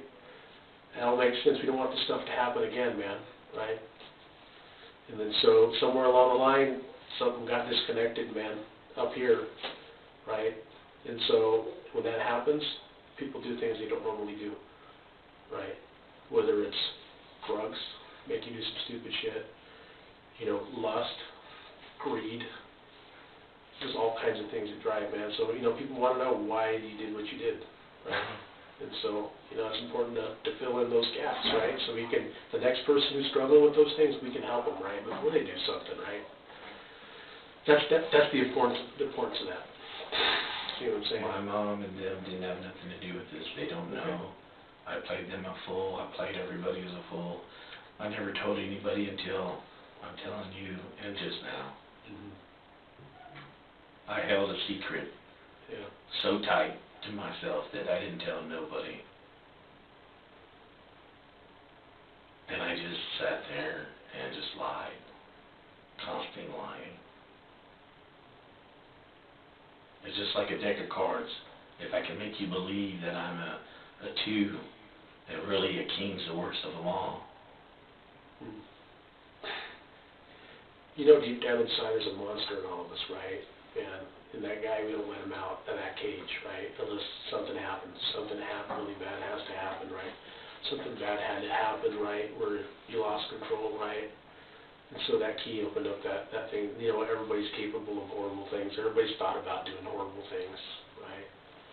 And for some reason, you know, the gate on that cage came open, right? And people want to know why it happened, right?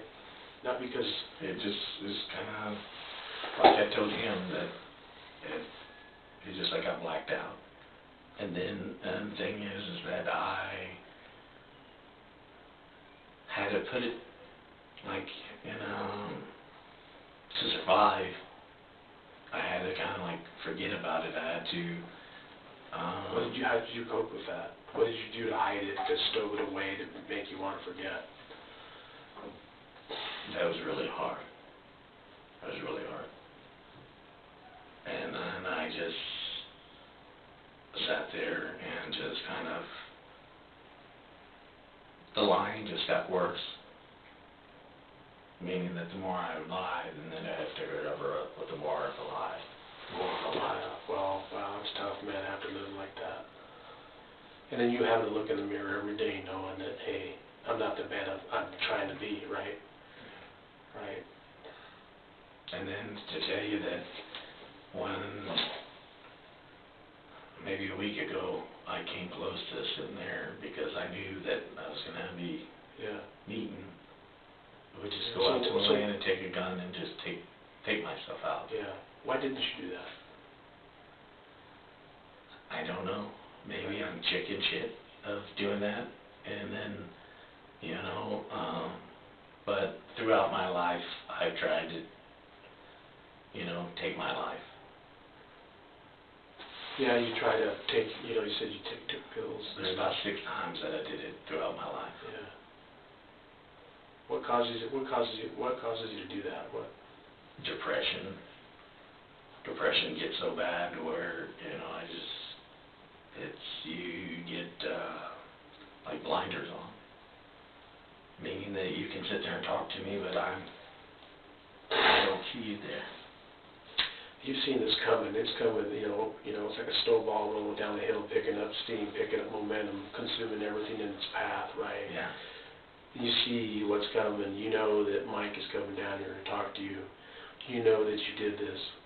Why did you do it? Why did you show up?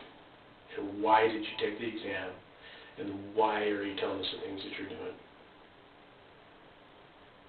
Because you sat there and said I failed. Mm-hmm. He showed me pictures saying, how can I get, you know, DNA in your truck? How can you explain certain things? Mm-hmm. And then you were just, your conscience, the goodness in you. And I just sat there and said I did it. Take me to jail. Mm-hmm.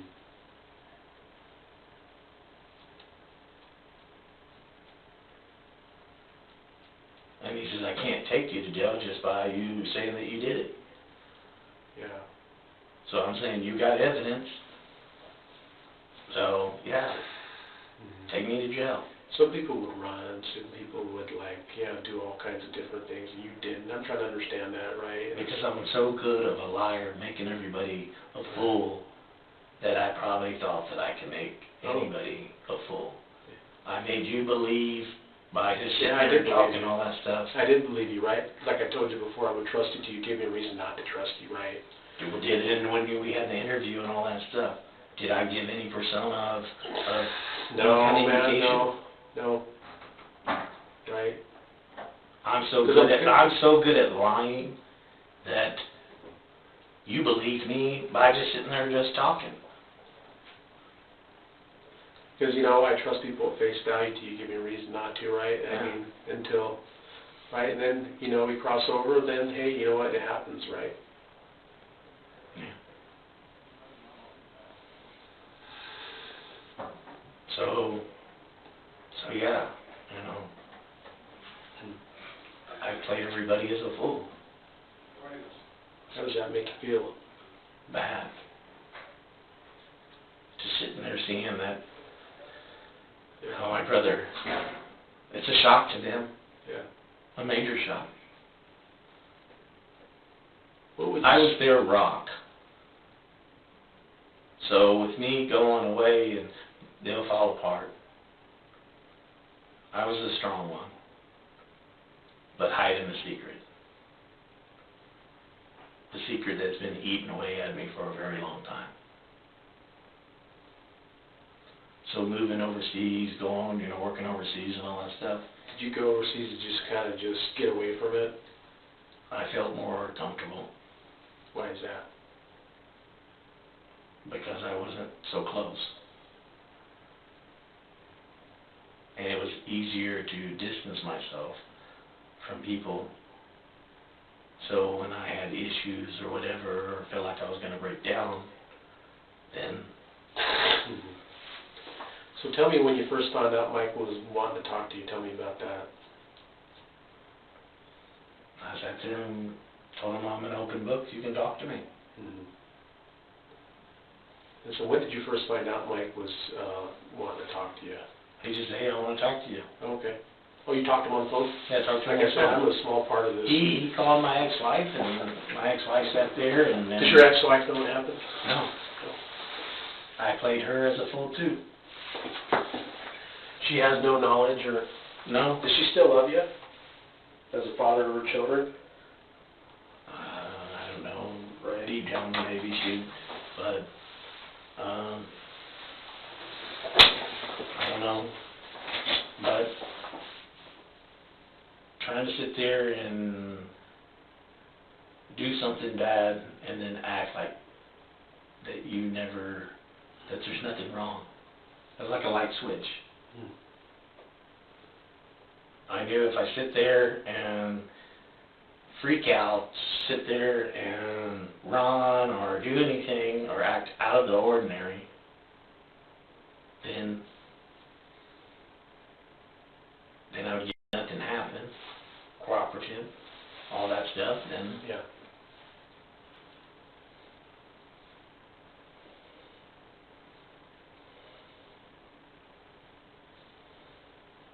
What would you say to Rebekah's mom? I'm truly sorry. I'm totally sorry.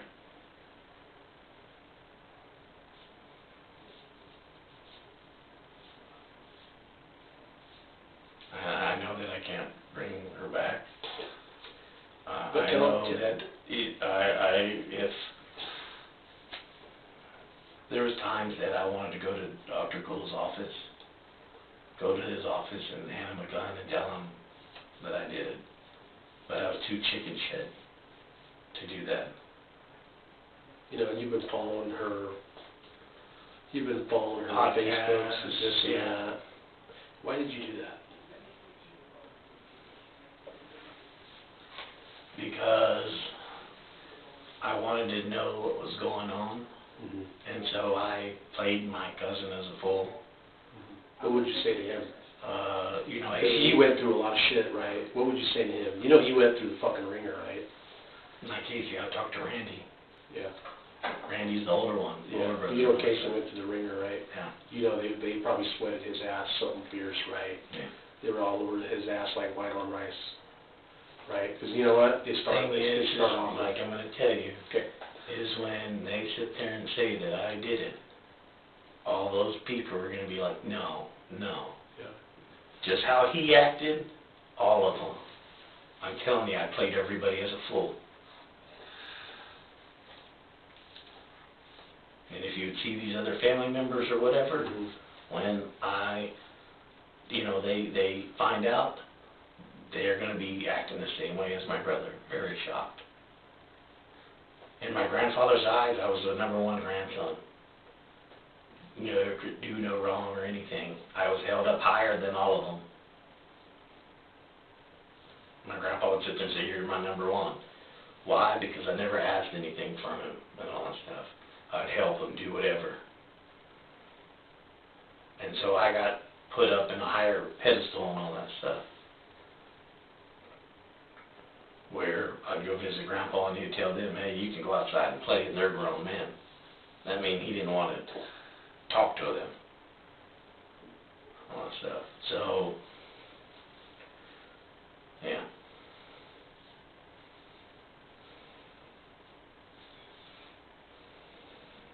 How do you know Dr. Gould? Have you met him before? No, No. just the Just from the podcast. podcast. What kind of things is he saying on the podcast? You know, it's mostly, he's quiet, and mostly it's, there was the Townsend girl that did the first one, Ellen Gone. There's going to be some relief, right? Because you have answers, right? Even though it's painful, we always want what would happen. That's where you can make it right, right? Right? You don't have to, you can continue to do things with the right way, or you can cause them more pain. You cause them more pain by not telling the complete truth, right? And that's why Mike is about, hey, that shows the people who make decisions about you that, hey, you know what, you fucked up, you're ready to move forward, you're fucking sorry that you did what you did, and you're just, you know what, you're just doing the right thing, right? Yeah. You know, you talk to your mom, you apologize to your mom. I whispered in her ear. I said, Mom, I need to pay for what I did. And I'm truly sorry. I am. And she's going to act the same way as my brother. Because I played him as a fool.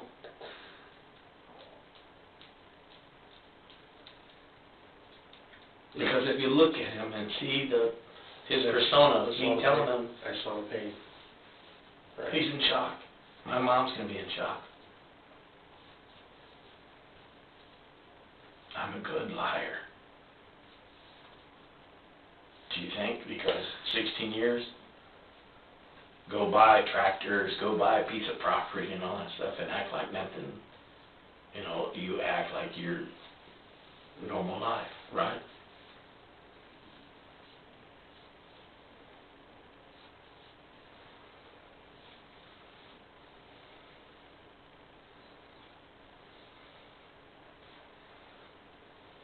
What is your thought? I want your opinion on this, not the thought, because you're kind of like looking down and all that stuff. No, and then, you know, my opinion hasn't changed to you, right? You know what I'm saying? You're not my enemy. No, I just, you're kind of like hesitant, or you want to say something. Yeah, you're not my enemy, right? As people have done, you know, bad things to kids, right? Stuff, killed kids, right? This isn't one of those things, No. right? This isn't something where, you know, there's a mass killing of kids or something like that. No. heat of the moment for whatever that is, right? There's some people out there who aren't sorry, and So they would just continue to do things, right? I mean, do you have a trail of bodies behind you? If you do, now's the time to clear your slate, right? If you've done some other things, now's the time to clean your plate, right? Now's the time. How many others are there out there? There are others out there. I can tell by looking at your face, all right? Let's talk about the other ones, right? Now, that's on your plate, right? Let's talk about the other ones, all right? Because I know without a doubt now that there are other ones, all right? I can look at you, I can see it on your face, all right? You started to clean your plate. Now it's just, you know what, just be done with it once and for all. Just be done with it once and for all, that's it. Now's the time to move forward, to repent for what you did to those other ones, right? Because there's other ones, okay? Let's talk about the next one. do you think there's a next one? Yes, without a doubt. I can tell, I know you now, right, that you don't like that, you're done. That's a different you. You're on the fence now about talking about the other ones, and now, you know what, you're torn behind, like, hey, we know there's other ones now, right? And then so you're torn behind, like, okay, I've already told you about the other ones. What's the benefit? The benefit is it's for your soul, man. What you're trying to do is save your soul now, right? Because that's what's important right now, right? And hear your soul, right? Now's the time to clean your plate. Let's talk about the other one. Let's talk about the next one. Where's she at? Because you know she's got a mother, just like your mom loves you, just like your mom loves you, right? Somebody out there is missing someone that they love, right? Right. Your mom still has you. She knows where to see you. She knows where to find you. There's another one, right? We need to bring her home, right? You can bring her home, right? Let's talk about the next one, right? Right. Somehow there's something in there. There's a monster that gets out in you, and I don't know what is being that monster, but that monster has taken somebody else. And you don't like who that monster is inside, right? You don't like who that is. You fucking hate him, right? He's not your friend. He's your fucking enemy, right? Let's get rid of him, right? Let's get rid of him, right? But you gotta look at, I put everything in the corner and try to, it's like I walk out the door and shut the door and then, yeah. Let's close. It's like, here's an example, is I have many faces. Mm-hmm. We all do, right? But hey, you got to deal with the demons, man. The demons are only alive. The ones that you feed are the ones that are going to win. Right now, you got an internal struggle, right? Right? You knock the shit out of that first demon. There's other ones in there, man. You need to do some exorcism and get them the hell out of there, right? And it starts today, right? You take the big first step today, right? Let's just be done with it. Clean your plate. Let's have some peace in your life, because you haven't been at peace for the last 16 fucking years, right? Right? It's time to clean your soul. Right? It's time to be honest with the people that love you. Be honest with the good Lord above, because you've been living a lie, right? And you know what? There's a trail of sadness. There's no peace in your life. There's no peace in other people's life, right? You can give them peace, right? You know this, right? And you have the ability to give them peace, and if you're not willing to give them peace, that makes you look bad, right? And right now, that's where we're at. Let's talk about the other one. I need a map. Okay. What state? I need a map. Okay. A United States map? Yeah. Or an Oregon map? The U.S. map. Okay. I'll work on getting a map. How many? A map. Okay, One I'll map. get you a map.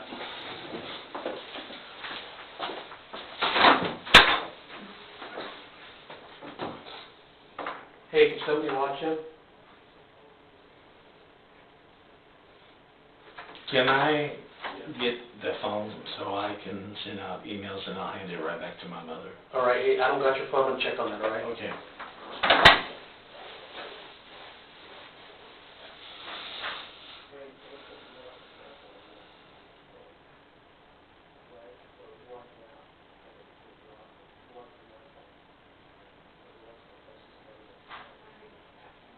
So he's asking for his phone. I mean, I don't know what he wants to do with it. You're in charge of that? Okay, so I got Mike, who's working on your phone, all right? They're working on getting you a map. We're gonna get you your phone, and we're gonna let you talk to whoever you want to talk I'm just gonna be sending texts that you can stand here and look over. Okay. I'm And gonna so- be telling them my goodbyes, and then I'm gonna be So we're- sending an email that, hey, I'm quitting my job. And I'll let Mike's the one in charge, I'm helping him out. There's other ones out there, I told him, hey, you know what, just stop feeding the demons taking you over. And we suspected that. Very rarely does something like this happen just one time.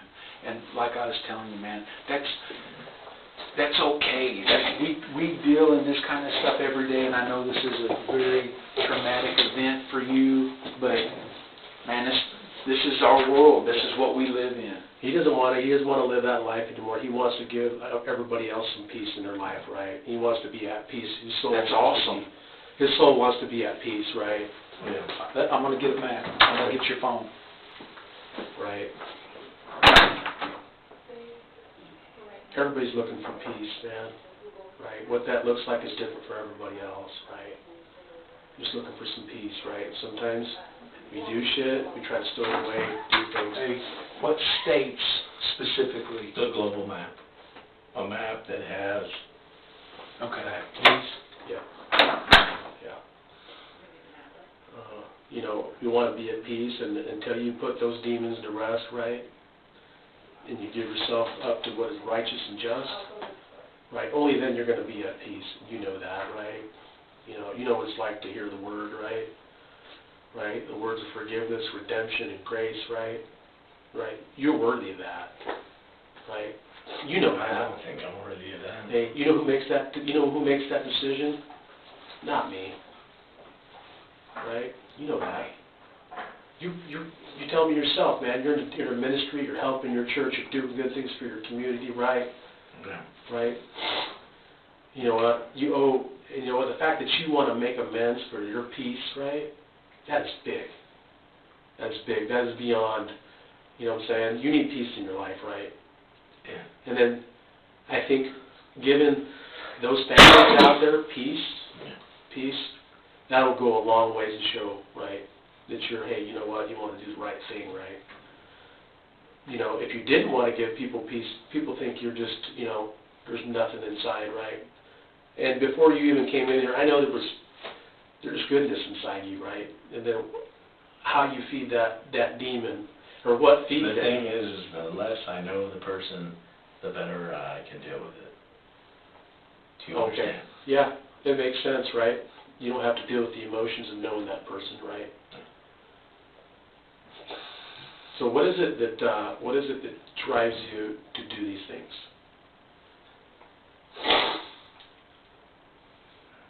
I don't know. It's just like a light switch. Mm-hmm. That's basically. How do you select your victims? What is it? Is it something? Is it limited to females, males, young females? Mm-hmm. Same MO. Mm-hmm. So you put that case with some other cases, Okay. same MO. Same MO. And so these people aren't going to know you, right? No. So there's no connection. It's harder to find out who they were, right? Yeah. And so there's going to be an opportunity to have a lot of closure for a lot of families, right? And so we want to make sure we do that, right? And so, because you know what? Every story needs an ending, even if it's an ending we don't want to hear, right? Because we can just close that chapter, put it on the shelf, and be done with it, right? And it could be a chapter in your life, right? You shut it, you be done with it, right?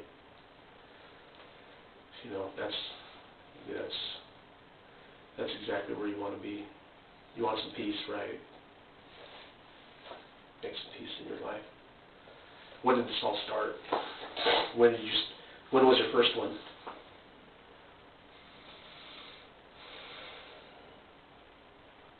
Let's talk about the first one you did and how old you were. Probably in my 20s. In your 20s? Okay. And so where was that at? Get a map in here and I'll point out. Yeah, they're working on getting a map, Yeah. right? Use some water, use the restroom. No. What about the second one? How old were you? like I said to you, it's, Or is there so many it's hard to keep track no, of? it's not so many. Okay, all right. How many in the United States? About, that you can remember? Well, you see, I can confess to one and then sit there and not say anything about, if there's others. Yeah, that's up to you, right? You've never... But then that sits there and makes me look bad. Well, the thing is, like, Kate, we already know that you did others, right? You have that power of choice, right? And I always made that clear to you. And you have a choice, right? You hold the power, right, to continue to inflict pain on people, right? And you can take that with you, right? And you can just keep those other people in their prison, in their mental, physical, and that's a decision you're going to have to make, right? I can't make that for you, but you know what the right thing is to do, and it's whether you choose that path, that's on you, right? And then so, but I know, like, sometimes I get the man who's fighting with that demon inside, right? And, you know, that struggles inside you and on your face, and you know what, I'm okay with that. I'm at peace with you because I know, you know what, you don't have a problem with me, right? No. The problem you have is with yourself, right? And you're dealing with, so whatever you say to me, I don't take what people tell me as a personal attack, right? Because No. we're all struggling with our own demons, right? And I respect you. Right. I'm glad that you do because I respect you, right?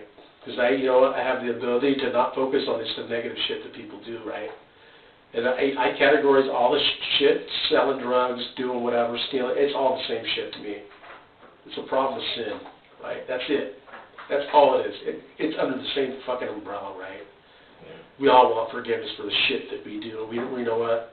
The way we get that is we confess it, we make amends for it, we tell the people that we harmed we're sorry, right? We'll try not to do it again. And does it happen again? Absolutely happens again, right? That doesn't mean you stop trying, right? You don't stop trying to be a good person. You stop trying to do what's right. You give a little bit of, comfort, a little bit of peace to people, right? And hope that, you felt that I've treated you fairly, that I haven't mistreated you, that I've been a good host, right? And that, I've tried to do what's best for you, right? And that's ultimately what I want to do. I come at these things with an open mind, Yeah. right? Give their people their fair shake, right? So, that's really on you, right? So, I'm going to go use the restroom. Okay. Can I get you anything? Restroom, water, McDonald's, Burger King. You don't have a lot Man, of you want money. some McDonald's? You want something to eat?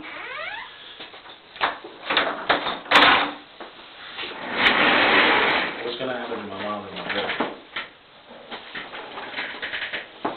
Nothing, man. Nothing's going to happen to them. Okay. They're still here. They're still hanging out. They're this is a big deal. Obviously. And you saw the way my brother acted. Yeah. And my mom's probably in shock. Right. And But all they're that. they're doing fine. We agreed that you would keep the phone where I could see it, so I know what you're texting.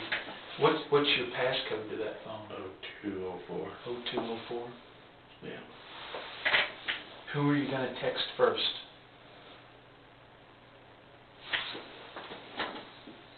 Now, who is that? That's my brother. This is the wife.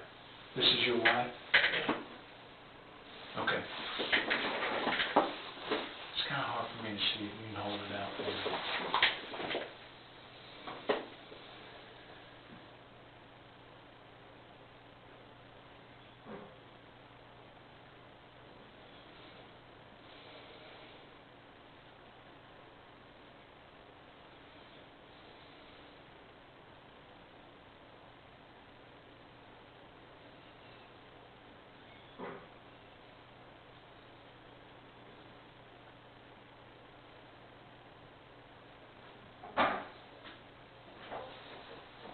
Before you send it, I need to read it out loud since we're in an interview room. Are you ready to send it? Yeah. I'm going to jail for life. Am sorry. Please take care of the kids.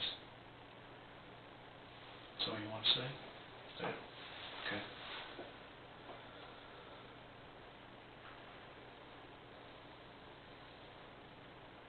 My mom.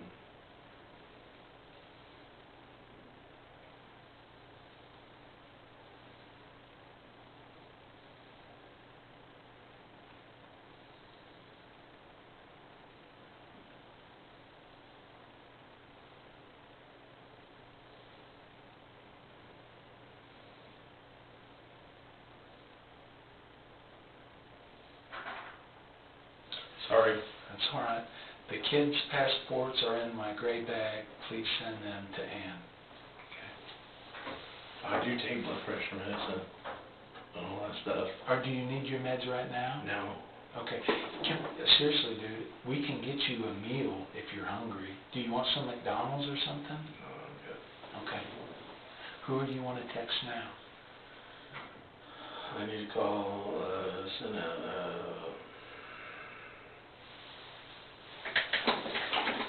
You need to call who? Or send a message to who? yeah. Who? I'm looking to my supervisor. Okay.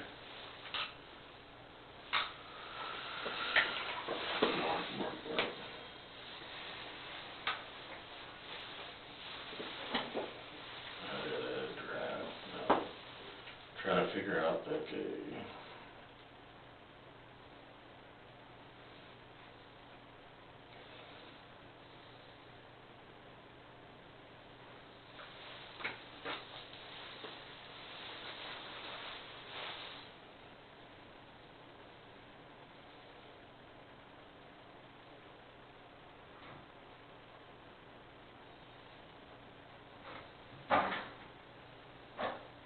I'm trying to figure out how to say it. Yeah.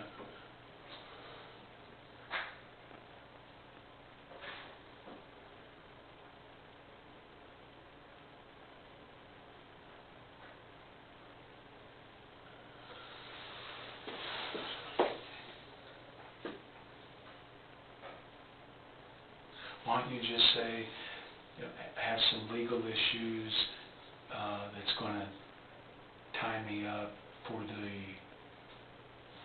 foreseeable future. Legal, how do you spell legal? L-E-G-A-L. L-E-G-A-L, legal.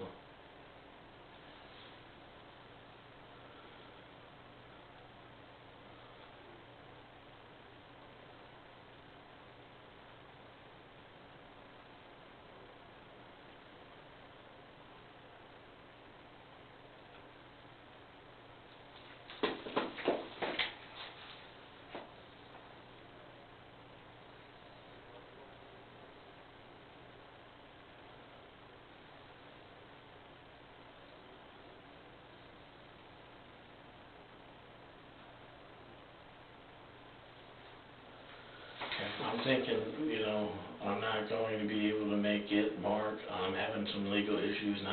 I'm not going to be able to come to work until I take care of these issues. Yeah.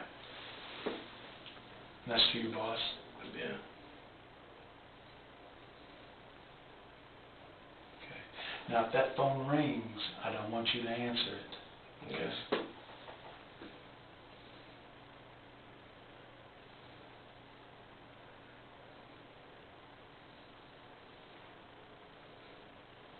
They're running to the store to buy a mat. That's what we're waiting on, okay? Okay. Who are you texting now? My ex-wife. Why are you doing that? Tell her I'm sorry. Did she I know, she didn't know. She didn't know. I lied to her, like I told you. When we get to Arkansas and you sit there and say, all these family members are going to be acting just like Jeremy. I played everybody as a fool. Yeah. I'm not lying to you, I'm being serious. No, I believe you. Nobody. It's like, I'm an evil person and I walk out that door and I put a smile on my face. You've been struggling with this your whole life? Yeah. You got any idea what started it? I don't know. I know that I was messed with as a kid from a lady and stuff. Really? Yeah. Aunt's friend that they would go and play cards with and all that stuff. Right. So I've dealt with depression, I dealt with suicide. There's about 6 times throughout my life. Like I made comments to him, the less that I know, the better I can deal with, cope with stuff. Right.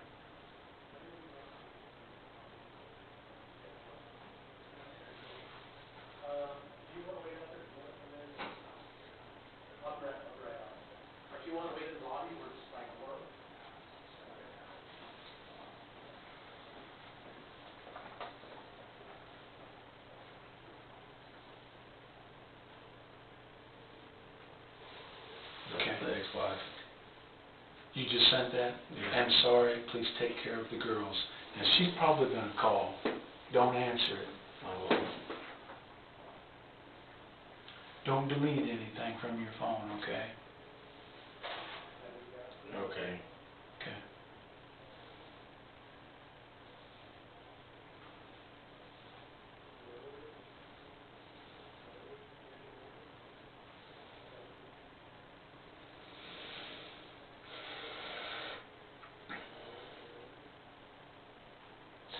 Is this the phone that you used whenever you would communicate with like Casey and with Randy? You know, whenever you guys would send text messages back and forth, is this the phone that you would use? Yeah. Okay. Who are you texting now? Who's Dora? My sister-in-law, and she's like a friend. Okay. So, Did she know you were coming up here tonight? no, that's my wife's sister, and me and her would joke, and we were friends. Okay. And I consider her, close Okay. and stuff.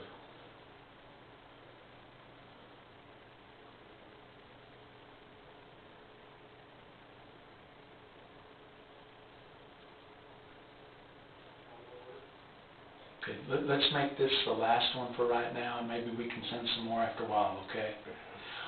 What I would like to do, Billy, is, obviously, I believe at this time I have enough for a search warrant to dump your phone, okay?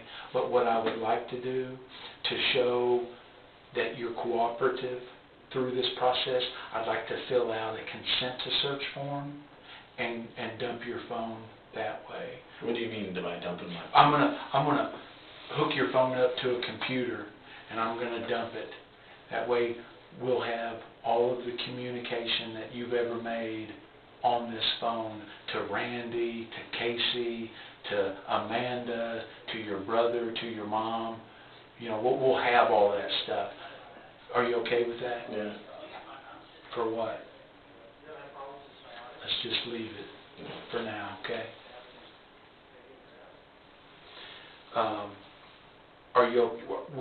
Can I get a consent form, and will you do that? I don't have an issue. Okay, all right.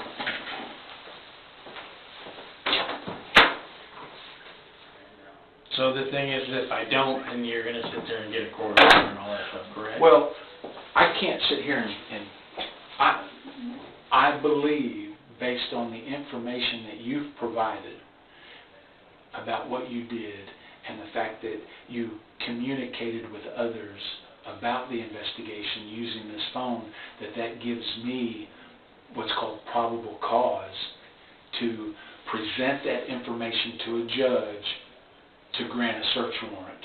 I believe that I have enough information. Go ahead, I don't Okay. have an issue. There's two ways that we can search phones. One is through a search warrant, and one is through consent. And so that's why I'm asking you now, since we're all on the same page and we're getting all this off of us. What I would like to do Are is, you going to send my mom home? she ate. Somebody is delivering her food right now. The order has been made, and She's been acting okay? Yes. Lee, yes, yep. We are absolutely taking care of how's her. my brother? You know, he hasn't said that he wants to eat or anything. He's not, being detained, but he's not going anywhere either, obviously. But food is en route for your mom, and she's okay. Okay, everybody's doing fine. Okay. So let me get a consent form. Are you going to let them go? Yes, absolutely. Okay. I've got no If reason. you're going to let them go, you have that. They don't know nothing. I know it. I believe you. I believe you. You saw the way that my brother acted, and my mom probably was shocked. She's probably in that room crying. She's probably bawling. Does she know about you demons? Probably not to the extent, obviously. But When I was 16, I told her I wanted to kill myself. Yeah. She freaked out. And then when I got divorced,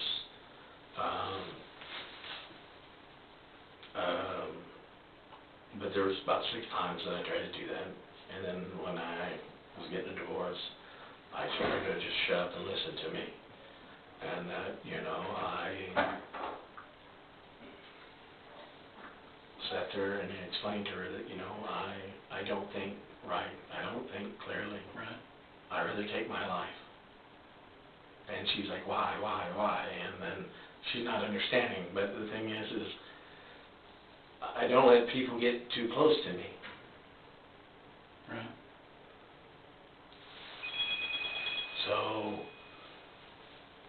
So yeah, I don't. Yes, in a way I do, in a way I don't. This is the prosecutor, hang on. Hello? Yes.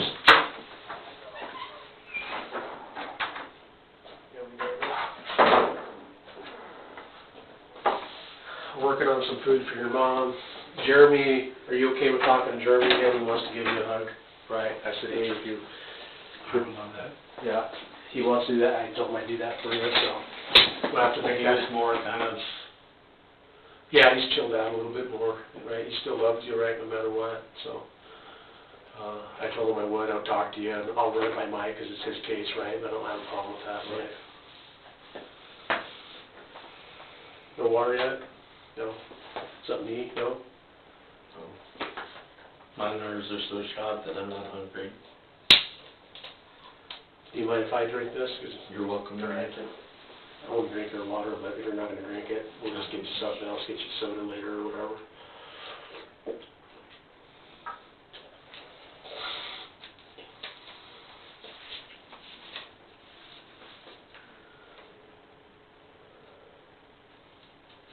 They're working on getting that global map, so.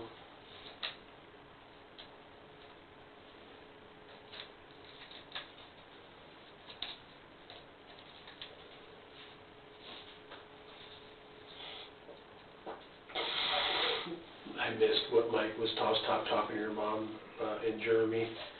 Where are we at? What was Mike what are his plans for you? What does he want to know?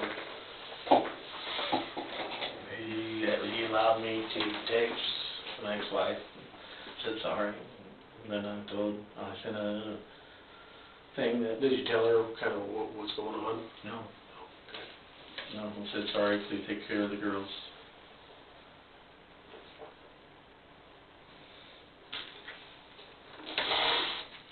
How you doing?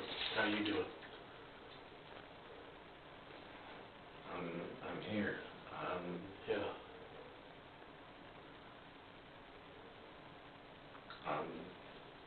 I don't know, I'm just trying to, One breath at a time, right?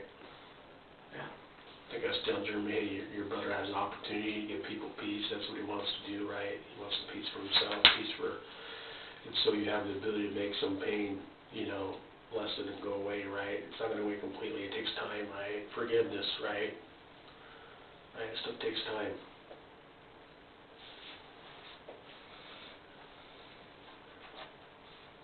Did you talk to Mike about the other ones already? No, he allowed me to send a text to my boss, and I'm not gonna be able to make it to work, because I was supposed to leave out of the country on the 11th. On the 11th? Yeah.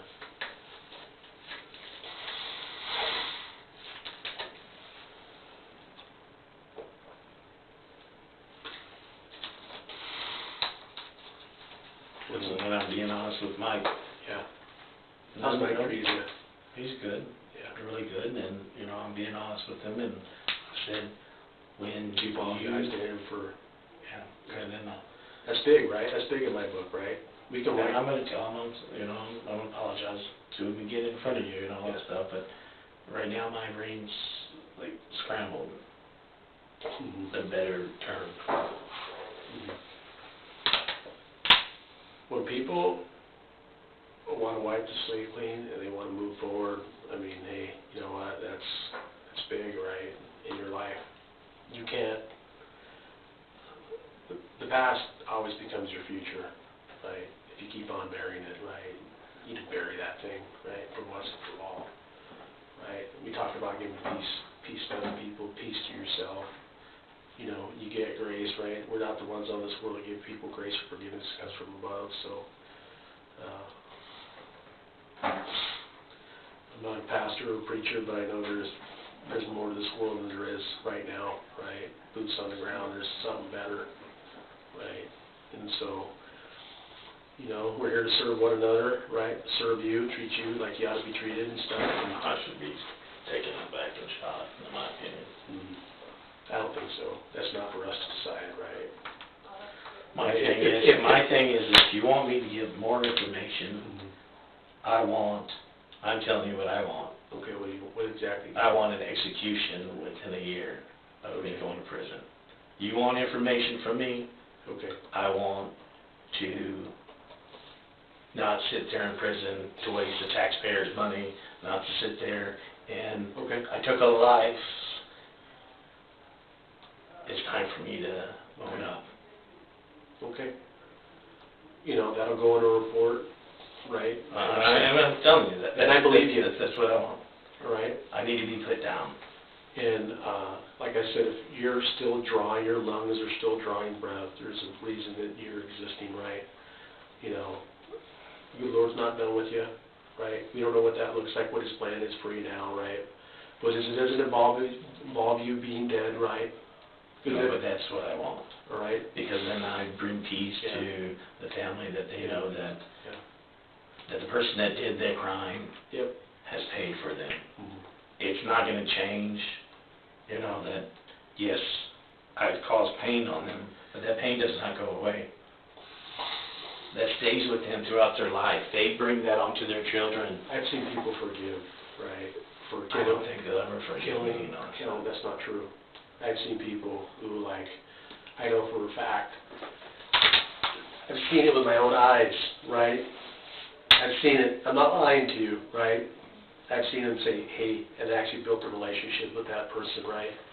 The one person that took that other person's life, they built a relationship, right? I've seen it happen with my own eyes, no doubt, right? So that gives us hope, right? Right? That's true, you know that, right? Yeah. And you're not asking for that, right? You're asking for basically repentance, right? You want to atone, right? Atone means like, hey, this is what I did. This is what I deserve. That's called atonement, right? A blood atonement, right? That's what you want. And that's like, that tells me you're really sorry for what you did, right? The things that you did, right? So that's big, right? And so that atonement, who deals that out is the good Lord, right? And then so we know that, you know what, it's His court of justice, right? Not ours. It doesn't belong to us, right? Some people are taken from this world. I could leave this world tomorrow. I could not make it home tonight, right? That's His deal. That's not me. But hey, I know my soul is right, right? Just like, hey, you know what? The only way, hey, you make your soul right is you clean it, right? You give it, you tell it, right? And that's when you're ready, right? That's when you're right. Your mind is right. Your soul is right. Your heart is right. It doesn't matter. You look in the mirror, right? You know it's right, right? Right? You haven't liked the person that you see looking in the mirror, right? For a long time. For a very, long time. very long time. Right. And so you want to be able to atone for what you're doing and have some self-respect, right? And that's big, right? So, you know, I've talked to other people who've done, you know, things that they're not proud of and have done some horrible things, right? And they'll just fucking lie, right? I had this guy, right? It was his name is Michael Souter, right? He breaks into this old lady's, she's like 90, right? And he does this thing with her and tries to kill her, right? And he never says he's sorry. Never, never, never, never. That guy's a monster, right? That guy's a monster. I'm like, hey, it is what it is. I'm like, I don't understand, right? I don't get that. I understand you, right? So we can write what your requests are and stuff, but you know, ultimately we want to bring peace, you know, to people, and you're willing to do that, and so I'm proud of you for that, right? Your life has value, right? So whenever we cross those bridges, you know, you can, at least from now on, start walking forward, right? And leave those things behind you, right? And so, you know, the demons we talk about, you just put them down for once and for all and be done with it. Right, put those demons to rest. That's what, you know, you want to do that, so.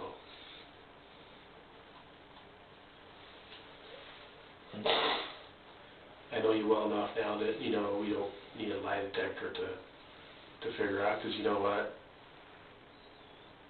I know you all too well now.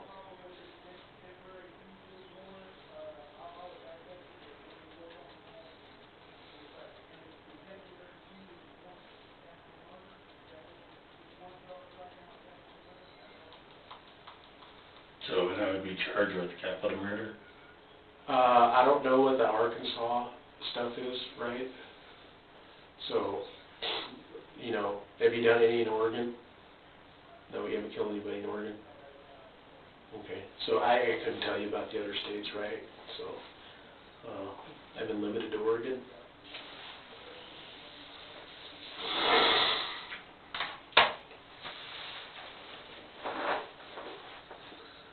And so, you know exactly where these other victims are at, where their bodies are at?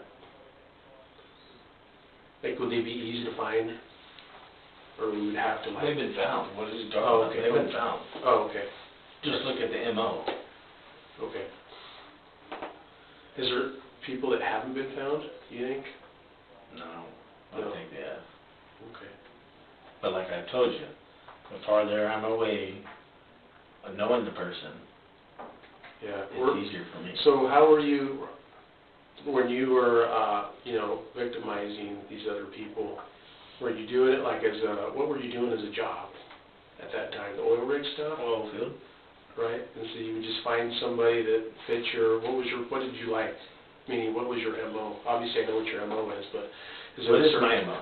What's I'm that? just asking, what, yeah, I'm gonna get you to answer your Okay. own question. What do you Small, petite, young females, right? think? What color hair? I'm thinking blonde, Okay. right? Blonde, small, petite, under 100 pounds, 20s. Am I right? Yeah. Okay. Right. And so, I'm gonna point out some states, and then you need to start looking and trying to figure out MOs that match. Okay. Okay? Okay. All right.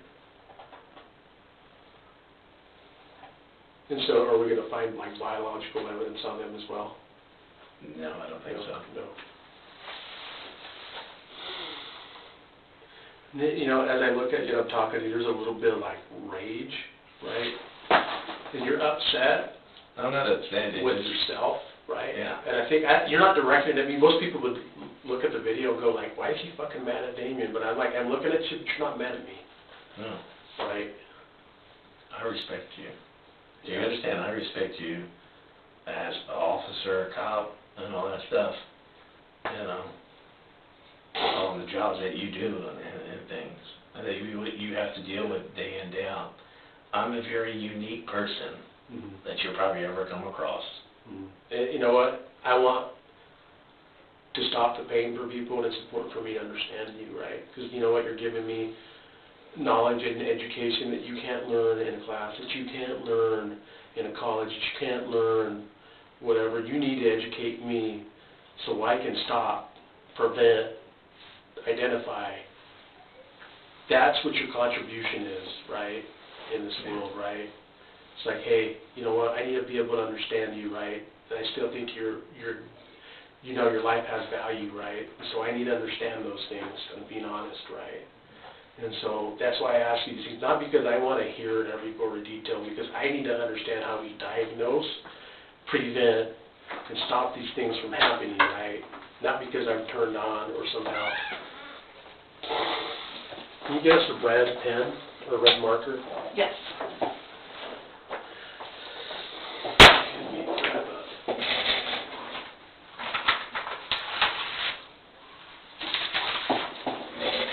You got one word opens up there.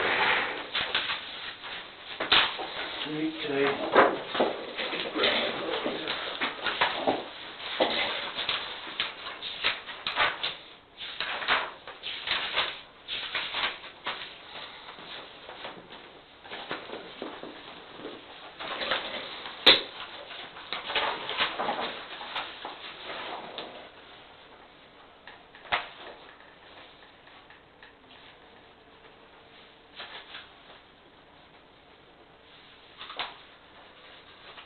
Okay, let's talk about the first one. What's your point out? I need one that's more Yeah, blown up. blown up. So why don't we do Google Maps, right? Okay, so you got one here. Okay. Can you just go ahead and mark on?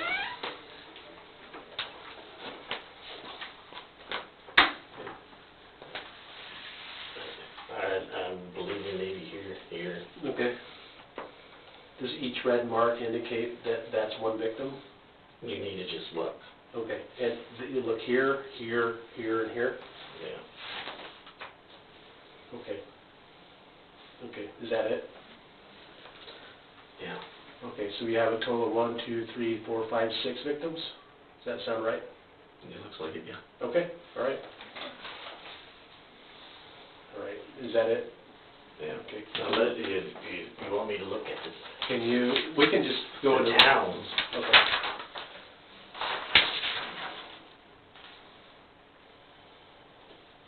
Can you, we'll just, can you go ahead and put your initials right there? Okay. All right, so what town do you want to go to first? You need to start looking for the MO. Okay. So what I just repeated to you, small, petite, blonde female, 20s, about 100 pounds. Yeah. Look for that MO, there's unsolved homicides Yeah. that we're looking at. Looking at Texas. Then you need to look at prostitutes and some of them, and then the 2 of them were not. Okay. All right. Let's talk about the 2 that are not. One's in this state, and then I believe Arkansas? Arkansas was Rebekah. Okay. And then I'm not for sure if it was in Alabama or Mississippi. Okay. And what was You her may- name? I don't know. Okay. So Okay, just a stranger? Stranger. Okay. Prostitute? No. Druggie? No. She was at a phone booth. Okay. And they found her body? Yeah. Okay. Same MO, same dump. Mm-hmm. When you say same dump, are you talking about like just dumped her body on the side of the road? Yep. Okay. All right, let's talk about, that's all in the United States. What about the globe? Where are the other ones? Nothing overseas. Nothing overseas? No, because most of the time when I flew, it was just... Yeah. You never got the urge to do it overseas? No. Why not? I want to understand that. There was temptation, but I didn't do it. Mm-hmm. What triggered you to want to do these things? What was... I'm just telling you, it's like a light switch. I can't explain it, or Did you it's like a light switch. Like I'm telling you, like I go through the door and it's like a total different person. Like I go in and it's just like adrenaline. Mm-hmm.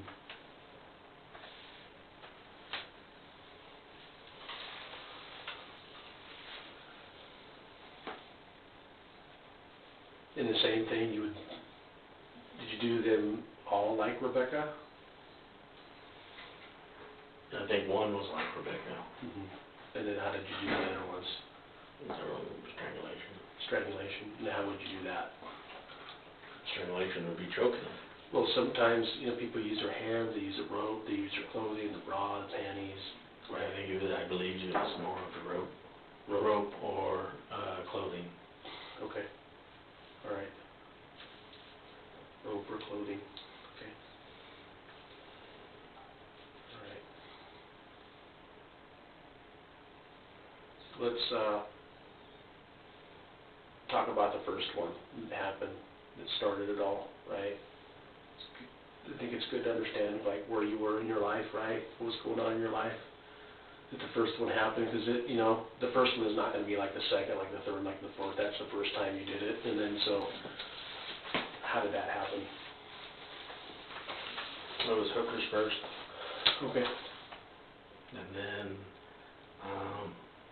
we got the urge, and then it just, I don't know how to explain this feeling or this urge to just, like a light switch. Yeah. Like this monster just kind of like, and then, I turn it off and I walk right out the door and smile. Yeah, I don't, let's talk about the first hooker. How old were you when you killed your first hooker? I was in my 20s. Okay. I mean, the thing is trying to remember, because like I told you, the less I know of the person, the better I am. What's the one that you remember the most? The ones that I got close to. Okay. So who's the ones that you got close to? Rebekah, and then the one I believe that might have been in Alabama or the Mississippi. Okay. So let's talk about the one that's in Alabama or Mississippi that you got close to because you knew her name. What's her name? She was at a gas station on the phone, so How did you know her? I didn't know her. I just asked her if she needed a ride. And then what happened then? Did the same kind of thing. Okay. So what car were you in? A black truck. A black truck. And then so you picked her up. You know what town it was? I would have to, I'm just saying that unsolved murders. Oh, it's on you. Are they going to be in your phone? Meaning like. No, they're not on my phone. Meaning like, hey, there's a bulletin, found body type deal, because sometimes people use that, they'll collect those things, right? No. Just to do you ever collect trophies or anything No. like that, like underwear, jewelry, right? Nope, no, none of that. So when you were doing these things, were you erect, right? I mean, because some people get, No, there's something. it was not sexual and stuff. It was like Did you ever have sex with any of these hookers? No. Okay.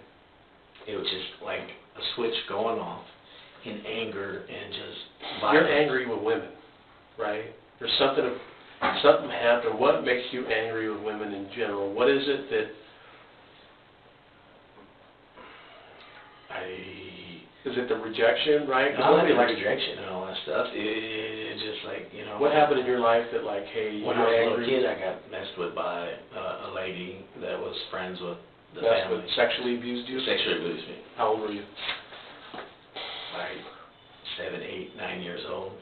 Okay, what did she do to you? Sucking me off, trying to ride me and all that stuff. And where's she at now? I don't know. What's her name? Who was she? Her last name was Sheikh Schneider. I don't know. Yeah. And how did that make you feel when you were at that age, 7, 8, getting sexually abused? I didn't understand why it was happening to me. Gotcha. And then what happened then? How did your sexual behavior evolve from there? It just,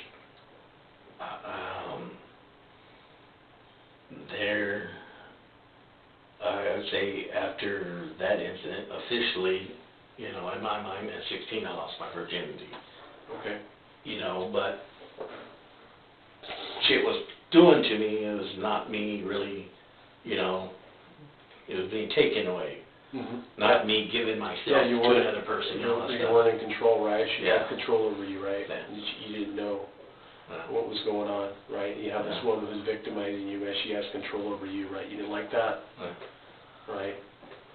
And so, at some point, you have women in your life like your mom, like your wife, your ex-wife. Did any of your ex-wife experience any of this rage? No. No. I'm telling you, I played him like a fool. Your wife never had an idea that you were killing hookers? Nope. Nothing. I'd be like trying to be the best husband that I could be. Yeah. But then I would work. And so you use that as a way to find other... To cope. To cope, right, to find... How often were you killing people? I think one of them was in September, around September time. Of this year? Not this year. Okay.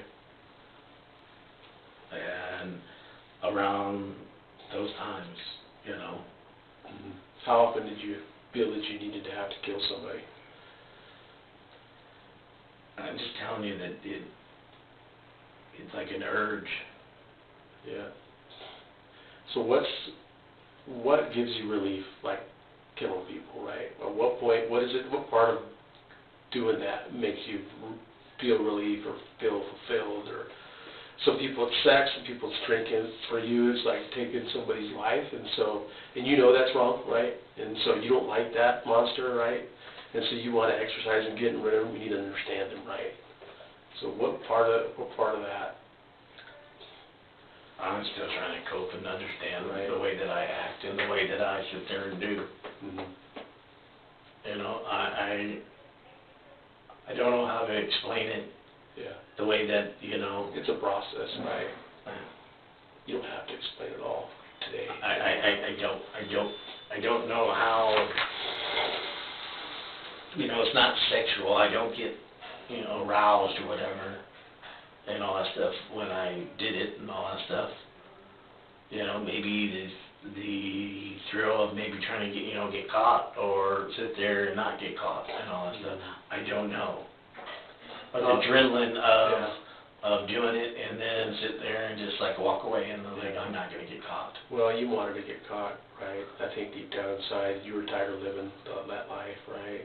Of dealing with that demon and him having the best of you all the time, that, you know, you needed to finally put a stop to that stop when you decided to, like, hey, visit with Mike, and then you're still struggling with those things and stuff. And so it's a process. It'll take some time. I don't expect you remember every swing in detail about whatever, but, you know, what you Or do it was on the hookers, it was just like, you know, somebody that pick off the street, it was easy.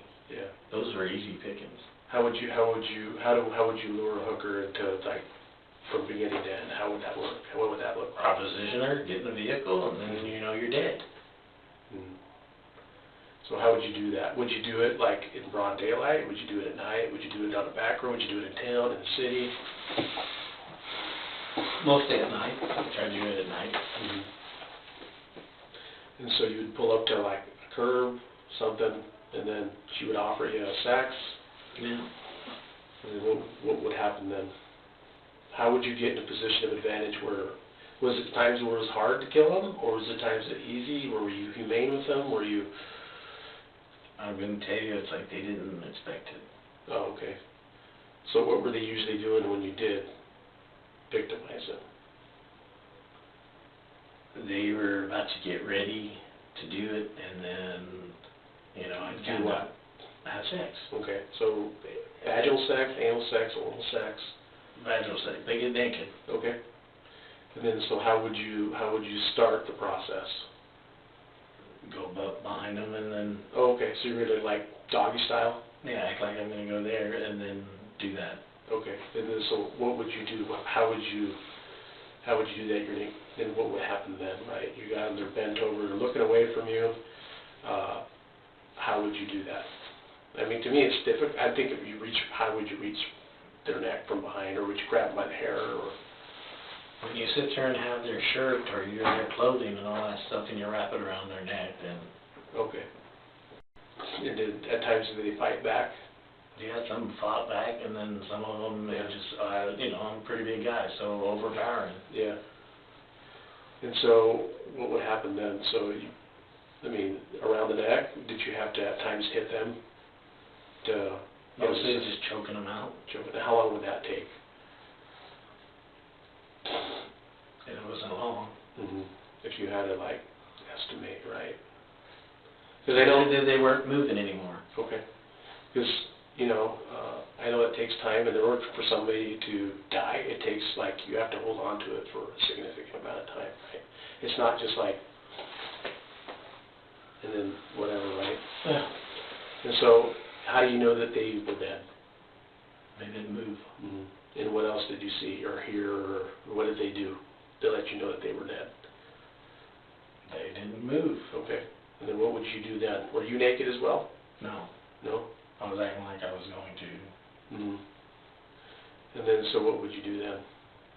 Like I said, I would choke them out. Then after that, just dump their body. What kind of place did you use to dump their bodies? Meaning, like, was a certain place, was like a wooded area, in the water? Did you put them in a bag? Well, like I'm going to say is that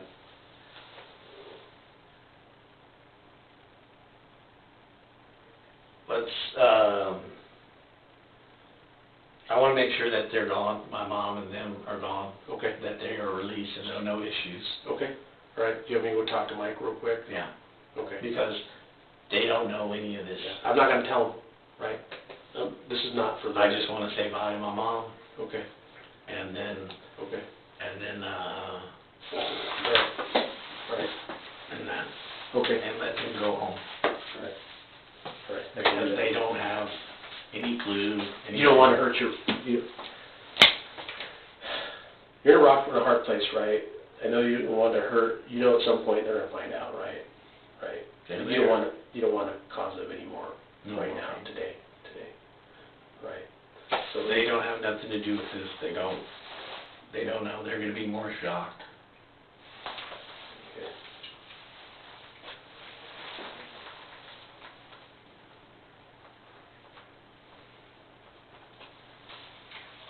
But I believe there might, it's 6, or I'm not sure if it's this date or this date, it might be 5. 5 or 6? Yeah, 5 or 6 homicides? yeah.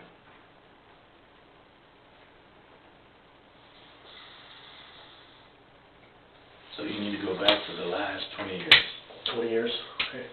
maybe a little bit more than Let me 20, go, 24, let me 25 go. years. Let me go, And I like to tell them bye and let them go. okay. You want them to leave then? I want them to leave. I want them to leave, nothing's gonna happen to them, right? Hmm. They don't have, I know we have nothing on them, right? There's nothing on them, Right. nothing at all. All right. Well, just stay right here, I'll be with you in just a bit. Yeah.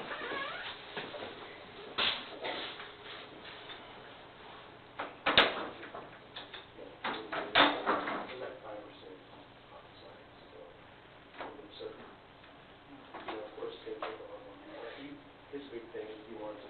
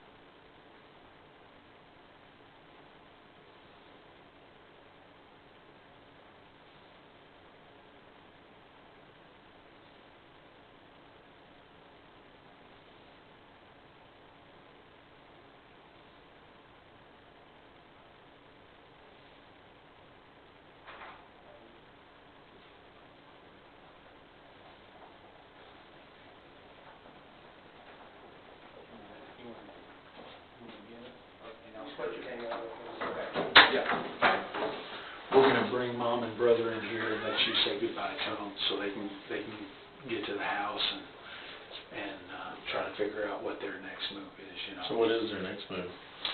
Man, I don't, you know, I don't know how, what is the next step on something like this for someone in their shoes? Your mom's in the restroom, when she comes back, I'll bring her here along with Jeremy, your brother, and we'll get that taken care of for you.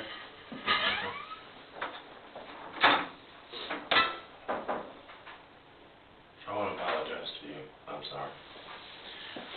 What are you sorry to me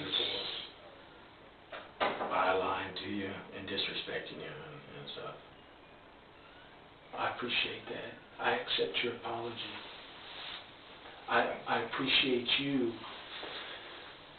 and I know it took some doing, and it always does in something like this, but I appreciate you taking responsibility for what you've done.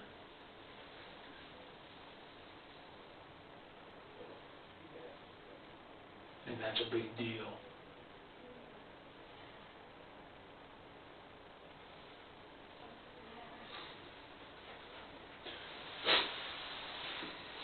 So what did the prosecutors say? So what we're doing right now in Arkansas, they're working on getting what's called a temporary fugitive warrant. Okay?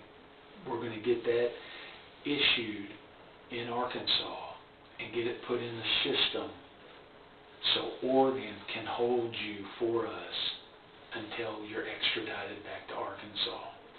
Hopefully Monday you're going to go in front of the judge here in Oregon, and you'll have legal representation. You'll have either a public defender, or if you choose to make contact with an attorney, you'll have representation, and you'll tell the judge either you want to fight extradition or that you want to go back to Arkansas and you want to waive extradition. And at that time, Arkansas will be notified, and then we'll make arrangements on getting you from Oregon back to Arkansas. So does that mean driving, or is that... Probably a plane ride. Probably. Were you going to be there with me to go through this? Yeah. From here to Oregon all the way there? Probably so. I'm flying back to Arkansas in the morning, but when you say you're going to waive extradition, I'll probably fly back out here and come get you, and we'll fly back to Arkansas together. And so that would be me in handcuffs going through everything? Yeah. Okay. I'm just... Well, no. If we fly you, we're going to fly you on a state police plane. We're not taking you through the airport. Okay. This is a Arkansas State Police jet. Okay. Okay. So, no, we're not going to use commercial airlines to. Okay, I was just was wondering. Yeah. Also, so. Yeah.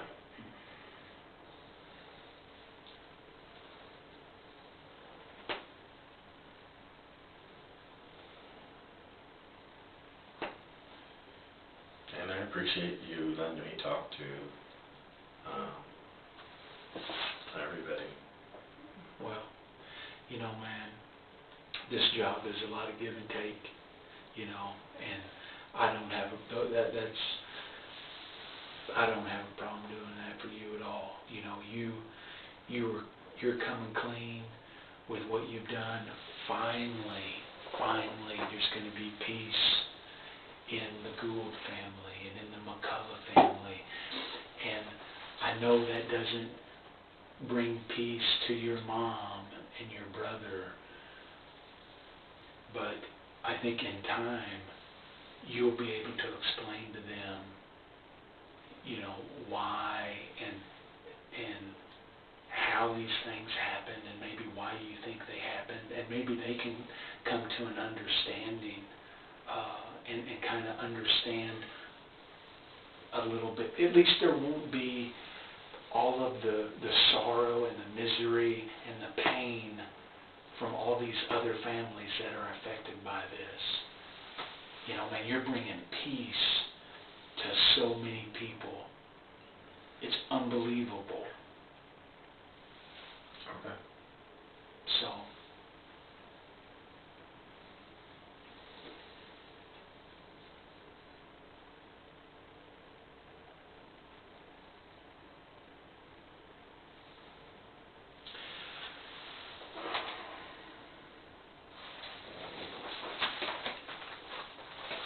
You know, I've got, it's not a very big map, but that's the old house, that's the Miller farm, right? That's the big barn, and That that's was the wolf farm. yeah, the wolf farm. That ravine that you're talking about where you threw the suitcases. Keep going that way. You just keep going this way? Yeah, keep going that way. I'm gonna have to point it out Yeah. to you. I didn't know. We're gonna have to go for a ride, Okay. and I, you know, Yeah, I will sit in the car and point Right. it out. Okay. Or I might have to get out to look and all that stuff. I'm not gonna run from you, I'm not no, gonna. I'm not worried about that. You know, I'm not worried about that.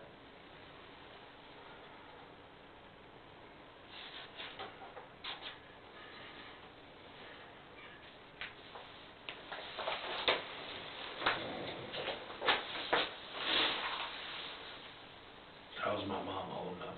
She's holding up fine. Your brother is just absolutely, you know, it looks like he's been hit by a truck, you know, just completely floored.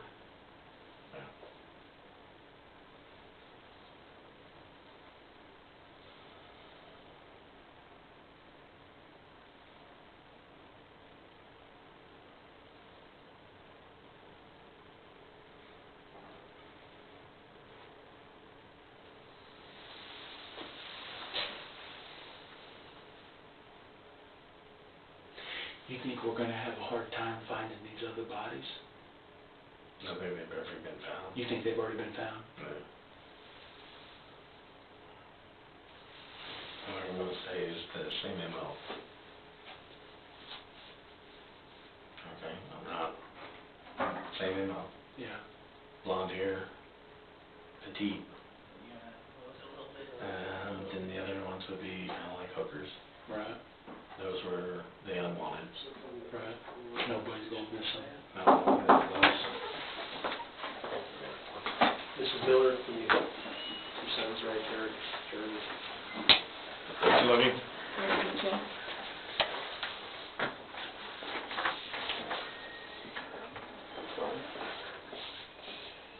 I'm glad that you are doing what you need to do. No, I love you. You take care of yourself, and I'll take care of your kids. Okay, Mama. All right, I love you. I'm feeling really sorry.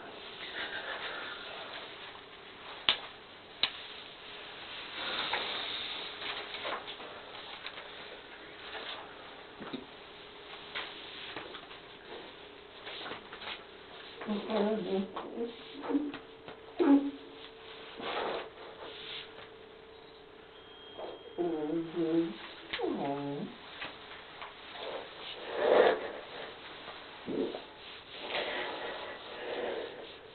Get it right, me?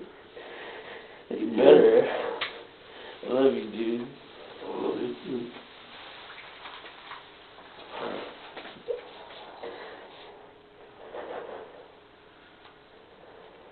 You're a big hug, dude.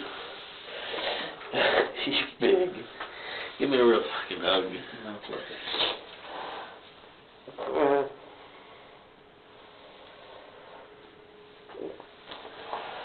I'm sorry, Johnny. I love you, dude. I love you. I'm sorry. It's okay. No matter what, I love you, dude. Love you. Okay.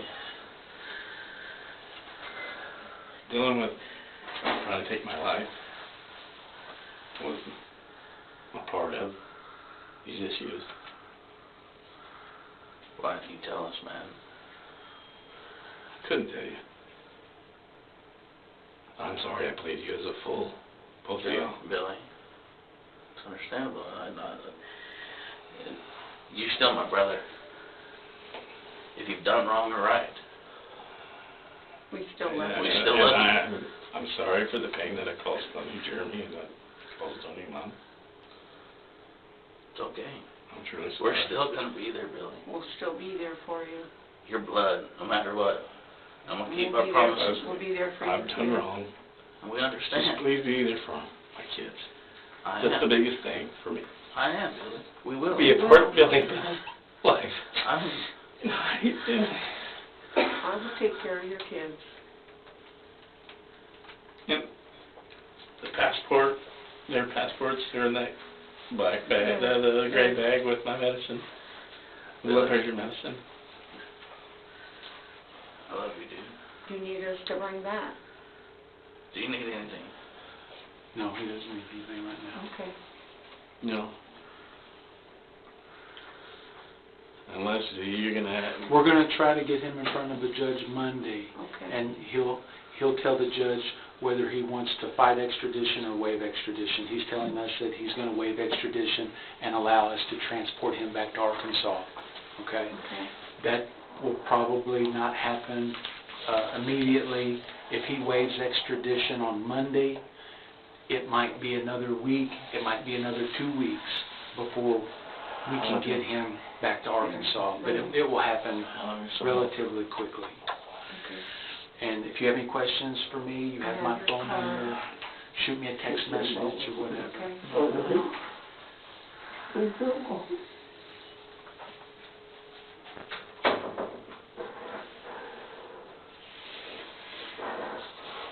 Sorry.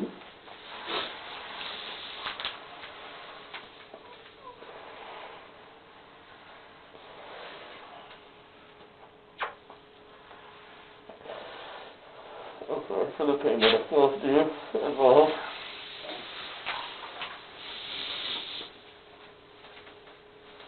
Look at me. Alright. It's alright, dude. I love you. Love you too. Look at me. I love you. Love you both. I love you. Look at me. Quit looking down, dude. Quit looking down. Look up. I love you. Go home. Get some sleep. Look at her. Go home. Sleep.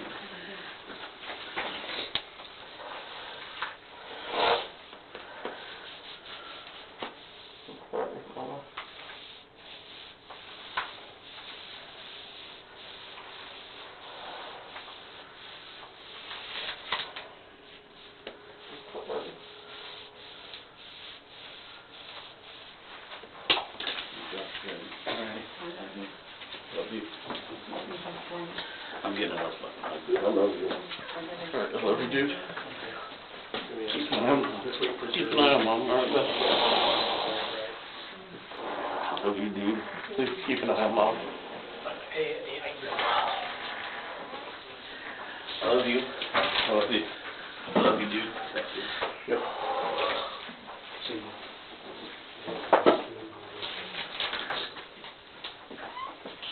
Do you want to read? I don't have nothing to hide from you. No, that's fine, go ahead.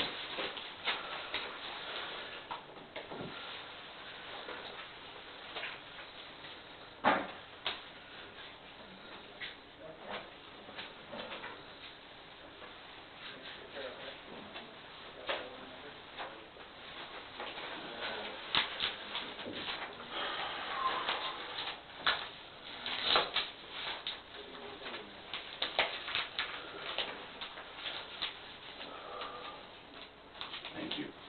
You're welcome. You're welcome.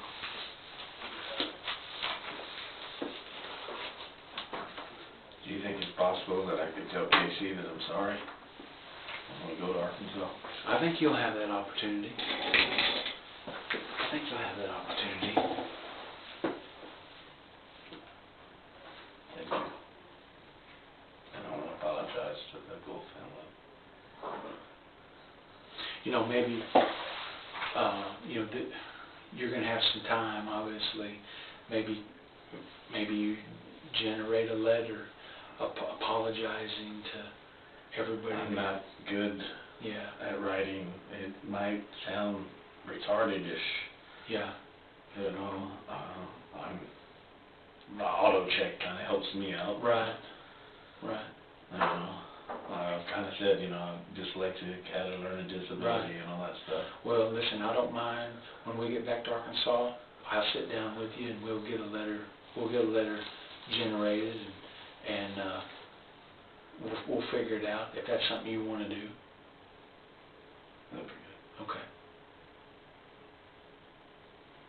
because I know I can't ever take back what I did. Yeah. And I know for a very long time that they've Yeah. been suffering.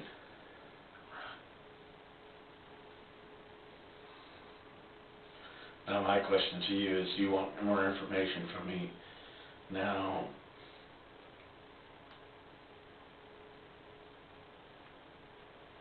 I go to prison, I'll be on death row, right? You know, I know I'm asking you that because is it gonna be, if you want more information, can we expedite that? No, I'm asking you, you know. no, and I am, I'm gonna try to answer you best as I can. Whenever you start trying to figure out the charge associated with what you did, okay? There's capital murder in Arkansas. Sorry. Capital murder in Arkansas is there's only two things, life without or death, right? I don't know if you're going to be charged with capital murder. It may be first-degree murder. So what is first-degree murder? Well, I can't sit here and recite to you. No, but what is, you know? It could be life. It could be life, but it's not death. You know, to go into all of the specific terms, you know, of a capital murder or first-degree murder or any of that kind of stuff, I can't sit here. It would not be appropriate for me to try to explain to you, because I really don't know. I mean, that's for the prosecutor to figure out. Yeah. He has to look at all of the evidence, and then he has to figure out what fits with what you did. Is it a capital offense, or is it a first-degree offense, and that kind of thing. Okay. And, of course, we have to figure out, you know, these other things and how exactly those happened and all that kind of stuff. So, you know, there's a lot of answers that have to be, a lot of questions to answers that only the attorneys are going to have the answers to. I don't have those answers.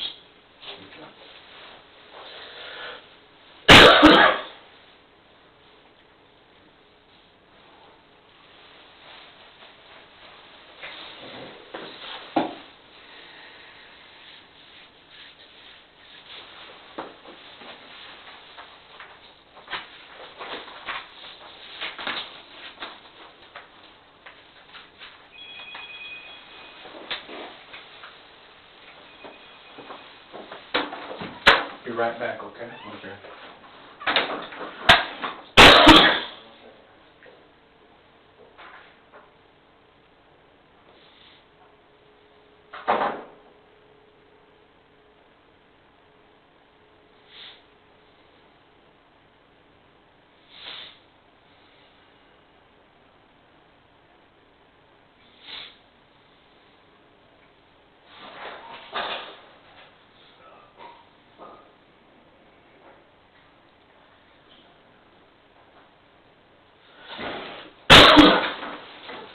Your mom and your brother had left, okay? Thank you, I appreciate Can that. I get you some food? Pizza? We got pizza. Something to drink? Yeah. Yeah, let me talk to this.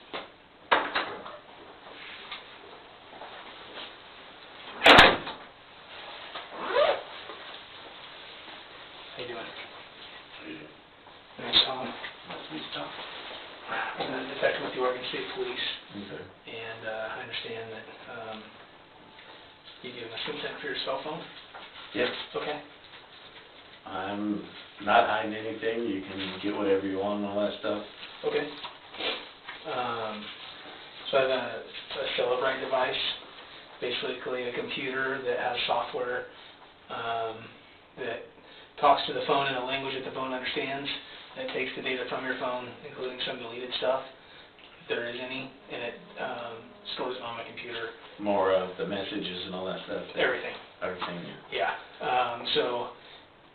And then your phone gets back in the same condition in which I found it. So it still works and everything. I don't install any software on your phone or anything like that. So Can I get a Coke or you? Yeah, Can I'll I get you a Coke. All right. So, yeah. Now, when you say Coke, to me, that's something that has to do with... Coca-Cola. You want Coca-Cola? Yeah, Coca-Cola. Coca-Cola. Is that a South thing? Yeah. You say Coke, that means anything? No, Coke would be like a Coca-Cola and all that stuff. Okay. Like I told when I came here one time and visiting, I said I want a soda water. And they gave me soda water, and I'm like, no, I was talking about, soft drink. Okay. So, yeah. No, I don't have a problem. You get whatever you need off my phone. Okay. Giving you, What's the password? I think it's 0204. 204.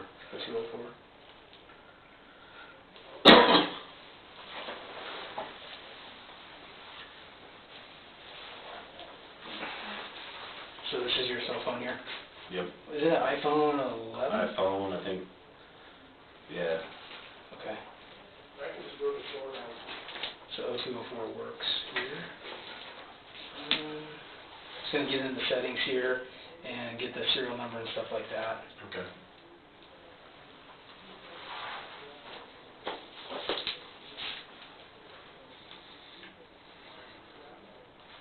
Is that pizza good? It's okay. I'm not a big pizza, I'm more of a hamburger guy. Okay. What's your favorite burger? Or favorite burger place, I guess? There's one that is close to Silverton that is like it's a big hamburger. I mean, huge. Where is it? Close to Silverton, Oregon. Okay. I can't think of the name of the restaurant, but they got like big hamburgers. And then there's one called the Wooden Nickel, the Rhino Burger. I mean, it's like the size of your plate. Working on the Coke. It's going to be here in a bit. Okay, thank you.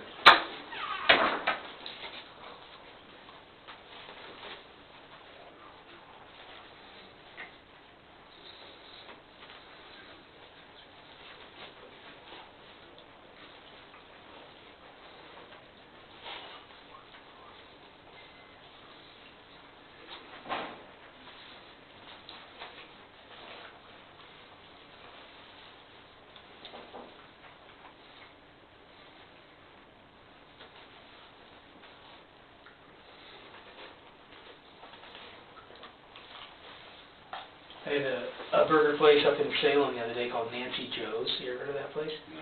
Oh, it was really good. Yeah, I'll definitely be back.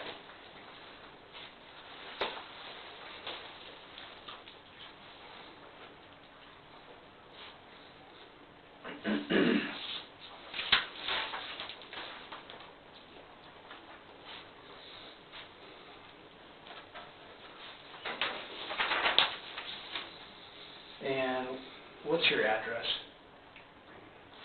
Here? I think I have it written down somewhere. I just bought a place here in College Road. Okay. 34370 Allen Road? Yep.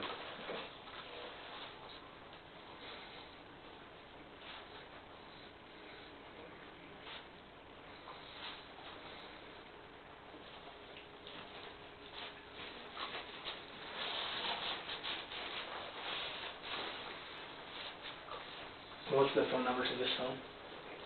361-543. Oh, 543. 54. You missed it, you said 4 or 5, 3. 543. Gotcha. 361 543. 543. 00008. Got it. Thanks for catching that.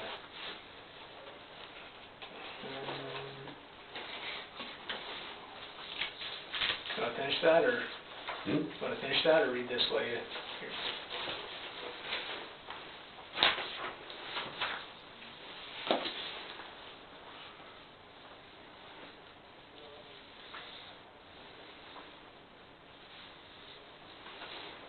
Yeah, I agree. Okay. You read the whole thing? I'm giving you consent, so Okay. I'm not fighting you. Okay. I'm not. Gotcha. I'm not anymore. I'm not. So whatever you need, I'll give. Do you mind signing where it says signature?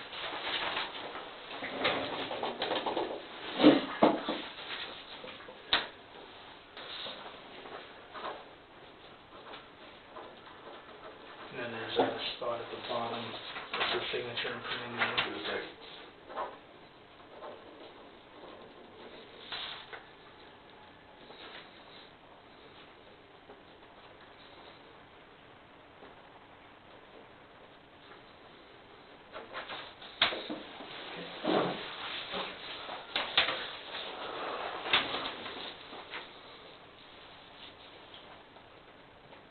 So what's gonna happen here? In regards to the phone? No, not to the phone. So what is gonna happen to the phone? It's just gonna go into evidence or what? Yeah, I don't know what Investigator McLean, if he's gonna take the phone into evidence, or if it's gonna go with you to jail, or I don't know. Okay, and then, so, what's gonna happen tonight is y'all gonna put me in a jail cell and stuff, right? I'm assuming, but Or you're gonna strip me down and put me in a jumpsuit and all that stuff? that's not my job. Oh, okay, I'm just asking, Yeah, I'm just not sure what's happening next. yeah. I think right now the most important thing is to get you taken care of with your Coke and pizza and make you comfortable and just take it one step at a time and not try to project too far down the road for tonight. Okay. Does that sound fair? Sounds fair. And thank you, and I respect you, man. I respect you. It takes a big man to Oh, no. own up to things. I know it probably wasn't easy, and I've been hiding a monster for a long time, so. your brother and I had a long talk,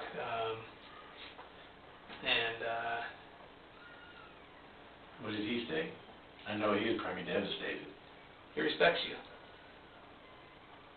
He respects you for doing the right thing. And I can look at you in the eyes and tell you that. Okay? Thank you.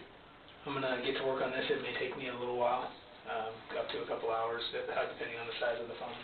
So I'm going to get to work on that. Do you need anything right now? No, just maybe in a little bit, this greasy pizza, so I'll probably be using the restroom shortly. Okay. If you need something, just knock on that door, or I'm sure somebody will catch you and we'll get you taken care of, okay? Thank you.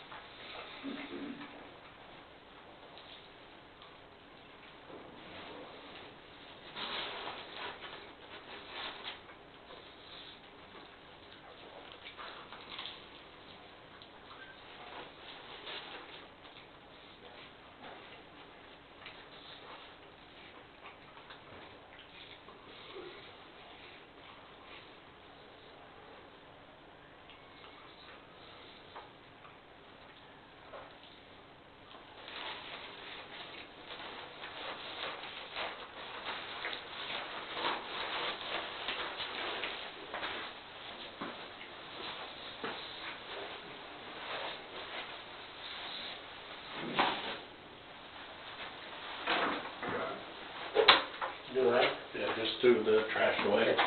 I'll I'm gonna sit right back down so y'all can see.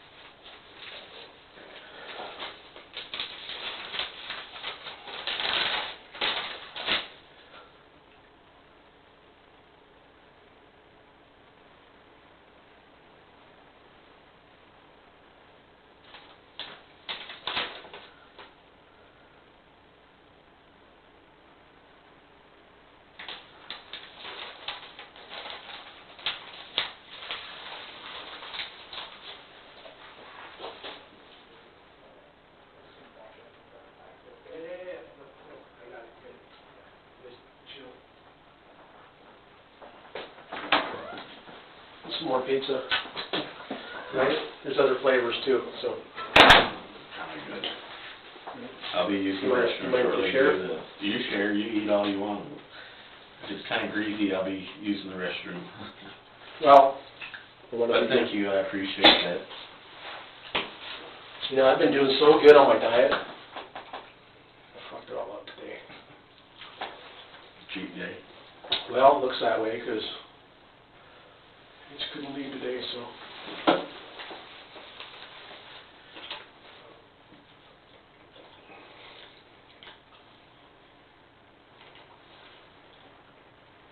And I know this sounds kind of morbid, but with me coming clean, maybe it'll help me sleep better. I know that Yeah, this is true. because You did something for the benefit of for somebody else, right? And it feels good to do something like that, right? It's good for the soul. but hiding and keeping something deep down was just eating away at me, where I think that where I had issues sleeping and dealing with nightmares and dealing with stuff. Yeah. Do you feel better? We'll see how everything goes day by day. And so yeah. Well, your family's gonna stand by you. They gave me a letter, but they're shocked. They're in disbelief. I'm just gonna tell you that I'm a good liar. So good that I, made everybody believe something different. I didn't show that monster. Everybody has one in them. It's true. But it's really good when somebody's able to hide it. Not always, right? No, I've seen glimpses of that monster, right? But I'm just telling you, in my opinion, it's good or not good, but to not tell anybody, to keep a big secret, to hold it and not tell anybody, and all that stuff. Where Did you ever want to tell somebody? I was scared if I tell somebody, then I was going to get caught. Mm-hmm. Who did you think about telling? Like I made a comment going to the Dr. Gould's office with a guy and just saying I did it, because Early on? it would put me out of my misery. So this investigation of a lot of this podcast and a lot of this stuff, It doesn't let you sleep, man. no, it's not that. I can call bullshit on a whole bunch of this stuff Oh. and know what was true and what wasn't. What did you, like the piano leg, where did that come from? How did you know about that? I didn't know about it. But when I just walked by, it fell down and I grabbed it. Oh. And that's the piano leg you hit her with? Yeah, and then it shattered it into pieces.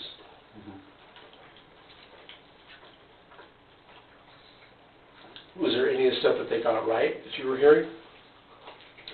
No. No. No. When the first podcast came out, that lady was a joke, in my opinion. There's a podcast dedicated to the Rebekah's. There's two of them. Dedicated to the, Yeah. what are they saying? You got the lead investigator, that old one was, Chris Cantrell was the one that did it. Why would they say that? Because he was supposed to go over to her house or over to wherever she was at to fix the vehicle. I see. Okay. Him and this... Did you know who the lead investigator was initially? Dennis Simons? Mm-hmm. Did you ever talk to you? Nope. I just talked to one in the Texas. What did you think? And what did you think? What do you think how that went down? I just sat there and just lied throughout my teeth and just like I was doing to you. Mm-hmm. Well, am I a good liar? No, I'm being honest. Am I a good liar? I sat Oh, down. absolutely right. Yep. I made you believe something different and gaining your trust. Yeah.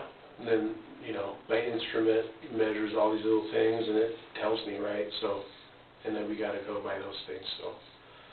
And then I sat there and was in my head. Were you trying to, during the exam, were you trying to mess with the exam? Yeah. What kind of things were you doing to try to manipulate the data? Because I saw some things that were not normal. I kept saying certain things in my head over and over and over and over. Like what? Like, fire, fire, fire, fire. Like, you know, there's a fire in my head, and, you know, like, there's a fire. Where did you learn that? I just, Do you ever research how to beat a polygraph? yeah, And then, so what kind of things, what site was it? just on Google it and all that stuff. And what kind of things were they telling you to do? Think different, positive, different things. So when somebody sits there and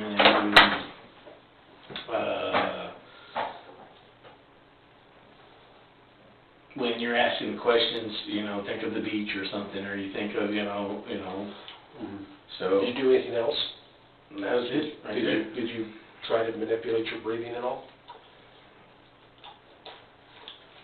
I just felt that my heart was beating out of my chest and all that stuff. And then, so when would your heart beat the most out of its chest? Throughout the whole thing. Throughout the whole thing? But I felt it was going out throughout the whole thing. Now, did you know that you flunked it? It was gonna show that you were being deceptive? I was hoping it wasn't. Because when I looked at you, it's like, man, he's just, yeah, that's not normal, right?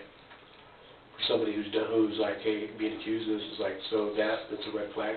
Red flag is, you know, there's a bunch of things, right? But when you fail, and then your reactions, and then some of the things you said, right? I'm like, there's obviously something there, right? So, you know, then Mike, you know, he has what he knows. I don't have the command of the case that he does.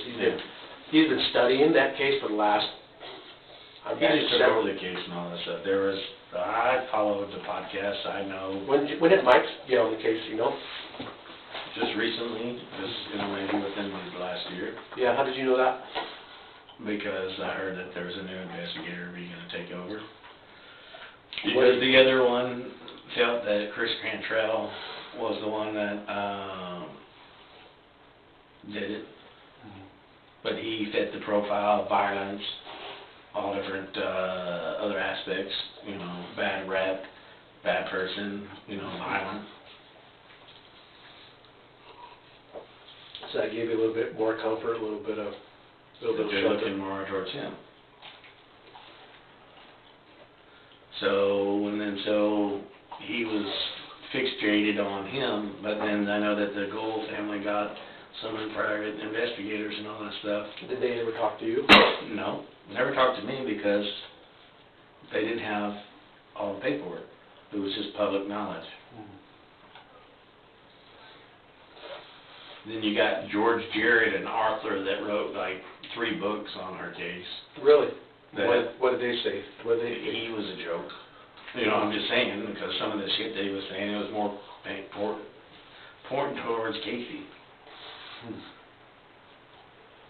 Anybody ever name you as a suspect? No. That's the way these things are sometimes, you just don't know, right? I mean, there's a big net.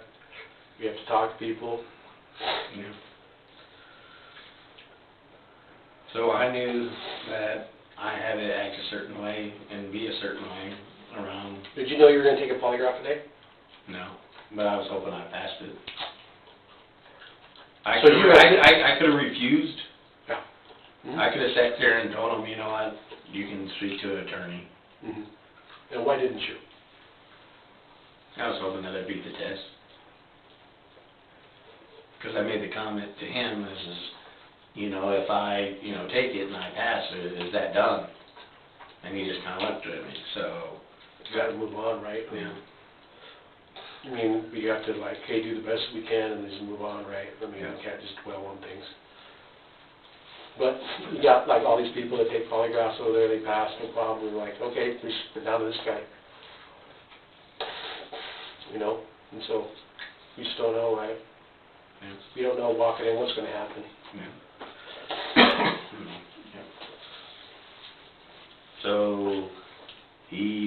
evidence of my DNA, and then he found evidence in a truck of mine. Well, okay. So how Did you- can I- did- how did I sit there and be able to explain that and all that stuff? So, yeah.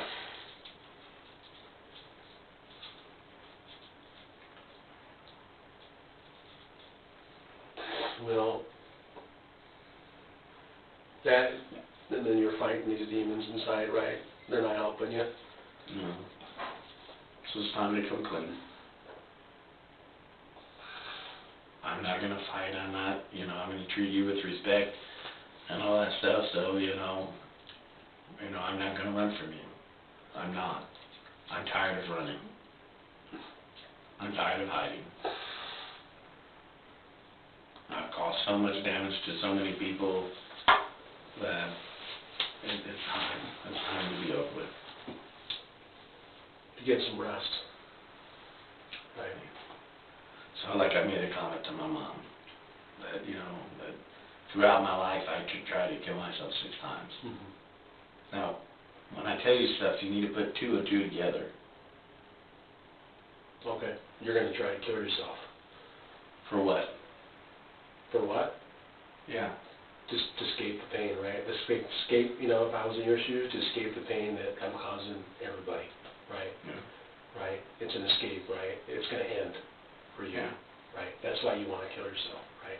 Mm. It's not that, you wanna cause any more pain, but it's like, hey, you know what? You know who was a victim here too? You are too, right? You're a victim of yourself, right?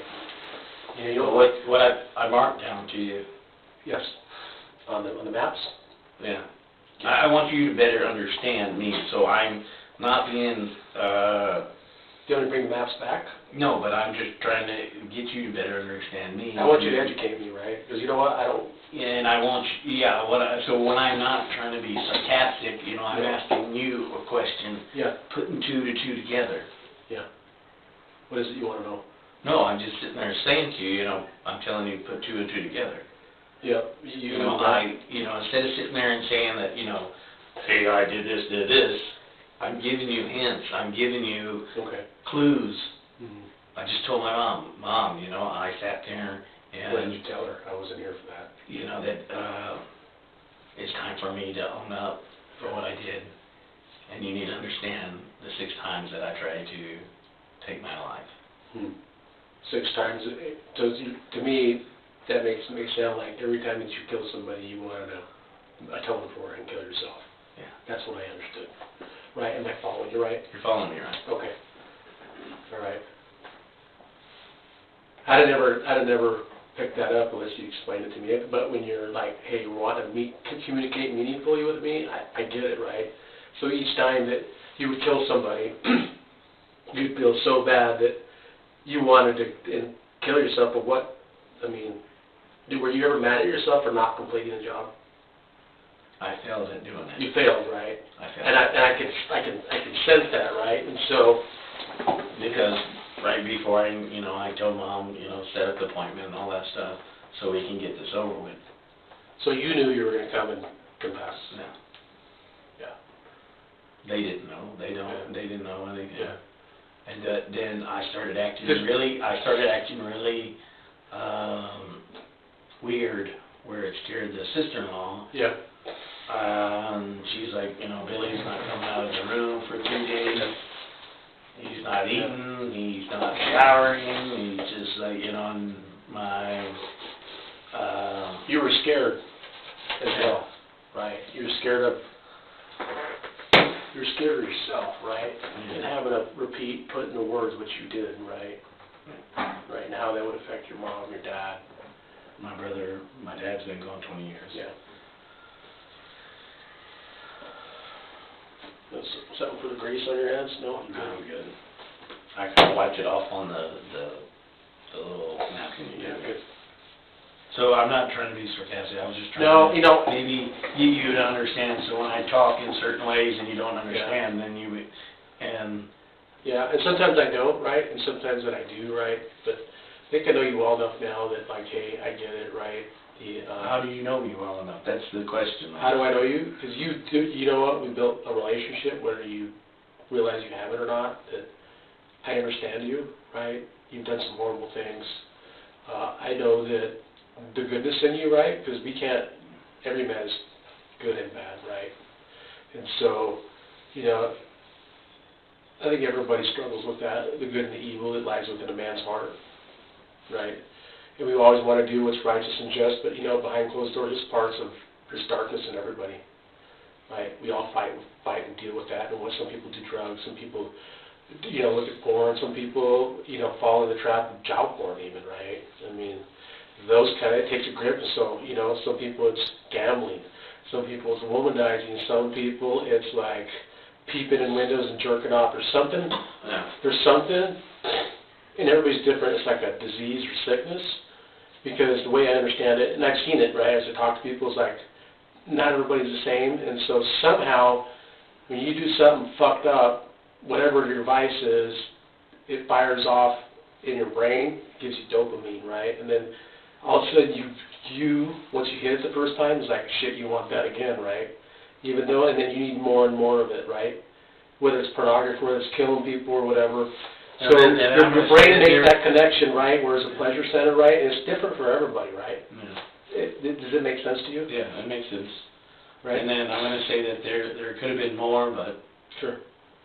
I don't know. Yeah. You disassociate yourself, right? Meaning, like, after a while, you go numb, right? After a while, the man who drinks an 18-pack a day, all of a sudden 18-pack, he could be driving behind the wheel, and he could walk and talk just fine, drive just fine, and he blows on the machine, and he's like 4 times the legal limit, and he is sober as a priest. Yeah, right? I had a best friend, but he died, committed suicide and stuff. Yeah. But he would drink about an 18-pack and a bottle of Crown a day and still function. Right? And then, like, you take anybody, they would be like falling after 2 or 3, right? If they're not, whatever. But hey, you know what? That becomes your demon, right? You feed it. The more you feed it, the stronger it gets. The more that you feed it, the more that it wants, right? And pretty soon, it starts to consume everything in your world, right? It gets like a wildfire, right? It's like a snowball rolling downhill, picking up momentum, running over trees, killing animals and stuff, and it's not going to stop till something gives, right? In this pace, you know, that's kind of, I'm thinking you were at, right? It's like, you got to stop the madness, right? You got to stop the pain, right? And so, is that a fair assessment, right? Yeah, in a way, yeah. In a way. If I get it wrong, tell me, hey, you got it wrong. Like I said, it's hard to sit there and explain the way that, you know, this feeling, this way that... I think we as men struggle to communicate with people, especially, you know, the ones that we love, right? And there's things that we need and we want that we're afraid to ask for, and sometimes, hey, you know what, that demon, man, he likes killing people, right? I mean, he's driven to do that. That's something you're ashamed of. It's a secret, right? But, you know... No, but I'm not sitting there and jacking off to it. I don't do that. Some people do, right? That's why I ask you, there's like a sex component, right? Because you know what? Males need that release, right? But sometimes... But I'm not getting a sexual gratification out of that anyway. It's just... Yeah. Well, sometimes they do, right? And if it doesn't... like you said, maybe the dopamine or I'm high or he's feeling... Right. Yeah, you know, I've, you know, read some books on people who, you know, have done murders and stuff. It's like, it's the most amazing high to, you know what, right at the moment where you're looking at their face and they start to leave, there's no feeling that could ever replace that, right? So I don't know what that's like, but that, you know, that person's saying, hey, that just makes them, and I think it even made them, make some of those guys like ejaculate, right? It's sexual, but it's had nothing to do with like actually penetration and stuff like that. So, you know, and that's a demon inside you, right? That, you know, you can't satiate it, you can't quench it, you can't, you know, you gotta, you know, you don't like it, there's a lot of anger in you, right? And that's that demon talking, right? Yeah. So how do we find more? How do we prevent that stuff from happening? How do we... I go to jail. Okay. How do we keep people safe? How do we keep females in that? I don't know, this day and age, I don't know.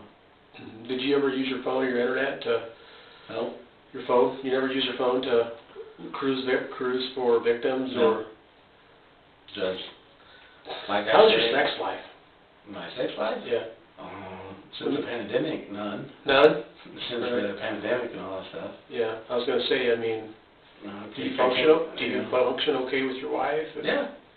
sex life is good? I just. You ever had like sexual contact with like animals or anything like that? No, 'Cause some people, that's gross.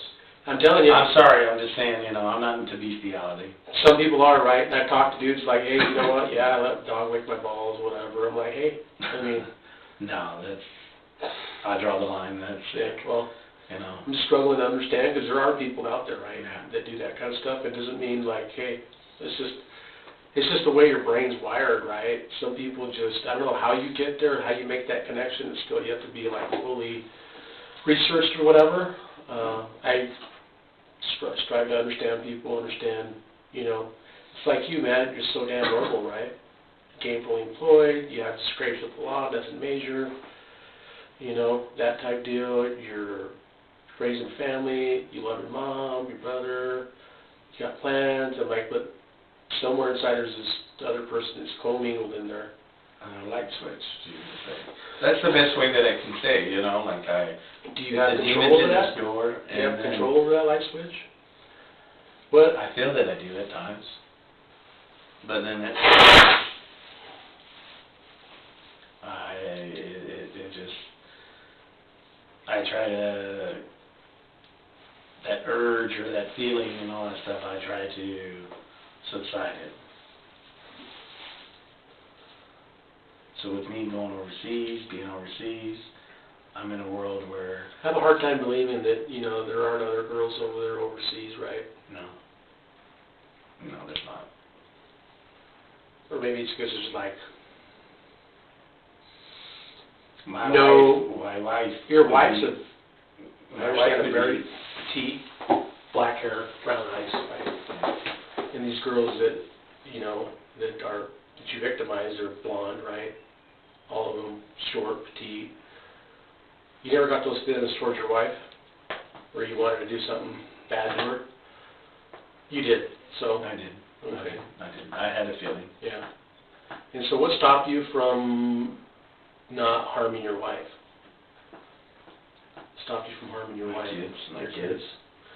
When you wanted to harm your wife, what kind of things were you thinking? Did that switch get turned on? I'd say a couple times, but then I kind So of... what turned that switch with your wife that kept you from killing her? Would turn it on or turn it off? What turned it on? What was she doing? Bitching, moaning, just kind of fighting, arguing with me and all that stuff. And so... What kept the switch from going on? Well, then what I would do is just walk away. And then there's a sister-in-law that I was talking with, and then she's small, petite, and all that stuff, and we became pretty good friends, and talked and all that stuff. Was she interested in you? Shoot, anybody probably be interested in me or whatever, Yeah. Big fat guy, you're pulling tins, I'm saying, okay, you gotta, you scale a woman from 0 to 10, all that stuff, okay? Over here in the U.S., like I made the comments that, you're gonna have a house, you're gonna have all this stuff, it's all, To find a mate, right? materialistic and all that stuff. Yeah. Over there, you got beautiful, beautiful women hitting on me. I'm like, are you all right? Do we need to get glasses? Or, I don't understand where you... Their definition of, like, handsome is different than the U.S., it sounds like, right? So it's big and all that stuff, and they were like, hey, if I get with him, then, I'll be fed, That's how the concept, I think, Yeah. Survival, right? Yeah. It's good for your self-esteem, too. You have somebody who appreciates you for what you bring to the table. For the stuff that, American women kind of take for granted, right? Yeah. I've been there, too. I do so much for my family. But, I'm being honest with you and all that stuff with the wife and stuff, where, Yeah. But What about your the first thoughts, wife? I'm saying the thoughts. What about the thoughts with your first wife? Did you ever, those thoughts ever jump in your mind? They did. So, Yes, and then, but there were some issues, right? You had some DV issues, right? Sounds like maybe with this with DV issues. domestic violence, right, at some point? The thing is she accused me of something that I didn't do. What did she accuse you of? Said that I had the girls and I was taking them to back home because we were getting a divorce. Mm-hmm. Working all the time. That was one of my things of coping. Work. So All why right. were you pushing her away? What was causing you to work so much? I was pushing her away Yeah. in our marriage because of the shit that I've done. The murders? Yeah. Okay. So if I push her farther away, push her away, Keeps her safe, right? keeps her safe, keeps the girls safe. Okay. Yeah. I follow you. The more I push you away and all that stuff, the more safe you are. I get And it. then, yes, I had thoughts, but Yeah. I didn't pursue them. I didn't go What with them. what kind of thoughts did you have? Hurting Hurting her? and all that stuff. Do something where it looks like an accident, or do something where, Gotcha. that. What about this other case that you had, right? I understand there was some other case about you and a 14-year-old or something like that. What was that about? What happened? 14-year-old? Yeah. No. Excuse me. Not a 14-year-old, it was a little child. Okay. Tell me about that. Alrighty, the thing there was her name was Krista Berger. She was one of these psycho, stalker girls that had infatuation with me and was wanting to get with me, and I didn't get with her. And so she made some allegations saying that I messed with her child. So it's like she made these allegations, these times, and all this stuff, and I got pulled in, and it was like I was at work. How can you? And they caught her in lies Okay. and stuff, and so they dropped it and all that stuff because the little girl's story kept changing, Okay. the mama's story kept changing, all that stuff. Did you do something to the little girl? No, I didn't do anything with her. Okay. So that was a lie. That was a complete lie. And the lady been in like a rehab place for lying throughout her whole life as a child and all that stuff. Okay, so she had an infatuation of me, and literally because I wouldn't give her the time of day, she married my cousin Okay. to be closer to me, and it's like, just, she was psychotic. I'm sorry, I am pretty crazy, but she was more of a handful in my opinion. Yeah. Yeah. So I made false allegations times that when I was at work, and I showed that I was at work, and so they investigated and all that stuff. And Like I told you before, people lie, man. People lie, Yeah. right? And like, we try to sort it out. I get it. I just, because, I hope you think that, we did you right, meaning like we, did things the right way, and, we're trying to railroad anybody. We do our cases like we do any others, right?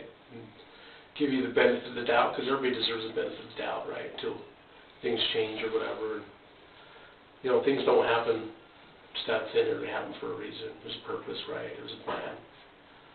so with the life and stuff, that was where, I was working all the time. 98 days at work, come home for a couple of days, and then go back to work. All right. And so you were making good money, too. I mean, your wives must have been happy, right? I mean, She was happy, but I wasn't taking care of her needs. I was pushing her away.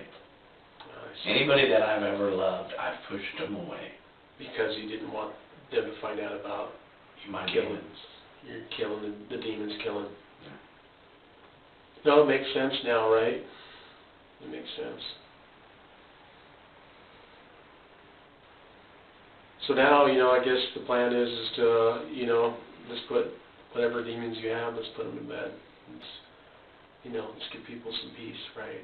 So, let's give you some peace, right? Because you're a victim here too, right? You don't like who you've been. You don't want to be. You want to atone for things. It's just going to take some time, right? To tell you the truth, I would rather you take me out back and put me out of my misery. Yeah. No, I'm being honest with you, truthful. And I can't do that, right? I know that. I know Right, you can't as do one that. mother to the next, I know that No, but that's the feeling that I want, you know, because I'm a monster. I am a monster. And literally I want you to, you know, and that's the feeling. I'm telling you how I feel. Yeah. And that's hard for me to sit there and explain, you know, my feelings or try to make you understand my mind or how I act or how I do certain things and all that stuff. Okay. You know, so, yeah, in a way, I kind of would love for you to take me out back and, you know, just, but, you know, the thing is, and put me out of my misery. Do you think that the people that were affected by those demons, do you think they would call that justice, or would they call that taking the easy way out, right? I'd probably be taking the easy way out. Right, and then so we have to choose a path that's difficult, right? Because that's the path that's righteous and just, right? Right, it's not easy, right? And then so, but if they wouldn't have a problem, then I'm telling you, I'm not going to fight this. I'm not. The judge says, how do you plead? Guilty. You know, I'm ready to go to Arkansas. Face my demons. yeah, I follow you, right? There's only certain things that I can do, right? I can't force you to talk to me. I can only write things down on paper and record things, and, I don't hate you. No, like I told you, I respect you. I'm talking to you. Yeah. I talk more to you than I do, Mark. Or is it Mike? Yeah. So what's the difference between me and him? I don't know, we kind of hit it off, and I made you believe. You did. I made you believe. You did. Right. That's hard, right? I have many years, right, of talking to people, right? I think I got a pretty good command. You did. You fooled me. You did, right? But you didn't fool the instrument, right? No, I never fooled that, but I fooled you. Yeah, And I apologize to you. Because you know what? In order to build relationships, you have to be vulnerable, right? Yeah. I have to expose a little bit of me, right? I have to take a risk, right? And then so you have to take a little risk. You expose yourself. You can get whacked. You can get whatever. But that's living life, right? It's taking risks a little bit, right? And so I want to believe in the good in people. And then so you actually proved me right. You actually proved me right. By making you believe. No, you proved me right that there's goodness in everybody, right? Even the man who's killed 5 or 6 prostitutes, right? That there's some goodness in people, right? That they can be good and they have a capacity to change, right? Right? So you may have proved me, but you also proved me right, right? How can a monster prove me right, right? You just did, right? You called yourself a monster. Guess what? I know somebody who isn't a monster. And those two people exist in the same man, right? That's something that we need to focus on, right? Does that make sense to you? Yeah, it makes sense. Right? And so because I gave you a shot, right? I exposed a little bit of myself. You decided that you would do the same to me, right? You treated me like I treated you, right? And so, you treated me with respect, and I treated you with respect. Right. And in the end, at the end of the day, you know what? It's God's will, right? For this things to happen this way. And it doesn't matter, however this thing plays out. I'm going to tell me you're polite and courteous with me. And you know what? Between me and you, you know what? There's parts of you that I like. I don't like the demon guy, right? No. But hey, everybody has one of those. And I don't like him either. Right. And so I just struggle to understand kind of where you come from, right? And so I don't pass judgment. That's not my job. Right? And that's not your job either. Anybody else outside there, that's not their job either, right? Yeah. So, but you're asking about, I followed the podcast, followed everything. Yeah. Then I sat there and told my cousin, Randy, I reached out to my cousin Randy and saying, hey, if you need money for a lawyer, hit me up. Mm-hmm. And that was my way in. And to keep an eye on what was going on. Oh, okay. And then saying, hey, keep an eye on the slander and all that stuff on the podcast. So I would send him a whole bunch of stuff about, that. and Did keep part it. of you wanna like go, hey, you guys are barking up the wrong tree? Did you ever wanna like give investigators a bone, or, it's kinda like, you know, you look at some of these movies or whatever. I don't think I ever tried Right, it. yeah. I think I sat there and made a comment. Would and you I knew consider I- yourself a serial killer? How would you Yeah. characterize yourself? A sick individual. Sick individual. You know, some people will call you a serial killer, right? Right. How does that make you feel? Sick. Sick, right? My demon, it's like getting slapped in the face.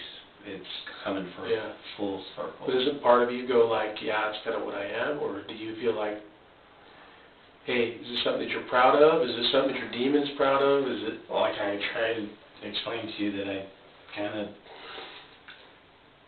to just not separate myself, disassociate, you know, from, you know, that. My inner circle is very small. Yeah, so is mine, right? And so I disassociate and just kind of like act like it don't happen. Like I made the comment is, in this room, I'm a monster. I walk out the room, I'm the nicest guy that you'll ever meet. I'll bend over backwards, give you the last couple dollars in my pocket.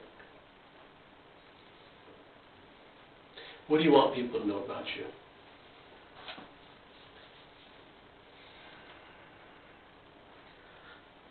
I just want them to lock the key up and just throw me away.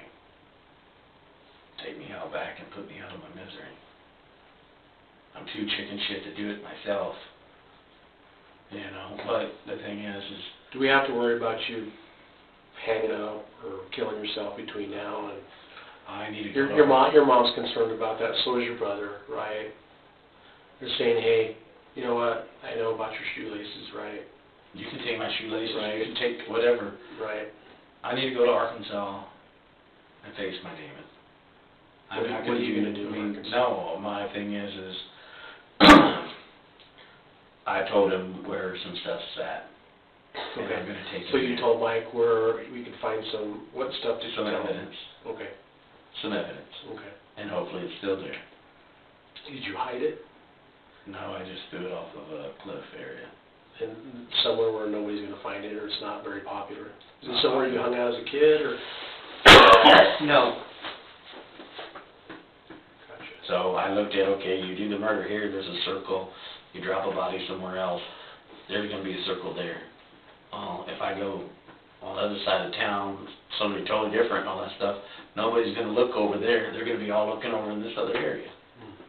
And that's how I was thinking. So was Rebekah, was that the first murder? No. Okay. Right. What did you learn, who was your first murder? It was a hooker. A hooker?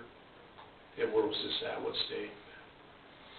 Texas, I believe Texas. Texas. All right. So did you, when you're doing your first murder, what did you learn in your first murder that helped you with your second? I mean, did you, like, you get better at doing things, right? You practice or whatever?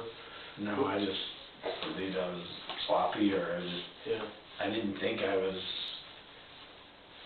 Like, did you have, like, a rope? Did you go out there with a plan? I had stuff in the truck. Okay. What kind of stuff did you have in the truck? You know, it could be a rope, or it could be a belt, it could have been like pantyhose, it could have been, you know, a shirt, and all that stuff. Where would you keep those things? Underneath the seat. Okay. You kept it for the purpose of strangling them? Yeah. Okay. All right. Did you keep anything else? Like, did you do anything else? Meaning, like, stab them? Nope. Stab them? Shoot them? Nope. Always just, why strangling? You don't know. I don't know what, it's just whatever at the spur of the moment. You would just reach under the seat and go like whatever you grab and... And whatever I grab.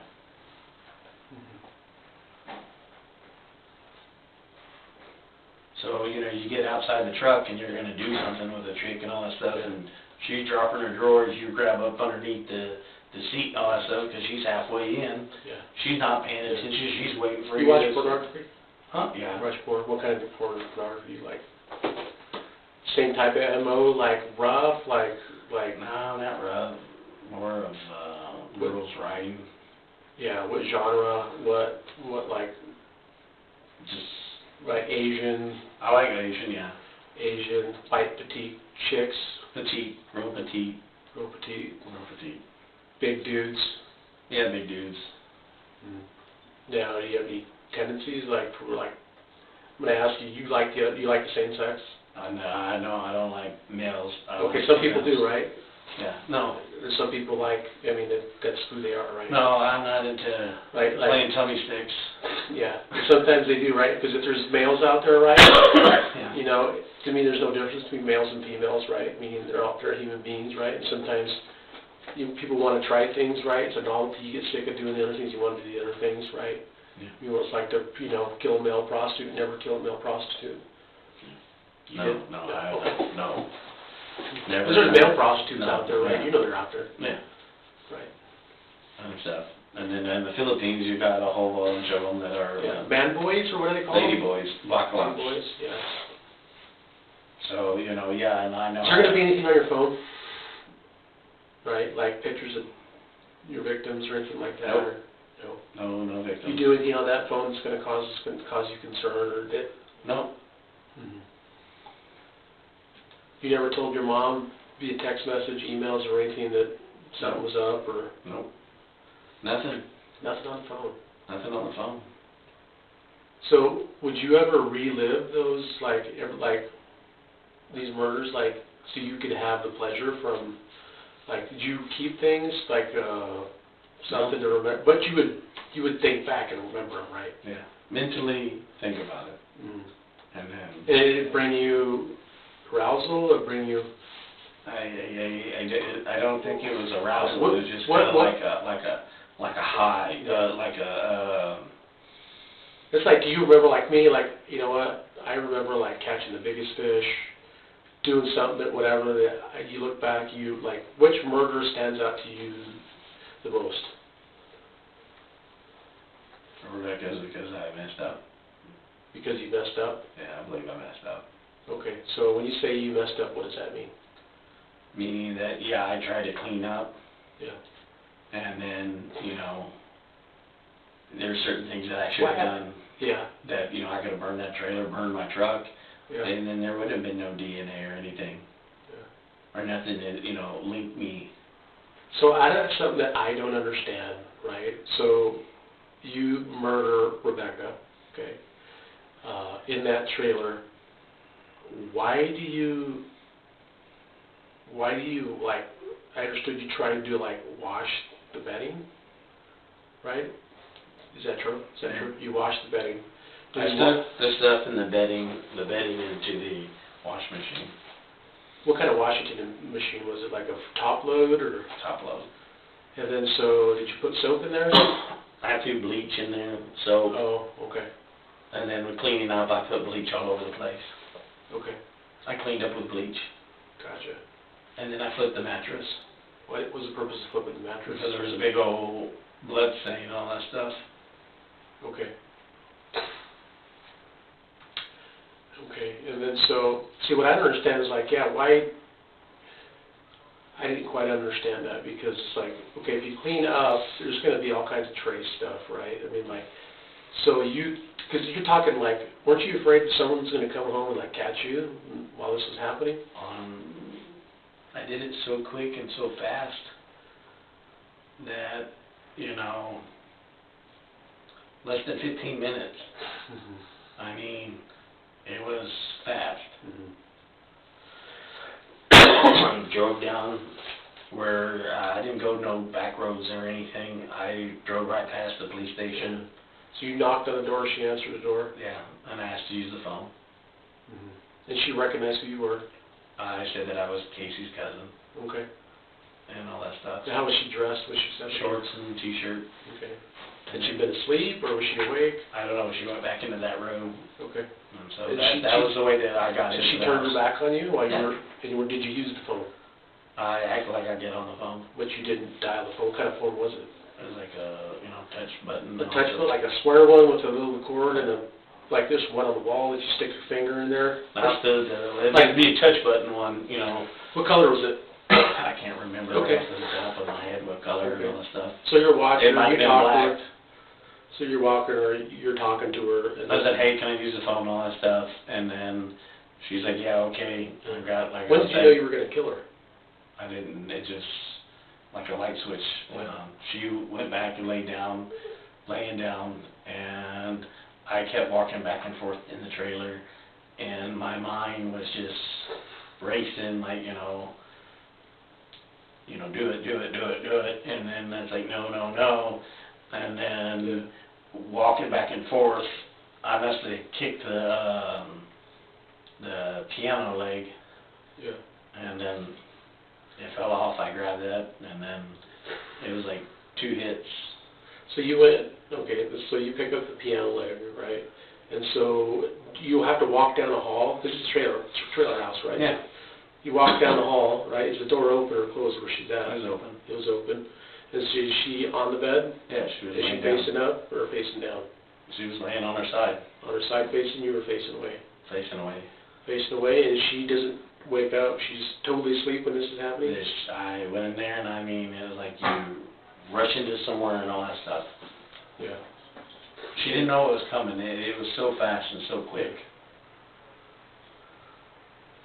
And so, where did you hit her In the head, in the head? How many times? twice until the thing fell apart. Okay. And then, that probably didn't kill her, right? I mean, what did you do then? Strangled her. Okay, was she out? Yeah, she was out. She and all that stuff. All right. And I believe strangling her, it was a tie, and I stuck the tie in the washing machine. Or if it's not in the washing machine, it's in the suitcase. Okay. And I will take them and then point out where the Okay. suitcase is at. Okay. Because they thought that I put her in the suitcase, and the Yeah, suitcase so the was- suitcase is gone, her stuff is still there, right? And I know you didn't steal anything from her, right? No, So it's still nothing. that was kind of weird, right? Yeah. We're thinking, man, why would you do all this and not take her purse, right? I made it look like, trying to make it look like Casey. Yeah. Did you not like Casey? I wasn't really close to Casey. Yeah. Only one that I was close to was Randy and all that stuff. What made you, like, develop some hate for Rebekah, right? You never met her I've before? never met her and all that stuff, and it was, like I'm telling you, it was like a light switch. Yeah, she's pretty, right? It'd be normal, like, hey, you want to have sex with her, blah, blah, blah. Oh, no, I didn't ask her that, no. It wasn't, like. So after you strangled her, what was you then? I mean, she's dead, you've done it, so what happens after you strangle her? I wrapped her up, and. At what time, what goes through your mind when you have your hands around her throat or you're strangling her? I'm thinking I screwed up, and I need to finish it. Mm-hmm. So So how did she finish so she can't say that I did it or anything. So when you say finish it, what does that mean? Take her life. Okay. But I'm telling you, it's like a light switch. I don't know how it comes and goes, or these urges, or this feeling and all that stuff. But it's like a light switch. Is it a feeling of relief, satisfaction? Is it a feel of hate? Is it a feel of what's going through? It's like anger and just so much anger. But I don't know the person and all that stuff. What's causing that anger, right? I don't. Did she reject you, right? No, she never rejected me. Nobody likes rejection, right? No, Not she me. never. I'm telling you, it wasn't sexual. Okay. If they did testing, vaginal and all that stuff, there would be no DNA and all that stuff down there. Mm-hmm. Because I did not do that. Yeah. Did you wear gloves? Huh? Did No. you wear gloves? Okay. I did not wear gloves. I should have worn gloves. Why not? It was a spur of the moment. Yeah. And so you picked her up. So the suitcase was for what? You took the suitcase, right? And you didn't put her in there, right? No. Right. It doesn't make sense to me. I wrapped her Did up. you think about putting her in there? No. It's too small. Yeah.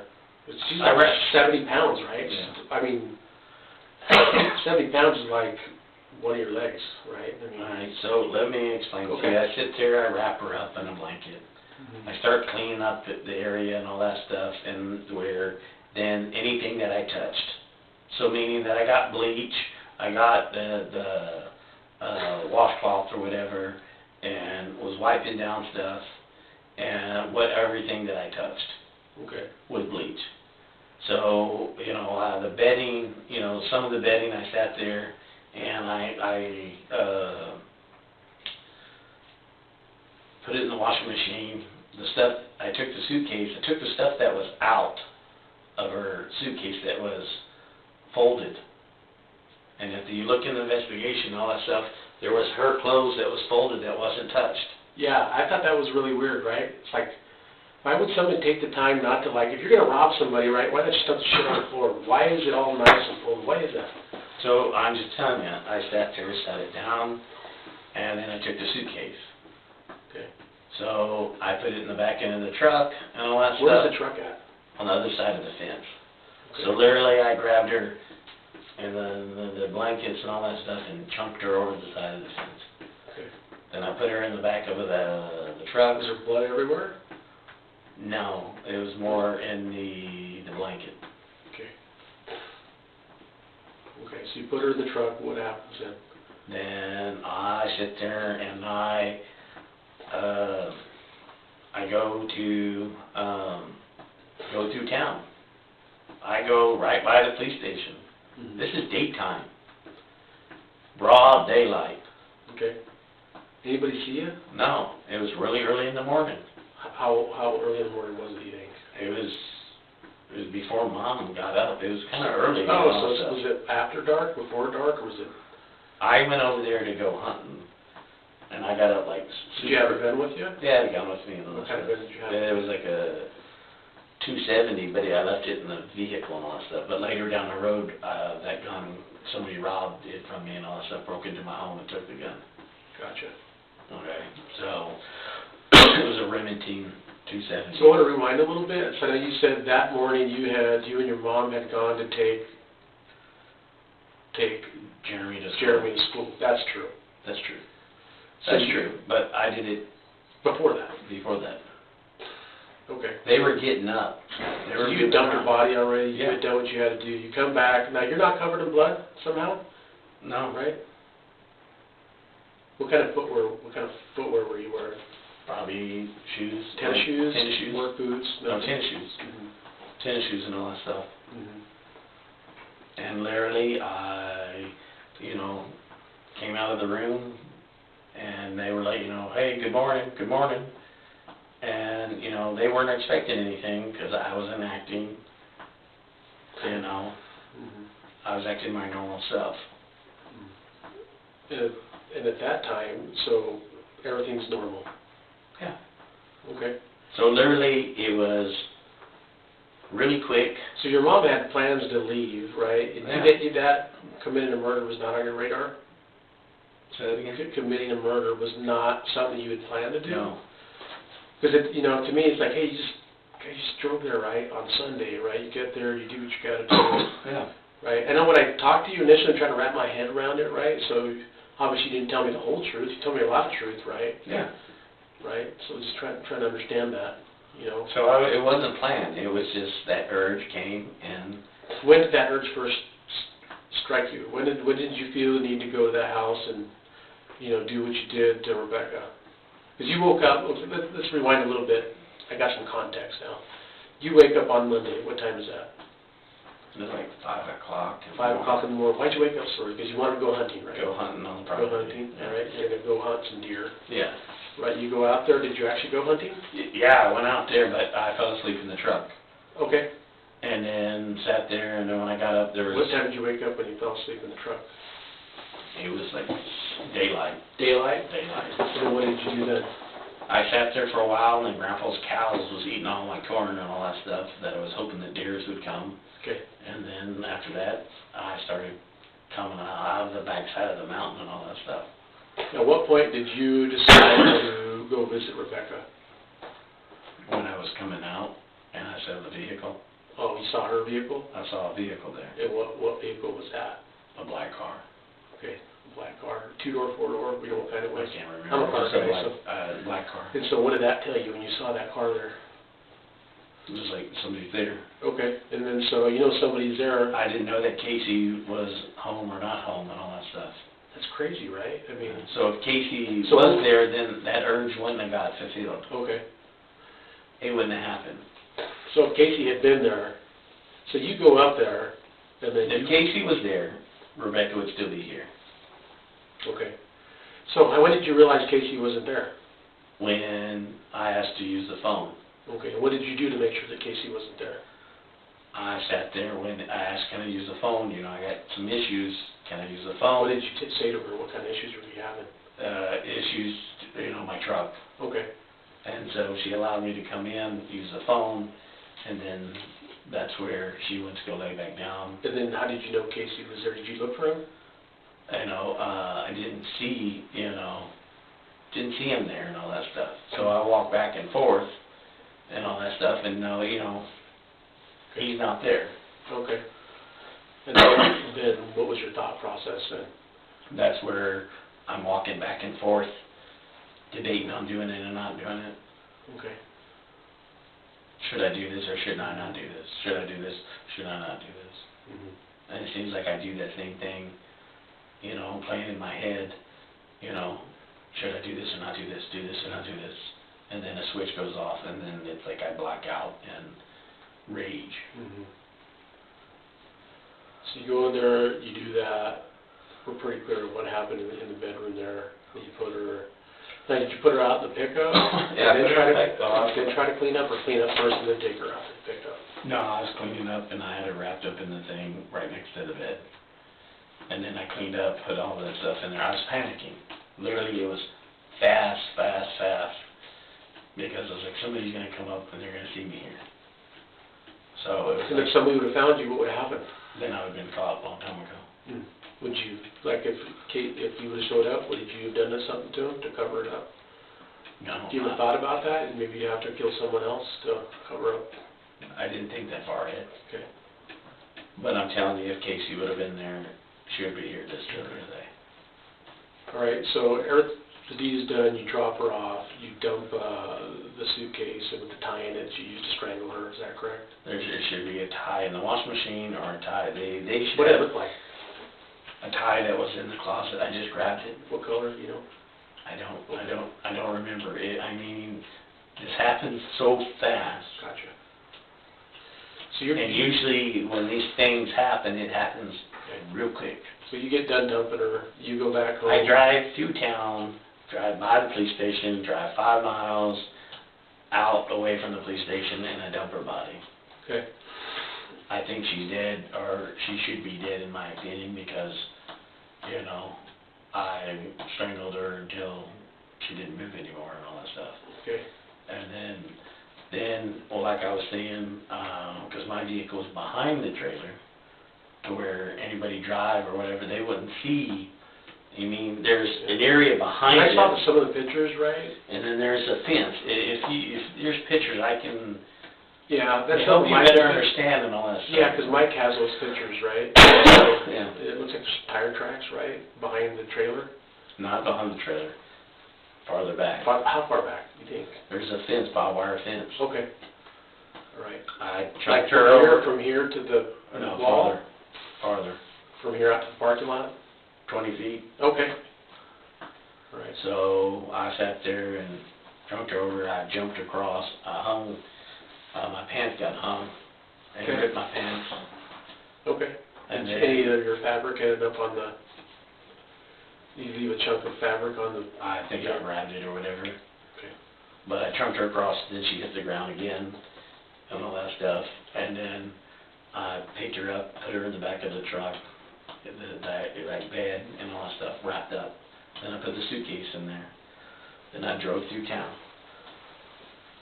Alrighty, now I drop off, go through town, and I believe 5 miles out, dump the body, then I come back. I go to the car wash, and I throw the piano leg away there. At the car wash. You know what the name of the car wash was? I don't It's the only know. car wash in town? I think it was at the What time. town was it? Melbourne. Millburn. Right. Did anybody see you there? No, it was early in the morning and all that Okay. stuff, so, I mean. Did you wash it out? Did you use the pressure washer to wash The back of the bed. pickup? And, The back of the bed. okay. So then that linen, I sat there and I stuck, all of that was wrapped around her Okay. in there. Okay. Right. So you get back, you take now. So then I sit there and I come back, I haul that through and all that stuff, and then I go a little bit farther away from where my mom and Jeremy are staying, and then I go and chunk that, and then I haul back to the house. And then, you know, they started moving around and all that stuff. Okay. And then, so you're there, you guys have breakfast then? Yeah, we had What breakfast, you guys have for breakfast? I think eggs and different things, and I'm acting normal, like nothing's had happened. Yeah. You know at some point, somebody's gonna ring the bell and find her, right? Or not find her, realize something happened to her, right? So I felt that if I left her in the trailer, then they could get me quicker. If I put her body somewhere, it was gonna give me time to get away. Okay. All right. And And so, still act normal, go to the U-Haul place, act like nothing's going on, sitting there with my grandpa, his friends, grandma, my mom, my brother, yeah, and acting like nothing's yeah, going on. That's pretty hard to do. yeah, it is, right? Fool everybody. Right, so you have breakfast, and then, so you guys take Jeremy to school, right? To Check school. him out. Yeah. Did you No, get off? not Monday, we sat there, like I said. He went to school Monday Okay, and all that stuff, and then, we went to the U-Haul place, they couldn't give us the vehicle, the vehicles and all that stuff. Then Mom says that, hey, I wanna go to Branson. okay, so you guys did go to Branson? We did go to Branson. And so, my thing was more of, let's pack up everything, I wanna get the fuck out of here, I wanna pack. And literally, Mom's like, no, and I do whatever my mom asks. Yeah. And so, it was like when she wanted to move from Colorado to here, I flew from overseas, I moved her, took me 3 days to pack a 5-bedroom house out by myself, and then drive 2 days, then get family to help unpack it and stuff. And so when my mom, needs help, then Yeah, you're a good son. I do it. Right, so that stuff checks out. You go to the U-Haul place, that checks out, right? I'm acting normal. I'm acting like, a normal person. And then at some point, when do you realize that they find the murder scene? Okay, so that was Tuesday. That was Tuesday. Tell me about that. You wake up, All right, it's so no, Tuesday. hold on, so, you want me to be honest and truthful with you and all that stuff. Sorry. So Monday, Monday, sit there, and, we,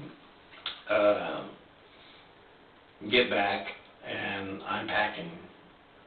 I'm packing, I wanna get out of there as quick as we can and all that stuff. So I'm packing up everything, getting everything in the front room, and then Mom's saying that she wants to go to Branson. So we go to Branson, we go check out things and stuff, and then,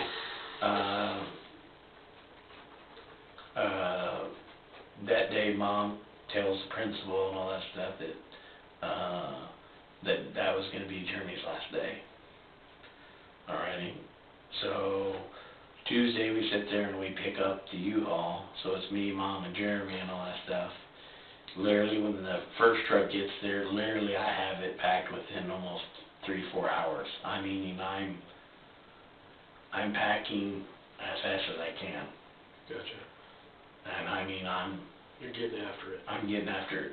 I mean, I stayed up like 18 hours, I'm moving stuff, and, Get the fuck out of there. and I'm feeling very uncomfortable, and I'm trying to act like nothing's going on, act like my normal self. Not act like, that, I knew if I act different than what I usually do, then I am gonna be real easy pickings. Alright, so do you understand that? Oh, Do you know? absolutely, right? You've done all this and it's fight or flight, right? Yeah. You know, all your senses are heightened, all your blood pressure's up. You got your system, your sympathetic, parasympathetic, or fight stuff's going on, but you have to hide it, right? Yeah. Right. So you're like chaos inside. Yeah. So I'm literally, so Tuesday we get the trucks. One of the trucks is like, totally filled up within a couple hours, and then I stayed up way throughout in the night, packed the other one up, and then Wednesday we left out. Yeah. And so you guys left with 2 U-Haul trucks, right? Yep. Towing the S10 pickup, the black S10 pickup, and then towing your mom's car, Yep. which was a what? Dodge Dion, I think. Dodge Neon. Who's driving one of the U-Haul trucks? Mom's driving one with Jeremy, and I'm driving the other one. Okay. And so when we got the trucks that day, we saw that there was a whole bunch of cars there. Did you know there was police there? Yeah, there's a whole bunch of police there. Gotcha. Mom didn't know. Mom was thinking that Casey was having a party because Grandpa would always say that Casey would have parties and be hanging out with unwanted people and all that stuff. Rough crowd. So, you know, Mom sits there and calls and says, hey, I think Casey's having a party Tuesday. There's a whole bunch of people over there, you know, so Mom calls Grandpa. Grandpa's at home because like Monday he was at the farm with his friend Troy. Yep. You know, and they're doing, hey, alright, so there's some more people that I'm having to act normal. The people that know you are going to be full of shit if you act even halfway, right? Because they know you. They They know your baseline. They know how you act, how you talk, how you walk. They know when shit's bothering you, and like you have to be even that much better. Yeah, I have to be a better liar. You have to be a better liar. That's amazing. That is amazing, right? You know what? It's hard to fool a stranger, right? But the more that people know you, the harder it is to lie to them, right? Because they know your every tell, the inflection of your voice, how you stand, how you walk, how you look. Well, just like I sat there and told Jeremy, and he saw how you act. Yeah. And how He's devastated. Devastated. Your mom, too. Yeah.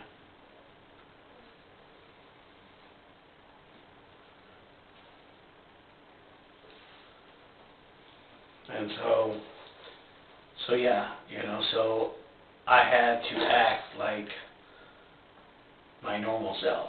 I had to act to my normal self around my wife. Mm-hmm. So, but I slowly pushed her away. I chose work. Mm-hmm. Work. So I want to rewind a little bit. So, you think you got away scot-free, right? At that point, you make it to Aransas County, right? Aransas County and all that stuff, and then I sat there and I talked to the cops. Okay. Like I talked to you, Yeah. but I fooled them. Mm-hmm. I didn't fool, Mike, and I didn't fool you after doing the test. I sat there and said, hey, you want to take my DNA? You want to put me through a lie detector test? Mm-hmm. No, we don't need that. Was Mike asked for your DNA? He asked for the DNA, and I said I was in that house and all that stuff. Oh, okay. Yeah. Mom gave Yeah. printer and all that stuff. Got it. So I was like, no, well, where are you getting at and all that stuff? Mm-hmm. So yeah. Okay. All right. And so you're there at your residence, and so you know that Rebekah's body's been in that pickup, right? Did the authorities look at that pickup over there? No. Okay. What did they do over there? They came and they questioned us and all that stuff. They At that searched? time, they sat there and Rebekah was just missing. Oh, okay. Rebekah Did was they missing. take pictures? Did they search? Did they? No, they didn't search. They sat down and asked us a whole bunch of questions. Were you afraid that you would find some evidence, and they would find some evidence in your pickup? No, I was nervous. I was scared and all that stuff. Yeah. But What did you have in the pickup at that time when they were at your house? Did you have any evidence? It was empty. It was empty. You didn't have no ligatures, no nothing, no anything? Nothing. Clean. Okay. Because you washed it. I washed it. I cleaned it, and I was just kind of like, I go through a stage of like paranoia or whatever, where I don't know. I kind of call it, paranoid. Looking out the window and all. I say like a What happened crackhead. in that pickup? I sold it, got rid of it, and all that stuff, I traded it in Where at? Corpus Christi, Texas. Oh, okay, all right. So when Mike showed you that picture, what were you thinking? And I'm caught. Mm. But the thing is, this has been playing in my head when this comes. Yeah. This has been playing in my head for a long, long time. Yeah, you know, was that hard knock on the door? Is this the day that they come for me? Is it the next day? Yeah. Right? Every day. And like I made a comment, I don't know if it was you or if it was him, where I sat there and said that, you know, my anxiety got the best of me for like 3 days. Prior to this? Prior to this and all that stuff. And literally I freaked out Jeremy's fiance by not coming out of the room, not eating, not, because... Did you guys talk about what was going to happen today, you and your mom and Jeremy? No. So we're going to come in here and clear this up. Okay. So they believed you? Yeah. 110%. 110%. What did you tell them? I lied to them all the way until now. Okay. They're more shocked than... You saw how they act. So what would happen if you had passed the polygraph? Let's say that would happen, right? What would happen? What would you have thought? That I got this. Mm-hmm. And then you were ready to close that chapter? Do you think you were going to kill again? Yeah. You can say, yeah, but it's been a long stretch where I haven't done anything. Okay. I've thought of Okay. doing things, but What's the last murder that you did? The latest one, the very last one. It's been a long while. When you say a long while, what does that mean? There was a couple after Rebekah. Okay. But like I said, if you want me to give more information and all that stuff, then, you know, I want to wear certain things where, Okay. you know... What do you want? Not that I can promise you anything, you know, because I can't promise. I want to be expedited on whatever charges. When you say expedited, what do you mean by that? Fast forward. Okay. Not What does I that don't mean? want to be sitting in prison for... What is the for rest. end result for you? What do you Death. want? Okay. I want death. How? Whatever way. Okay. Okay. Why do you want death? I want this monster to end. I want the pain to end. I want the pain that I've caused people and all that stuff.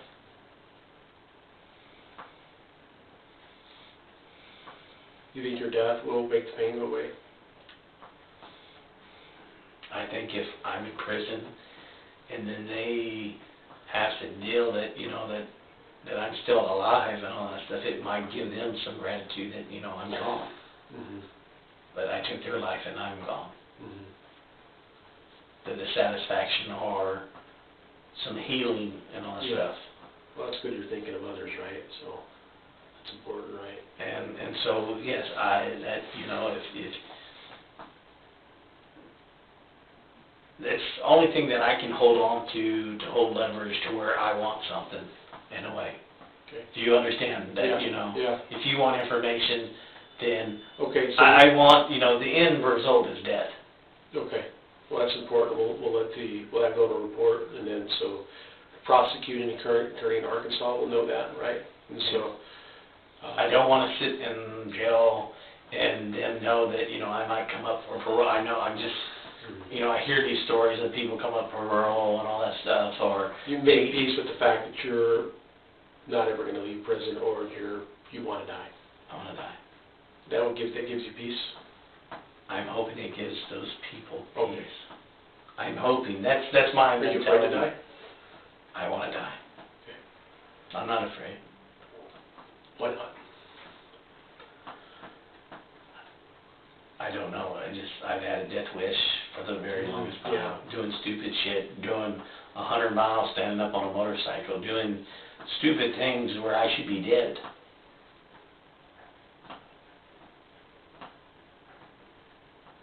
And I'm still here. Mm-hmm. And I wonder why. Because your work ain't done yet, right? That could be good, that could be bad, right? That's your choice, right? That's one thing that we all get is choice, right?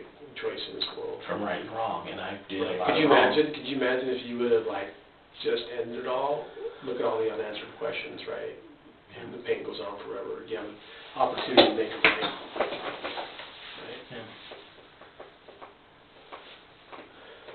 But the thing is these other ones, so the one that I was closest to that could connect me was through Casey. The other ones, no. No, there'll be no, you don't know, there's no connection. No connection, no nothing, and all that stuff. So what the last one that you, not Rebekah, the last one that you killed, I believe it was in Texas. it was in Texas. Do you remember how that went down? Which is the same thing, prostitute. Okay. Do you remember what street, what city was it? I believe it was in Corpus Christi. Corpus Christi. So what were you doing there? Trolling for hookers. Trolling for hookers. And so in your black S10 pickup? And I've had a lot of vehicles. Yeah. I've had probably 40, 50 So you're in vehicles. Corpus Christi, is it at night? It's at night, and at night and all that stuff. So when I would work over, sometimes when I'm supposed to be at work, I'm not at work. Okay, all right. So you're cruising Corpus Christi. Now, where you picked up this hooker or whatever, where was it? Was it by Whataburger? Was it by any landmarks? Leopard Street area and all that stuff. Okay, Leopard Street area.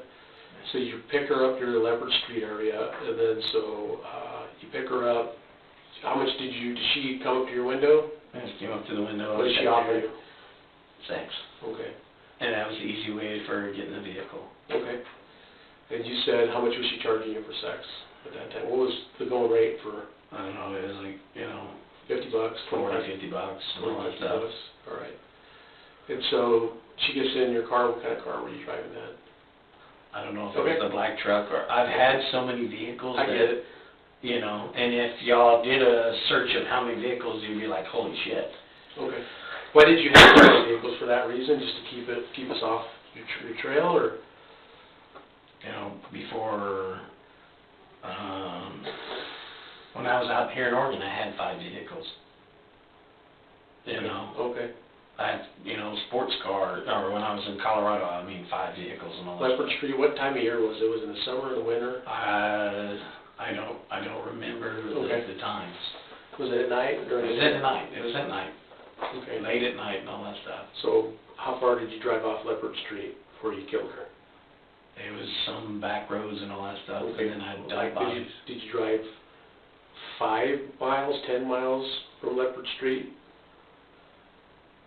There, it'd be real far from Leopard Street and all that stuff. Not real far? Real far. Like how far? Okay, I lived in Aransas and all that stuff, so How far to drive? Half an hour? 20 minutes, 30 Okay. minutes or whatever. And then Out in the country out in somewhere? the country side. Okay. And so who's this gal? What's her name? I didn't care.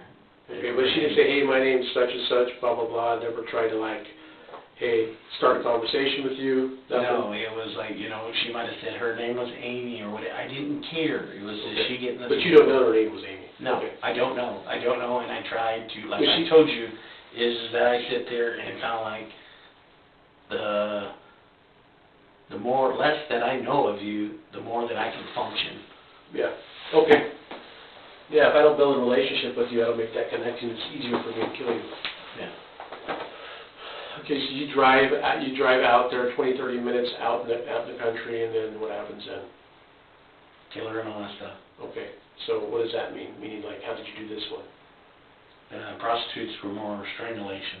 Okay. And so how did you kill the latest one, the one off of Leopard Street? How did it go down? Because you remember. You don't forget those things, right? Yeah. You're not I'm gonna just forget. telling you, strangulation. Okay. All right. Okay. Was it in the passenger seat, the driver's seat? It'd more be in the back seat where, like I made the comment, same kind of little MO, you drop your pants, you lay, She's doggy style facing Yeah. away? And then when she's facing away, that's when you... attack. Did you hit her or just strangle her? Strangle her. Okay. All right. She fight you? Yeah, she fought a little bit and all that stuff, but I would go for the ones that are small and petite. Okay. All right. If Did somebody you was have bigger girls- than me and all that stuff. Some of those girls, man, they're armed or they have knives and stuff. You ever get stabbed or you ever No, I didn't get stabbed and all that stuff, but I came at, if I surprised you or whatever, Yeah. meaning that, okay, I'm going to use this example. you're sitting there, and I get up and I run at you and all that stuff. Yeah, action's faster than reaction. Yes. So that's kind of, I'm trying to get you to understand, it was kind of Yeah, yeah. Happened real quick. quick. And then The so- quicker the better, the more that I had you off guard, Yep. the less, you know, say you could be black belt, you could be all different Yeah, kinds of doesn't matter. things, don't really matter, but if I'm quicker on my feet and attack you, I'm gonna get the upper hand. Mhm. Okay. So you understand that? Yes, I do. Yes. All right. So you So if I scramble, get you off thing and all that stuff, now, at some point, I'm not gonna talk as much anymore because I want to hold back, because I want to. You want some leverage so you can Leverage. get what you want. Yes. Okay, I understand that. And I like- I want death, Okay, and, you know, and all Right. that stuff. all right. I'll respect that, all right? I'm gonna go ahead and talk to Mike, all right? I like that you're direct with me. I'm not good at reading minds, right? But hey, I understand where you're coming from, all right? I'm gonna respect what you just told me, all right? I'm gonna talk to Mike, I'll be right back, all right? You know, hey, you don't want to talk anymore? You don't want to say anything? I will talk about Rebekah's, but Okay. any other stuff, Okay, okay, and we won't talk about the other stuff. I'm gonna respect that, okay? the other stuff is kind of leverage for me. Okay, I But get like it. I made a comment is look for the same kind of MO. Okay, Look for cases that's been unsolved. okay, we'll tell Mike that. Look for, different things. Okay.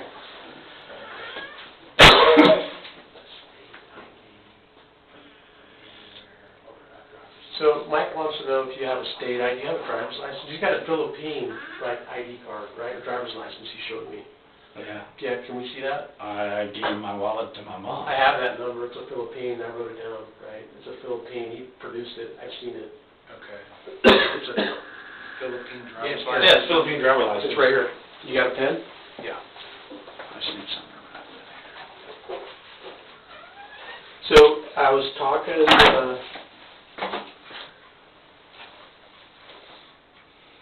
here it is, right.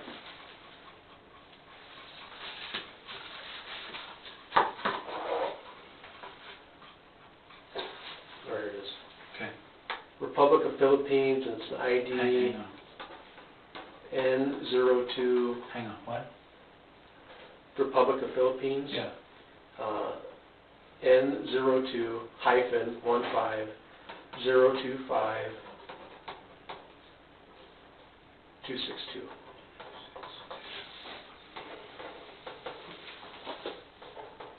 So I talked to Billy, he doesn't want to talk about the other murders because he wants to use that as leverage, so he wants to die, right? He wants that, you know, I can't make him any promises, but, you know, he'll talk about Rebekah Gould however long it takes, whatever, but, and I can understand, you know what, he wants some control, what's going on here, he wants to, I understand. you know, and we're gonna, And Rebekah Gould, I'll take you everywhere, I will show you everywhere and all that stuff. I'm not gonna run from you. You can have me handcuffed to you and I will point out things. would you and like, all that stuff. you wanna